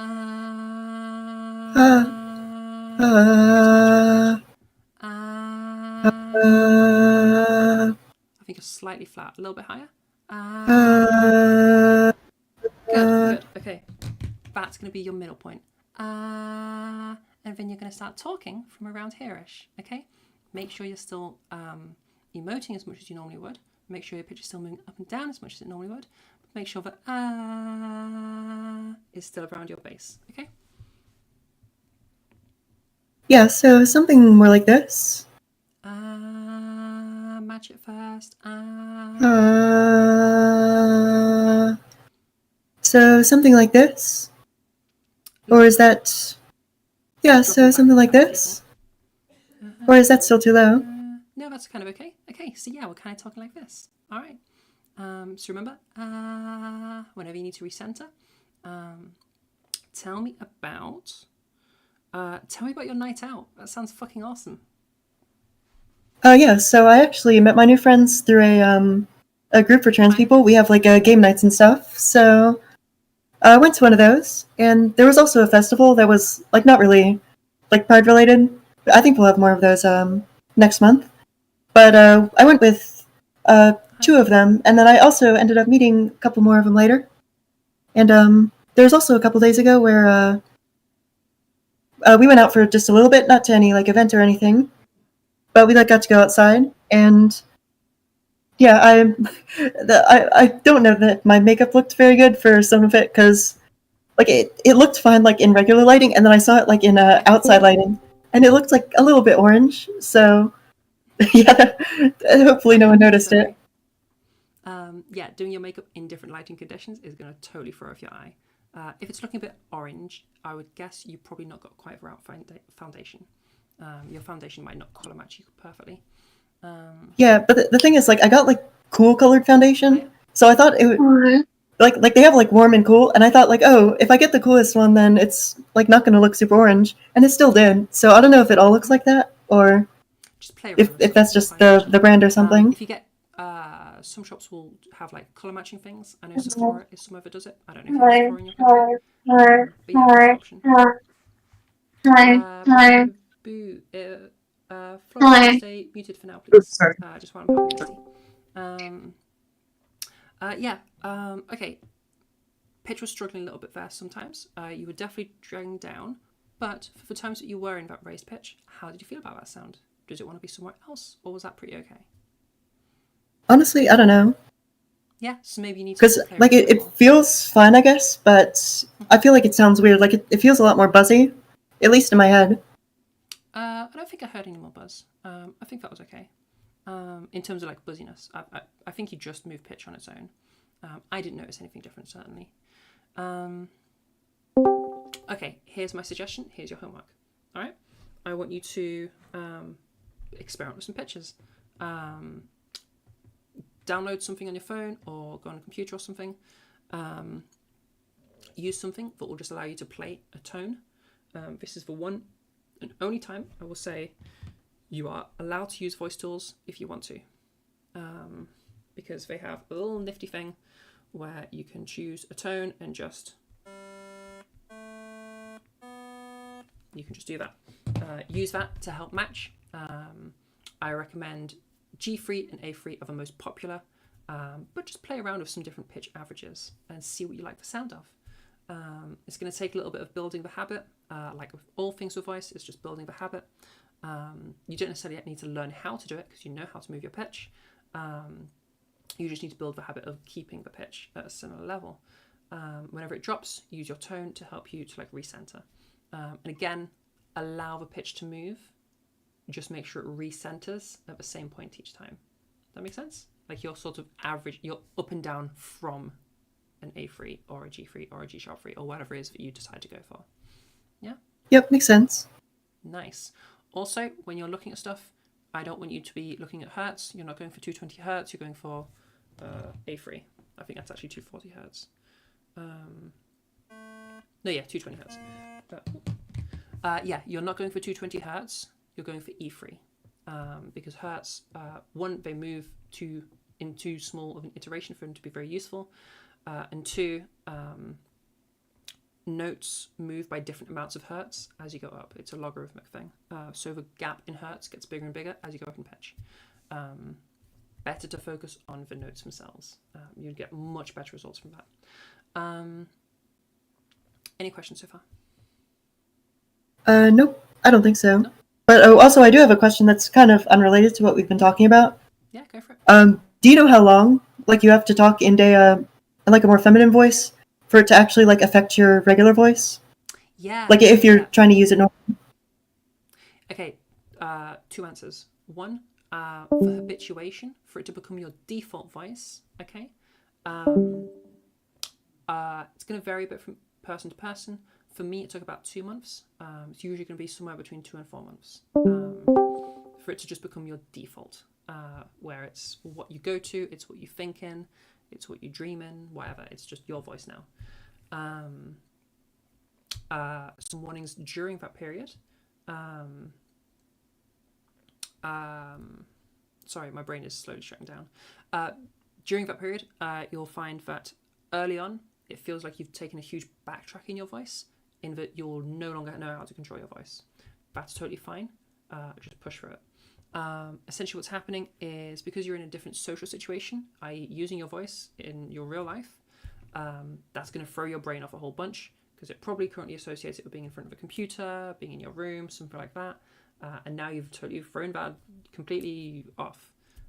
You're teaching your brain that this isn't like a in front of a computer thing. This is a just talking thing. So it just takes a little bit of time with that. It can be a bit confusing for you. Oh yeah, I felt so weird doing that the first time. Oh, I was just saying, like, yeah, the first time I actually used it outside, it felt like so weird. Yeah, and that's going to be a thing. Push through, that will just go away on its own. Just keep using it, and it will stop feeling weird, and you won't need to worry about it anymore. Yeah, so for it to become your default, somewhere around 2 to 4 months ish. If you're talking about completely losing the ability to use your masculine voice, your original voice, again, varies a lot from person to person. If you were to not use it at all for like 6 months, I imagine you're probably going to struggle to go back. Essentially, the longer you go having not used that mask voice, more likely it is that you're going to struggle to go back to it. I probably use mine once or twice a week, depending on lessons and depending on workshops. And every so often I have to just like think about it for a sec to get back there.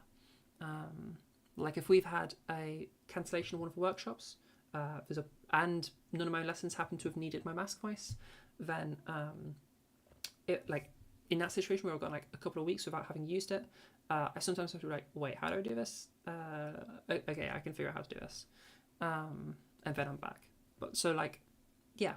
The point is, the longer you go, eventually, it will just be gone, if that's the goal.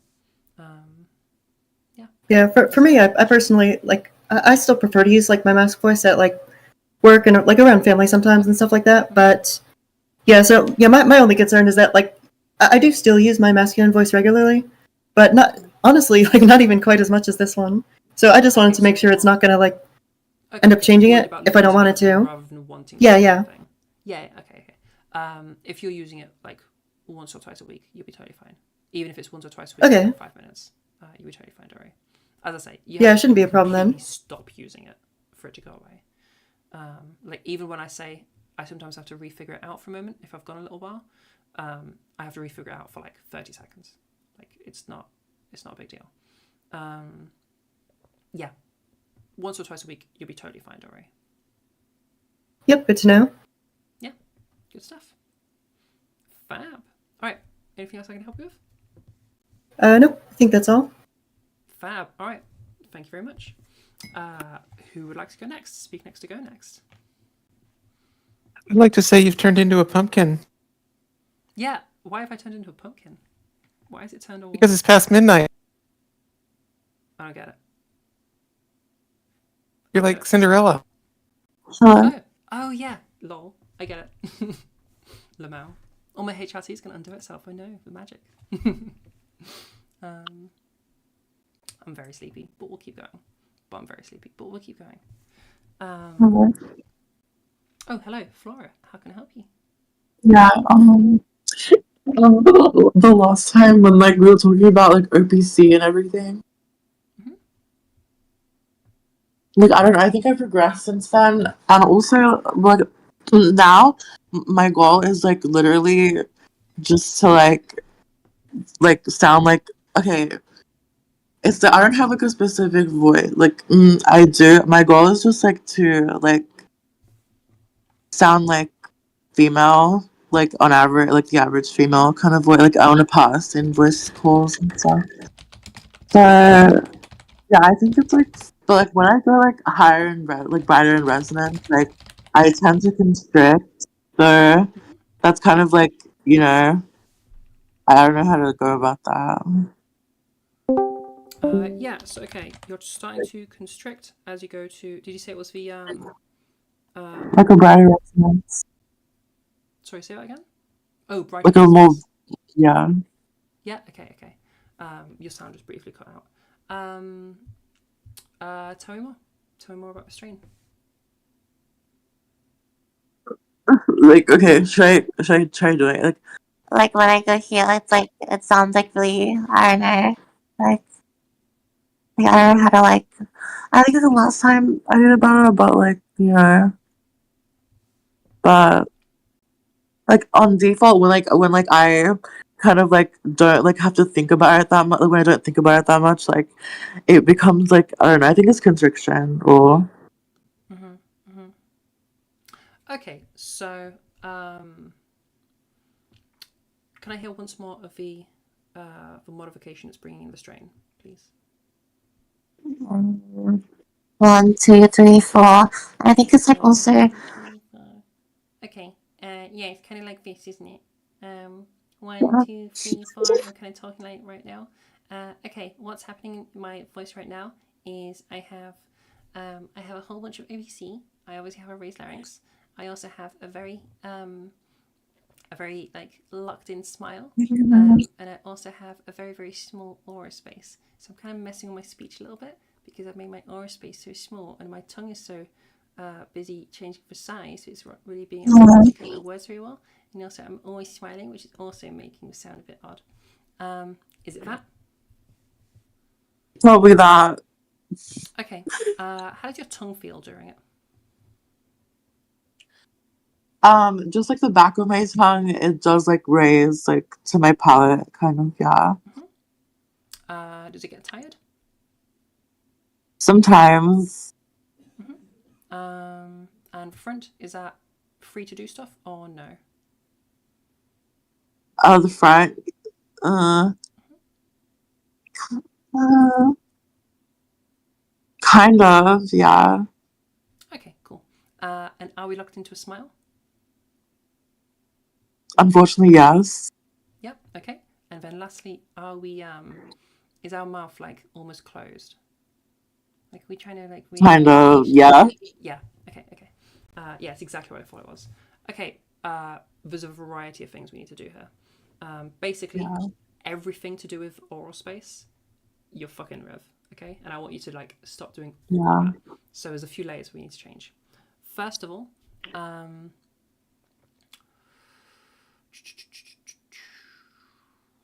okay, let's try big paw, little paw. Okay, so you're going to do your larynx movement, but the paw Yeah. must stay as a paw. It can't start becoming a pear or a purr or anything like that. It must stay a paw. Okay, you'll notice if I look at the camera, when I go paw, no smile. You see that? Yeah. Now, you're probably going to try and cheat. You're probably going to go like paw, paw, paw, paw. I'm kind of smiling and I'm only moving the middle of my lips. Watch out for that. Don't cheat. All right. You're going to know better than I can because I can't see you right now. Keep those lips relaxed. All right. Do not let it become a smile. Okay. This is your lips. You should have a reasonable amount of control of them. Let those lips stay relaxed. Okay. That's really important. Okay. I'm going to Yeah. do that first. That's going to be step one. All right. Give that a go. No, Zach. Big pull, little pull. Like big pull, little pull, like that. No, sorry. Sorry, I should have gone through drill. Whisper the word paw. So it'll sound like this. Okay, so you're going to whisper the paw. And it'll start with a really large sound and start moving smaller. If you've never done something like that before, I can do big dog, little dog real quick to like teach you how to do that.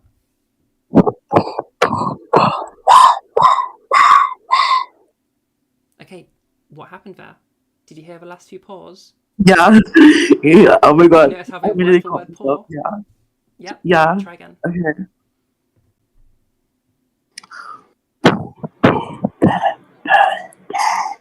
Purr. I don't want purr. I want paw. Again. Wait. Okay.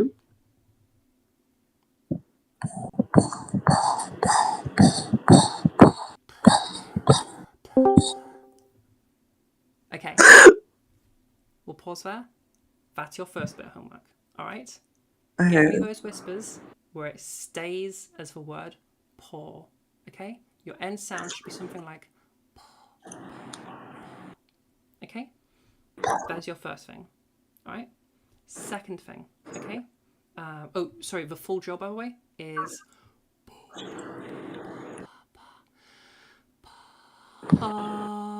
and then you try to talk like that while keeping your lips nice and relaxed. Okay.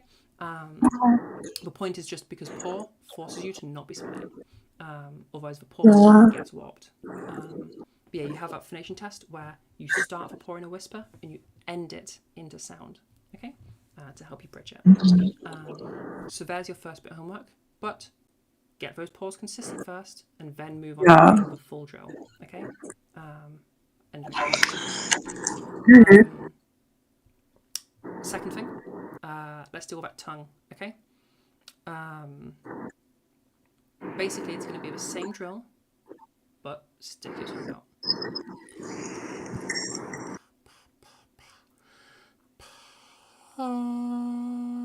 And you're going to kind of talk a little bit while having your teeth out.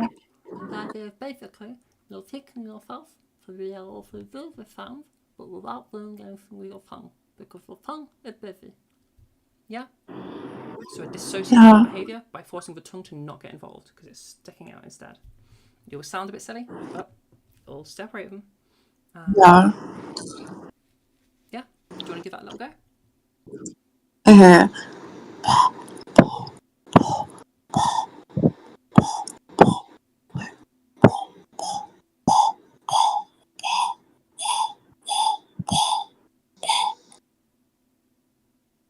Okay, we had those paws warping, but we already know about that.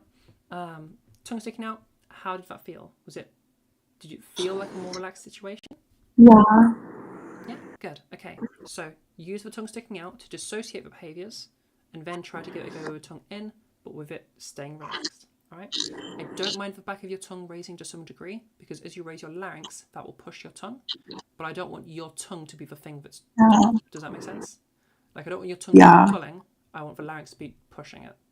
Okay, the tongue should be relaxed. Yeah. Okay. There was a last thing.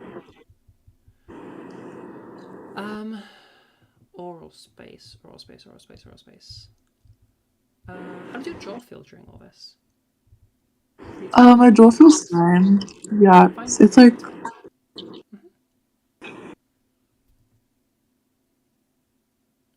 Yeah. So yeah. That's it. Thank you. That's good. Is there anything else you want to add to that, or am I going to leave it at that for now? I'm still deciding. I think we'll leave it at there for now. If you still find yourself, actually no, we'll add another one. Okay, start off with those. But if you're feeling like your mouth space is like still quite closed and still quite small, okay, in terms of just like the amount of space in your mouth, ignoring tongue and lips, okay. If that's still really small, try adding, as well as doing the pause, we're going to do pat, okay? Because pa, we have to have an open mouth, yeah? And then it's the exact same as everything we've just done. Does that make sense? Like now?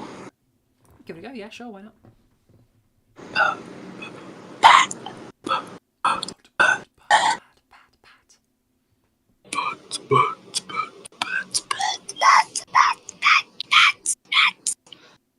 Good. That was a lot better. That was really good. You kept up pretty consistent. There was a little wobble in the middle, but you fixed it. So that's that bit. And then you just bring it into a pat. And then you try while maintaining that larger size in the mouth. Hello. Is that better? That's a lot better. There's still some of the other stuff, but that side is a lot better. Yeah. Okay, practice each of those 3 things and see how you do. Okay. And remember, Thank your goal you. is for things to feel more relaxed. Yeah. All right, sick. Fine. All right. Okay. I'm happy to take more people. I need to go pee though. I'll be right back.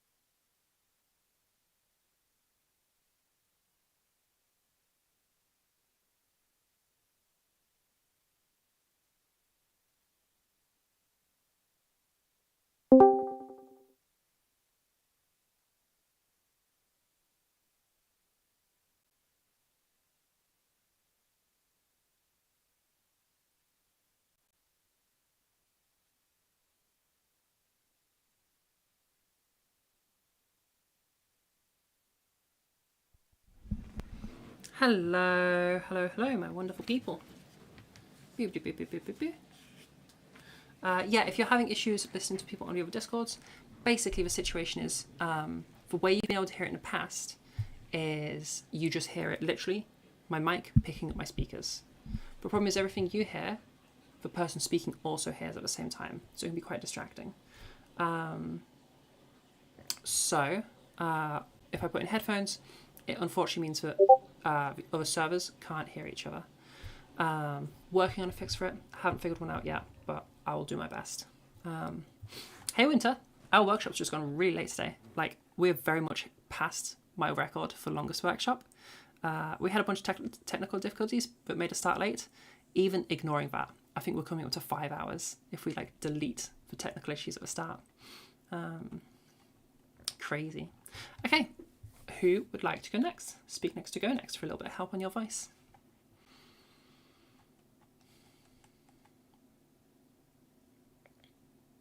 I could.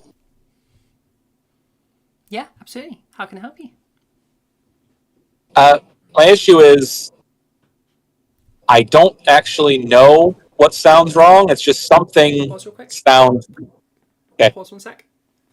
Yeah.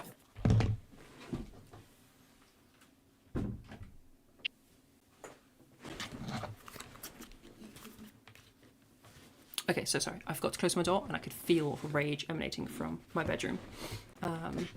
Okay, sorry. Start again. No worries. Yeah, no, it's fine. I'm driving right now, so I may go through a dead zone, but Okay. yeah. You should not be on the phone while driving, but sure. I do it for work. Okay. Correct. Okay. And my biggest issue is like I don't actually know what sounds wrong. I just know something sounds wrong. Mm-hmm. So, excuse me, 1 second. Let me try to get into it. And yeah, so this is kind of the voice that I have right now. And I feel like the biggest problem I have is probably when I can't get the larynx position like super high, and it also falls like as I talk. And also I have a big problem with downward inflections where it kind of like drops the weight, which has been like a consistent thing with every clip that I've posted so far. Yeah, so what I'm mainly hearing is we're having a bit of a conflation between pitch and size.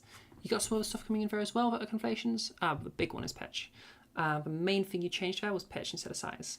Now, draw form. Your draw is a little bit off, or your mic cut out a little bit. It's one of the two. I didn't hear a phonation test. Was there a phonation test, or did your mic just cut it out? I think it just cut out. Oh, okay. So you did have a cheese. Yeah, so I go like Yeah. cheese, Oh, okay. Okay. That's fine. cheese, You're driving, and so I need to yeah, change your settings. that Um. I can No, always you just can't. You're like driving. not No, do you're this. driving. No, I'm saying You're I can always driving. just not get feedback and just go next week. That's also Oh fine. no, it's fine. It's totally fine. Don't worry about it at all. All right. I mean, just be safe, for fuck's sake. Oh no, yeah, I'm being safe. Okay, Christ. Okay, let's have a little listen to your cheeses again, real quick, please. All right. Cheese, cheese, cheese, cheese, cheese, cheese, cheese, cheese, cheese. Okay. Pause. That phonation test. Okay, I want you to be bringing the phonation in halfway through a cheese, so it'll be like cheese, cheese, cheese, cheese, cheese, cheese, cheese. That's going to really help you with bridging it. I'm being a bit quiet right now, or I'm trying to be. So like it sounds odd. But you would have heard it earlier when I was speaking at normal volume. So like the slight whisperiness that stays there is not meant to be that. I'm just having to be quiet right now. Point is, that cheese, try to transition it halfway through the cheese. That will really help you to keep that larynx height higher. Okay, so you're saying like do the whisper like cheese, and then but like start phonating like halfway through it. Yeah, so like cheese. Okay, so like cheese, cheese, cheese, cheese, cheese, cheese, cheese. Yeah, okay, good. Okay, so that's the first thing. Second thing, and Okay. I just pointed it out as well. You can tell we were both trained by the same person. Your cheeses all sound pretty much identical. You're basically going cheese, cheese, cheese, cheese, cheese. Okay? Okay. I want cheese, cheese, cheese, cheese, cheese. Start off with that lower larynx and raise it up. Yeah? All right, let me try. Like a big cheese to a little cheese. Yeah. Yeah? Cheese, cheese, cheese, cheese, cheese, cheese. I messed up the whisper. Cheese, cheese, cheese, cheese, cheese, cheese, cheese, cheese, cheese. Okay, cool. Better? Noise cut out. Yeah, the sound cut in and out a little bit there, so it was a little tricky. Okay, what I want you to do now, to give me a little bit more to listen to, is we're going to go through the cheeses, start large, get to small, okay? Give me that phonation test. And then after your phonation test, you're just going to talk it to me for a little bit so I can hear a bit more. You can tell me about, being as you're freaking on the phone while driving, tell me where you're driving to. What's this trip that's happening right now? Yeah. I have stopped at a gas station, so I am being a little safer. Okay, cool. Okay. Wait, being as you're stopped, if you could go into your user settings. I do not know if this is different on mobile. People in the chat can help us with regards to mobile if that becomes an issue. But user settings, voice and video, scroll down a bit. Input sensitivity, turn that off. So like turn it off of automatic and set the slider all the way to the left. Okay, should say minus 100 decibels. Then echo cancellation, turn that off, and noise suppression, set that to none, please. Turn off echo cancellation? Yeah. Okay, and I don't have the other thing, noise suppression. I don't have that. Noise suppression. It should anything that says crisp on it with a K. Okay, that's on standard. Okay, I see. It should be on okay, I found it. Set that to none instead of standard. Yeah? Perfect. Got it. Okie dokie. That's perfect. Now I can hear you fully. Okay, go through the drill again and tell me about this journey. And remember, use that phonation test with it changing halfway through and try to maintain that same sound as you go from the phonation test into talking. Okay? Okay. Let me take a quick sip of water. Absolutely. I'll do the Because same. my mouth is dry. All right.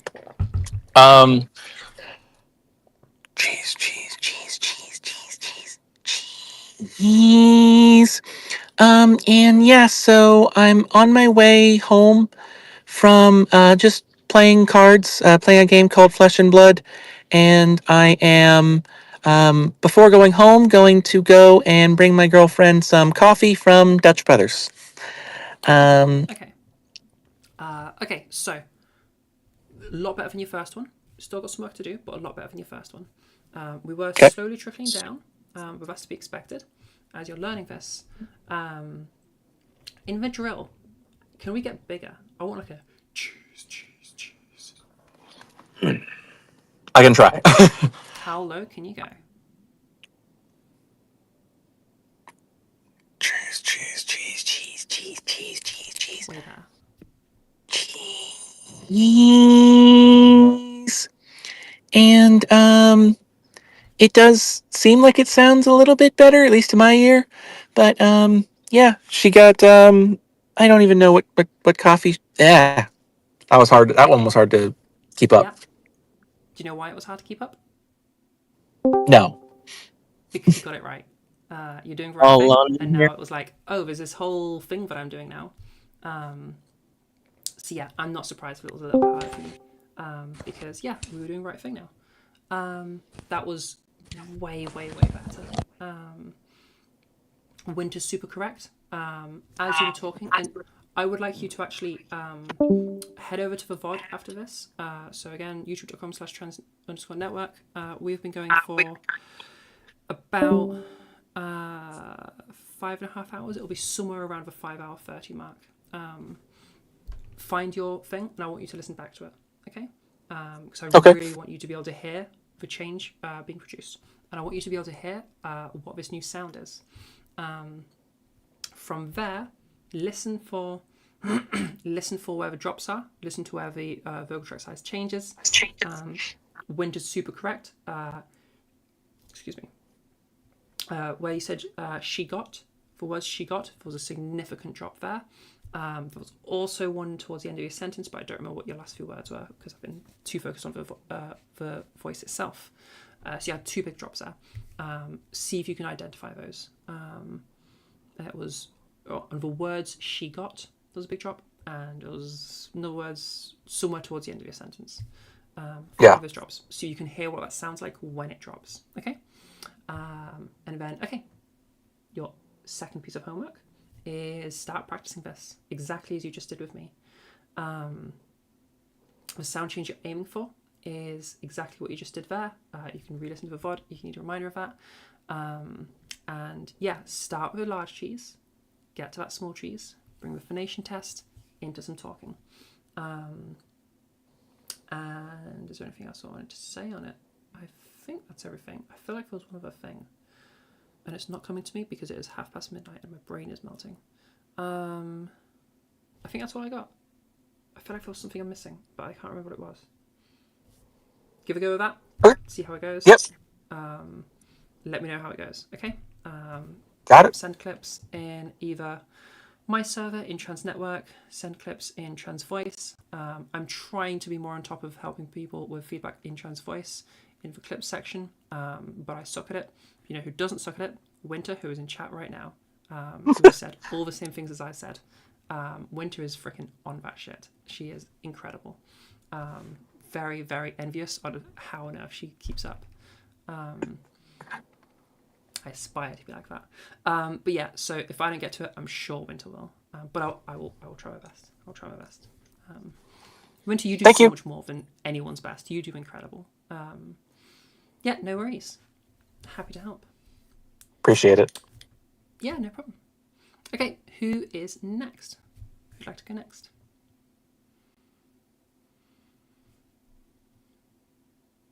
Or have we got for everyone? Speak next to go. No. Hey Beth, how you doing? You haven't gotten through everyone. Hi. Haven't gotten through everyone. So, Hi, Beth, how you doing? Oh, pretty good, pretty good. Listen, I am envious of the little giggly sound that gets into people's voice. Not everyone's, and I don't know that it's a major feature of yours, but I hear it in some people, and I really like it, and I don't know how to copy it. I can't seem to figure out how to get that. Even if I slow it down, like, what am I doing with my like? If I laugh, my speech stops, and it's like, how do I laugh through my speech? And it doesn't work for me. How do I make it happen? Okay. I'm hearing two things. I'm hearing one, you want your laughter continue through speech, and two, that you want your laughter to become more of a giggle. Is that correct? I think that's correct. Okie dokie. So first things first, just to sort of like prepare you, editing one's laugh is really hard. It is a very, very difficult thing to do, largely because when we laugh naturally, it's a very unconscious thing or subconscious thing, I guess. Like we don't really control our laughs as we do it. We still can make changes. I just want to warn you ahead of time. This is going to be a particularly difficult thing to do. Essentially, what we're going to be doing. Well, I did one difficult thing before. Yeah, you're doing amazing so far. Yeah, so what we're essentially going to be doing is we're going to be feminizing your. Oh well, this isn't feminizing. This is just going for a specific. We're going to be changing your fake laugh, and we're going to do that so often that when you go to laugh, okay, when you feel it coming, your brain is going to be like, oh, remember to do those things, okay, and then eventually from there, that will be the thing that actually trains your laughter. Does that make sense? It's just the process. It does. It's a fake it till you make it. Yeah, basically. This is a little tricky. I just want you to be like prepared for the fact that it is quite tricky.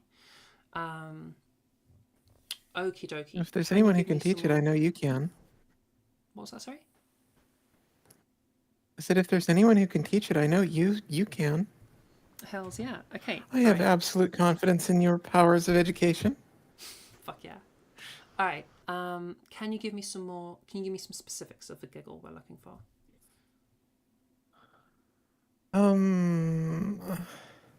If you can't produce I don't have language for this. Okay. Can you produce either the sound itself or some of the constituent components of it so we can kind of build it up? I mean, okay, so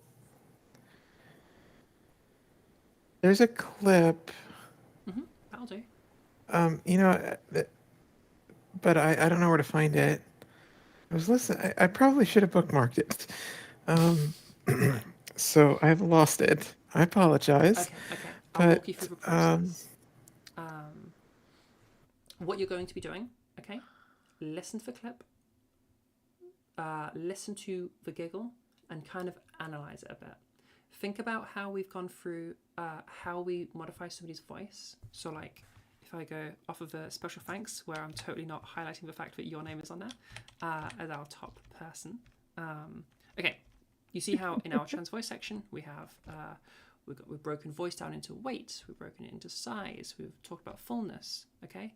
We've even talked about some of the things, other components of your voice, like thrive, pitch, breath. So we've broken down voice into the elements that build it up, yeah? Try to do that with the giggle, okay? What makes the giggle, all right? I imagine there's going to be some pitch movements, some specific pitch movements that come with it. You might have some I mechanism think there are shifts. some pitch movements. There's going to be some. Actually, I think I can start to describe it. Yeah. There is a specific pattern. There is some connected pitches. As I just giggled naturally there earlier, well, laughed, and I realized that my habitual laugh, I think what's masculine about it is it's like ha ha ha ha, the same pitch. It's monotone, and it's sharp stops and starts as opposed to smooth onsets and offsets. It's staccato instead of glissando. So I will say. Do you get what I'm trying to say? A lot of these things are more speech things, not as much your laugh things. Laughs are generally pretty staccato. That's what a laugh kind of is for most people. But I think some of the pitch pattern stuff could be relevant, like the way the pitch, the way the laugh is constructed. I would also Winter, could you demonstrate, please? Oh yeah, what's usually 2 very little bursts of phonation between. Yeah, that's kind of where I was leaning towards. I would bet that there's mechanism shifts going on. Okay, can you hear me? I unmuted for potential demonstration. Yes, I can. I think it's kind of like it's a little awkward to demonstrate, but like I don't know. I don't know if my like recreation of it is that I also think it's like it's not quite a real laugh. It's like this awkward little like social sound like please don't take what I'm saying too seriously or something. I don't know. But I want to be able to make those awkward social sounds. Yeah, it is just like a useful thing to be able to do. I personally feel like I do it too much. Like there. Did you hear me like You just did it realistically right there. Yeah, that's the thing that I feel like See, I do that's too much. built like, into your suddenly burst out laugh, suddenly like start laughing at the end of a sentence to like indicate like I don't know if you should be listening to me. Did it again. Okay, so anyway. Beth, how did that's what I'm trying to learn. I should like I should like just give you this. I don't want it anymore. No, it's fine. It's fine. That was super useful. Thank you. Anyway, but I want it. Hopefully that helps. Okay, so it does Beth, so much. Okay. I'm gonna quiz you first, and then I'll give you the right answers. What did Winter's giggle have there? Okay, so it was higher. It was elevating. Yes, well done. At the, it was. You mentioned the possibility that it might be in a another mechanism, and Winter also mentioned going into M2. I would it say was also, and this is what's really. On you go. It seemed very spontaneous, and it was a very smooth transition from whatever else she was saying into the giggle.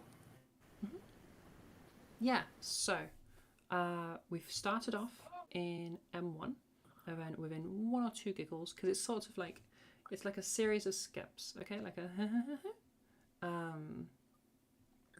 we start off in M1, and within 1 or 2, we move into M2, okay? So like the second or third brings us into M2 as we continue that pitch rise, okay? What else we got there?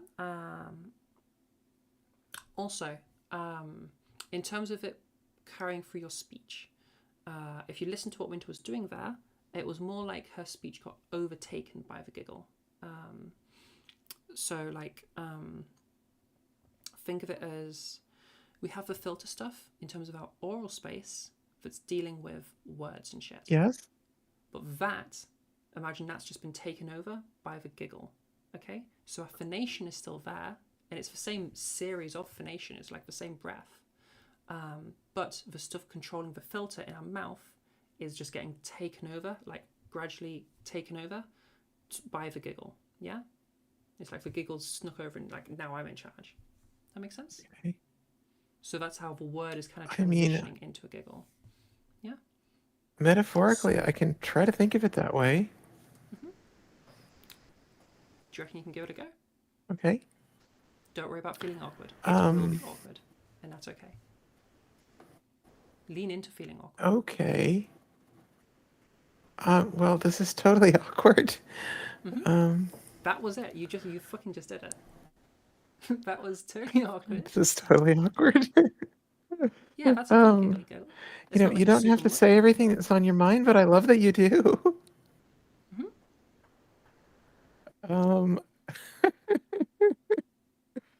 How do you Oh feel my about goodness, this? is it working? It's I feel better.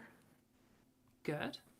You know what I think though? I think there's so you know Uptalk, right? Yeah. I spent so much of my life avoiding uptalk that, like, it's. But there's an element to it, I think, in the giggle, I wonder. Yeah, And there's definitely like significant up talking. I think, and if you listen to, that's something I need to get comfortable and like, when is the right times? I don't even know how to like. How do I use uptalk effectively? Okay. Okay. First of I all, mean, I is it was okay if I genuinely ask? asking a question there, so the Yeah. Is it okay if absolutely. I ask why we stopped using uptalk? I heard when I was 30 that it was feminine, and now I'm almost like that it was getting people like less well paid attention to. And, like I wanted to be. It was kind of in the hypermasculine phase, I think, honestly. And I Okay. No started worries. paying attention to not doing it. Okay. Well, here's a little tidbit for you.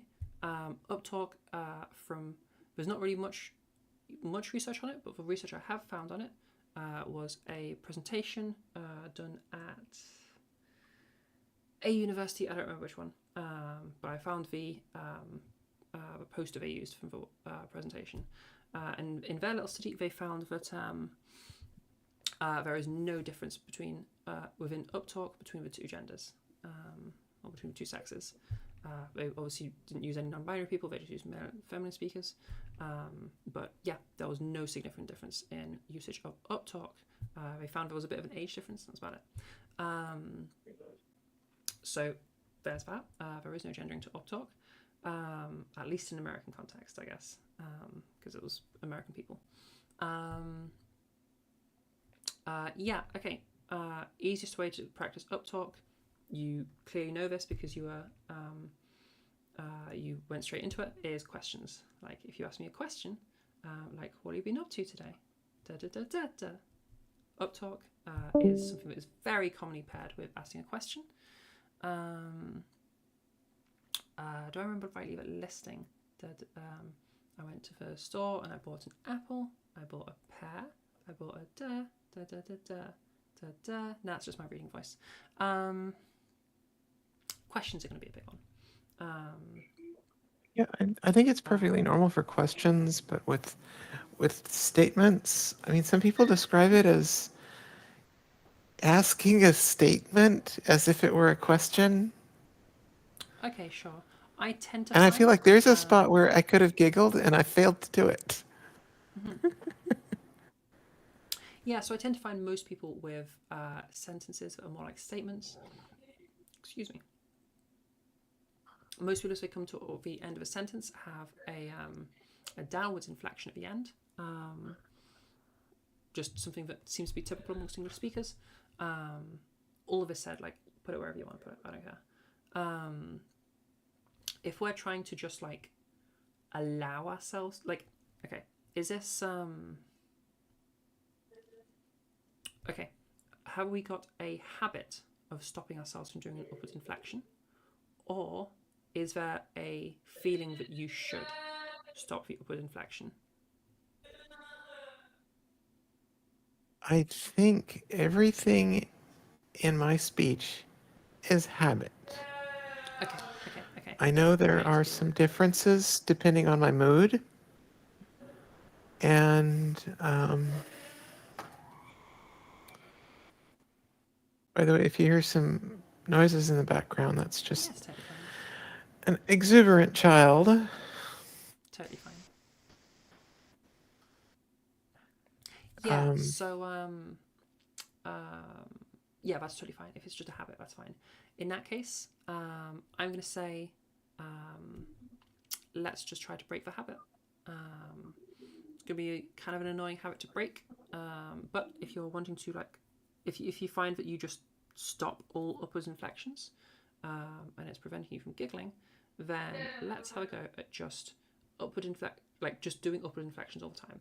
And it's just going to be practice your voice, not reading, talking. That's extra important in this one. just practice talking like it's a question.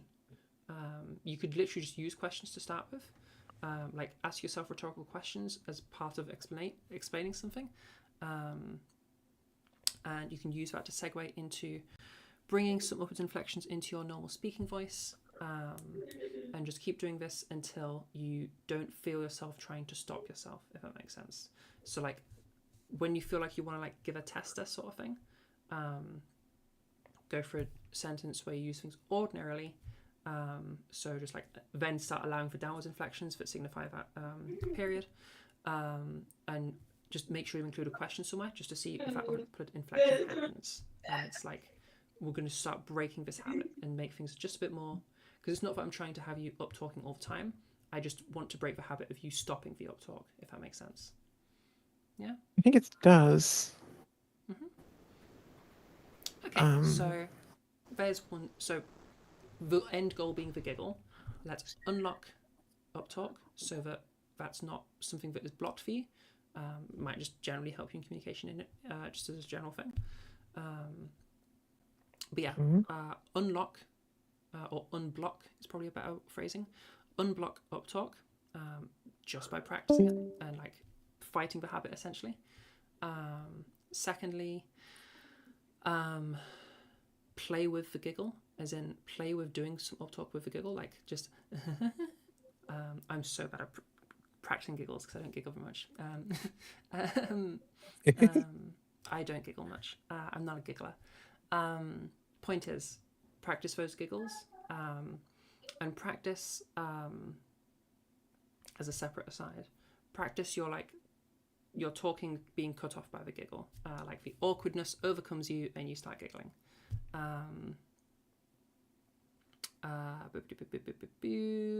Some smiling probably comes into a giggle because you're giggling. You probably won't have to do that intentionally. It'll probably happen on its own, but just in case, I figured it was worth mentioning. I'm sure that it will.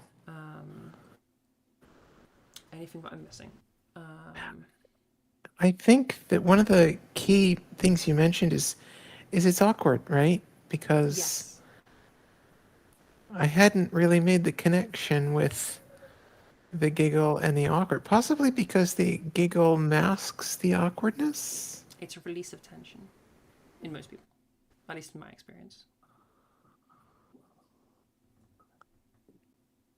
And yeah, so that's something to look for, I think, to be more cognizant of. All right, thank you so very much. Yeah, no worries. So just to recap real quick. All right. Unlock up talk, or unblock it. Unlock up talk. Unblock up talk. Try just practicing those mechanism shifts as you do the giggle. This is going to be something that feels awkward to practice, hopefully. So use that. Use the awkwardness to get that awkward giggle and that release of tension. And I feel like there was a fourth thing and my brain's melting, so I kind of forgot. Yeah, I would super agree with that, Winter. Giggling is like super unintuitive for me. It might be something that I practice, but yeah. Is there anything I missed, Beth? Do you want me to recap or anything, or do you feel like I answered your question? I think it's good. I see what Winter wrote. This is you have a high confidence speech style. The giggle is a pretty low confidence voice feature, it says here. In terms of my voice, yeah. And I'm not looking to portray a lack of confidence. I think I'm more looking to portray the emotional side of. Yeah, so it's not necessarily. Maybe I'm just not in touch with that. Yeah, it's not necessarily like that you have to be someone who is not very confident. It's just a matter of like it's usually a release of social tension, of anxiety, and so anxiety is something that's going to come in with like it pairs with a situation where you just feel a bit awkward, a little bit low confident about something feels a bit off, and a bit weird. So it's like, it's not unconfident in the sense of like you're a low confidence person, but like in the speech style. Like I'm quite, to switch up the terminology that might make it clearer for you, I'm quite assertive in my speech, especially when I'm presenting workshops, because I'm presenting myself as a teacher. That you certainly are. Yeah, so like that high confidence, you could switch that out for like assertive.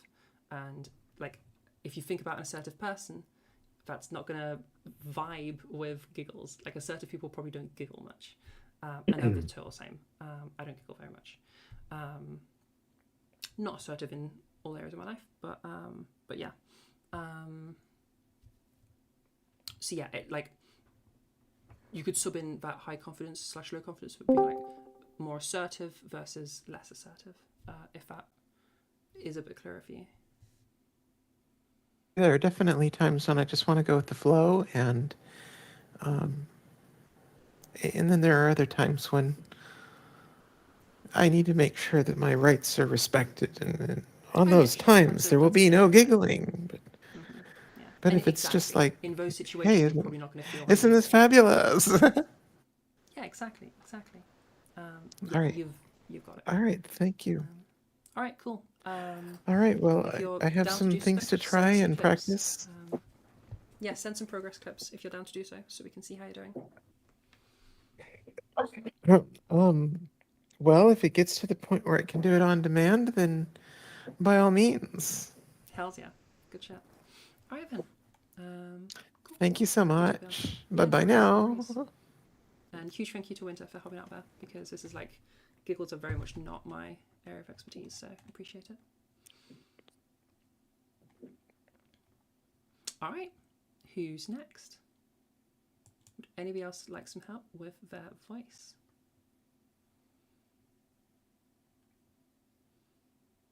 Also, while we're here, Winter, why aren't you plugging your workshop? When's the next winter workshop? I can't believe it's 5 to 1 in the morning. I don't even remember last time I was up this late. This is going to be like a 6-hour workshop? That can't be right. We started at like 20 past 7. Whatever that is, till 5 to 1. I've got 7 p.m. almost.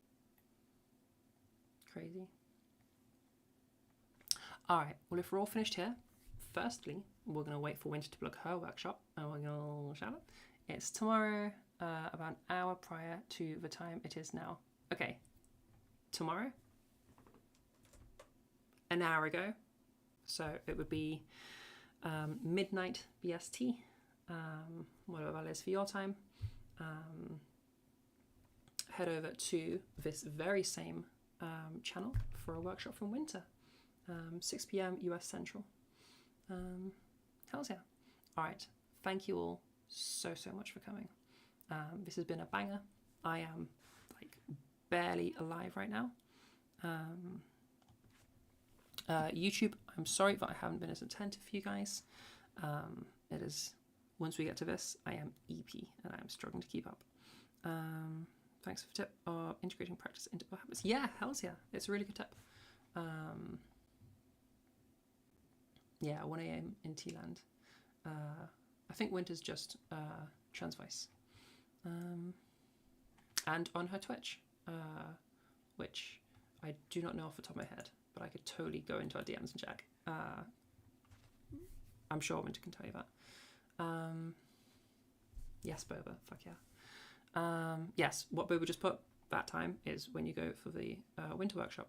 I'm gonna, okay, I'll let Boba put that in Trans Network, fuck it, I can't bother. You would, but you'll beat yourself in the cheek accent, maybe next time. No worries, Akira. That's it, Gwendolyn Winterheart. I was like, it's Gwen something. Okay. Once again, huge special thank you to our Ko-fi supporters that bring you this insanely intense workshop. Beth, who you've just heard from, is our top supporter. Huge ups to Beth. All right, big freaking claps in the chat. Our tier 3 supporter. Thank you very much, Beth. We also have our tier 2 supporter of Lanmisa. Thank you to her. You'll see her about my server. She's pretty active. And then our tier 1 supporters, Misty, Mihugi, Himari, and Grave Lord Maria. Thank you again so much to those people, especially Beth. Thank you. Like, these workshops are here because of these people on this list, so huge thank you. Send Beth your love. She's freaking awesome. Okay. We have the giveaway going on right now. I'm going to speak to people in Trans Voice to ask them about me doing a big 12-hour workshopy type thing. So if you just want like 12 hours of my voice help, it'll kind of be like people can come in, get help, kind of like this end section, and then every so often we'll do a little workshop as well. 12 hours of Zara on Wednesday the 28th. The 28th is when the giveaway finishes, so you'll be able to get some last points in, and we'll, hopefully you'll be able to spend your tickets all day if I can get that to work.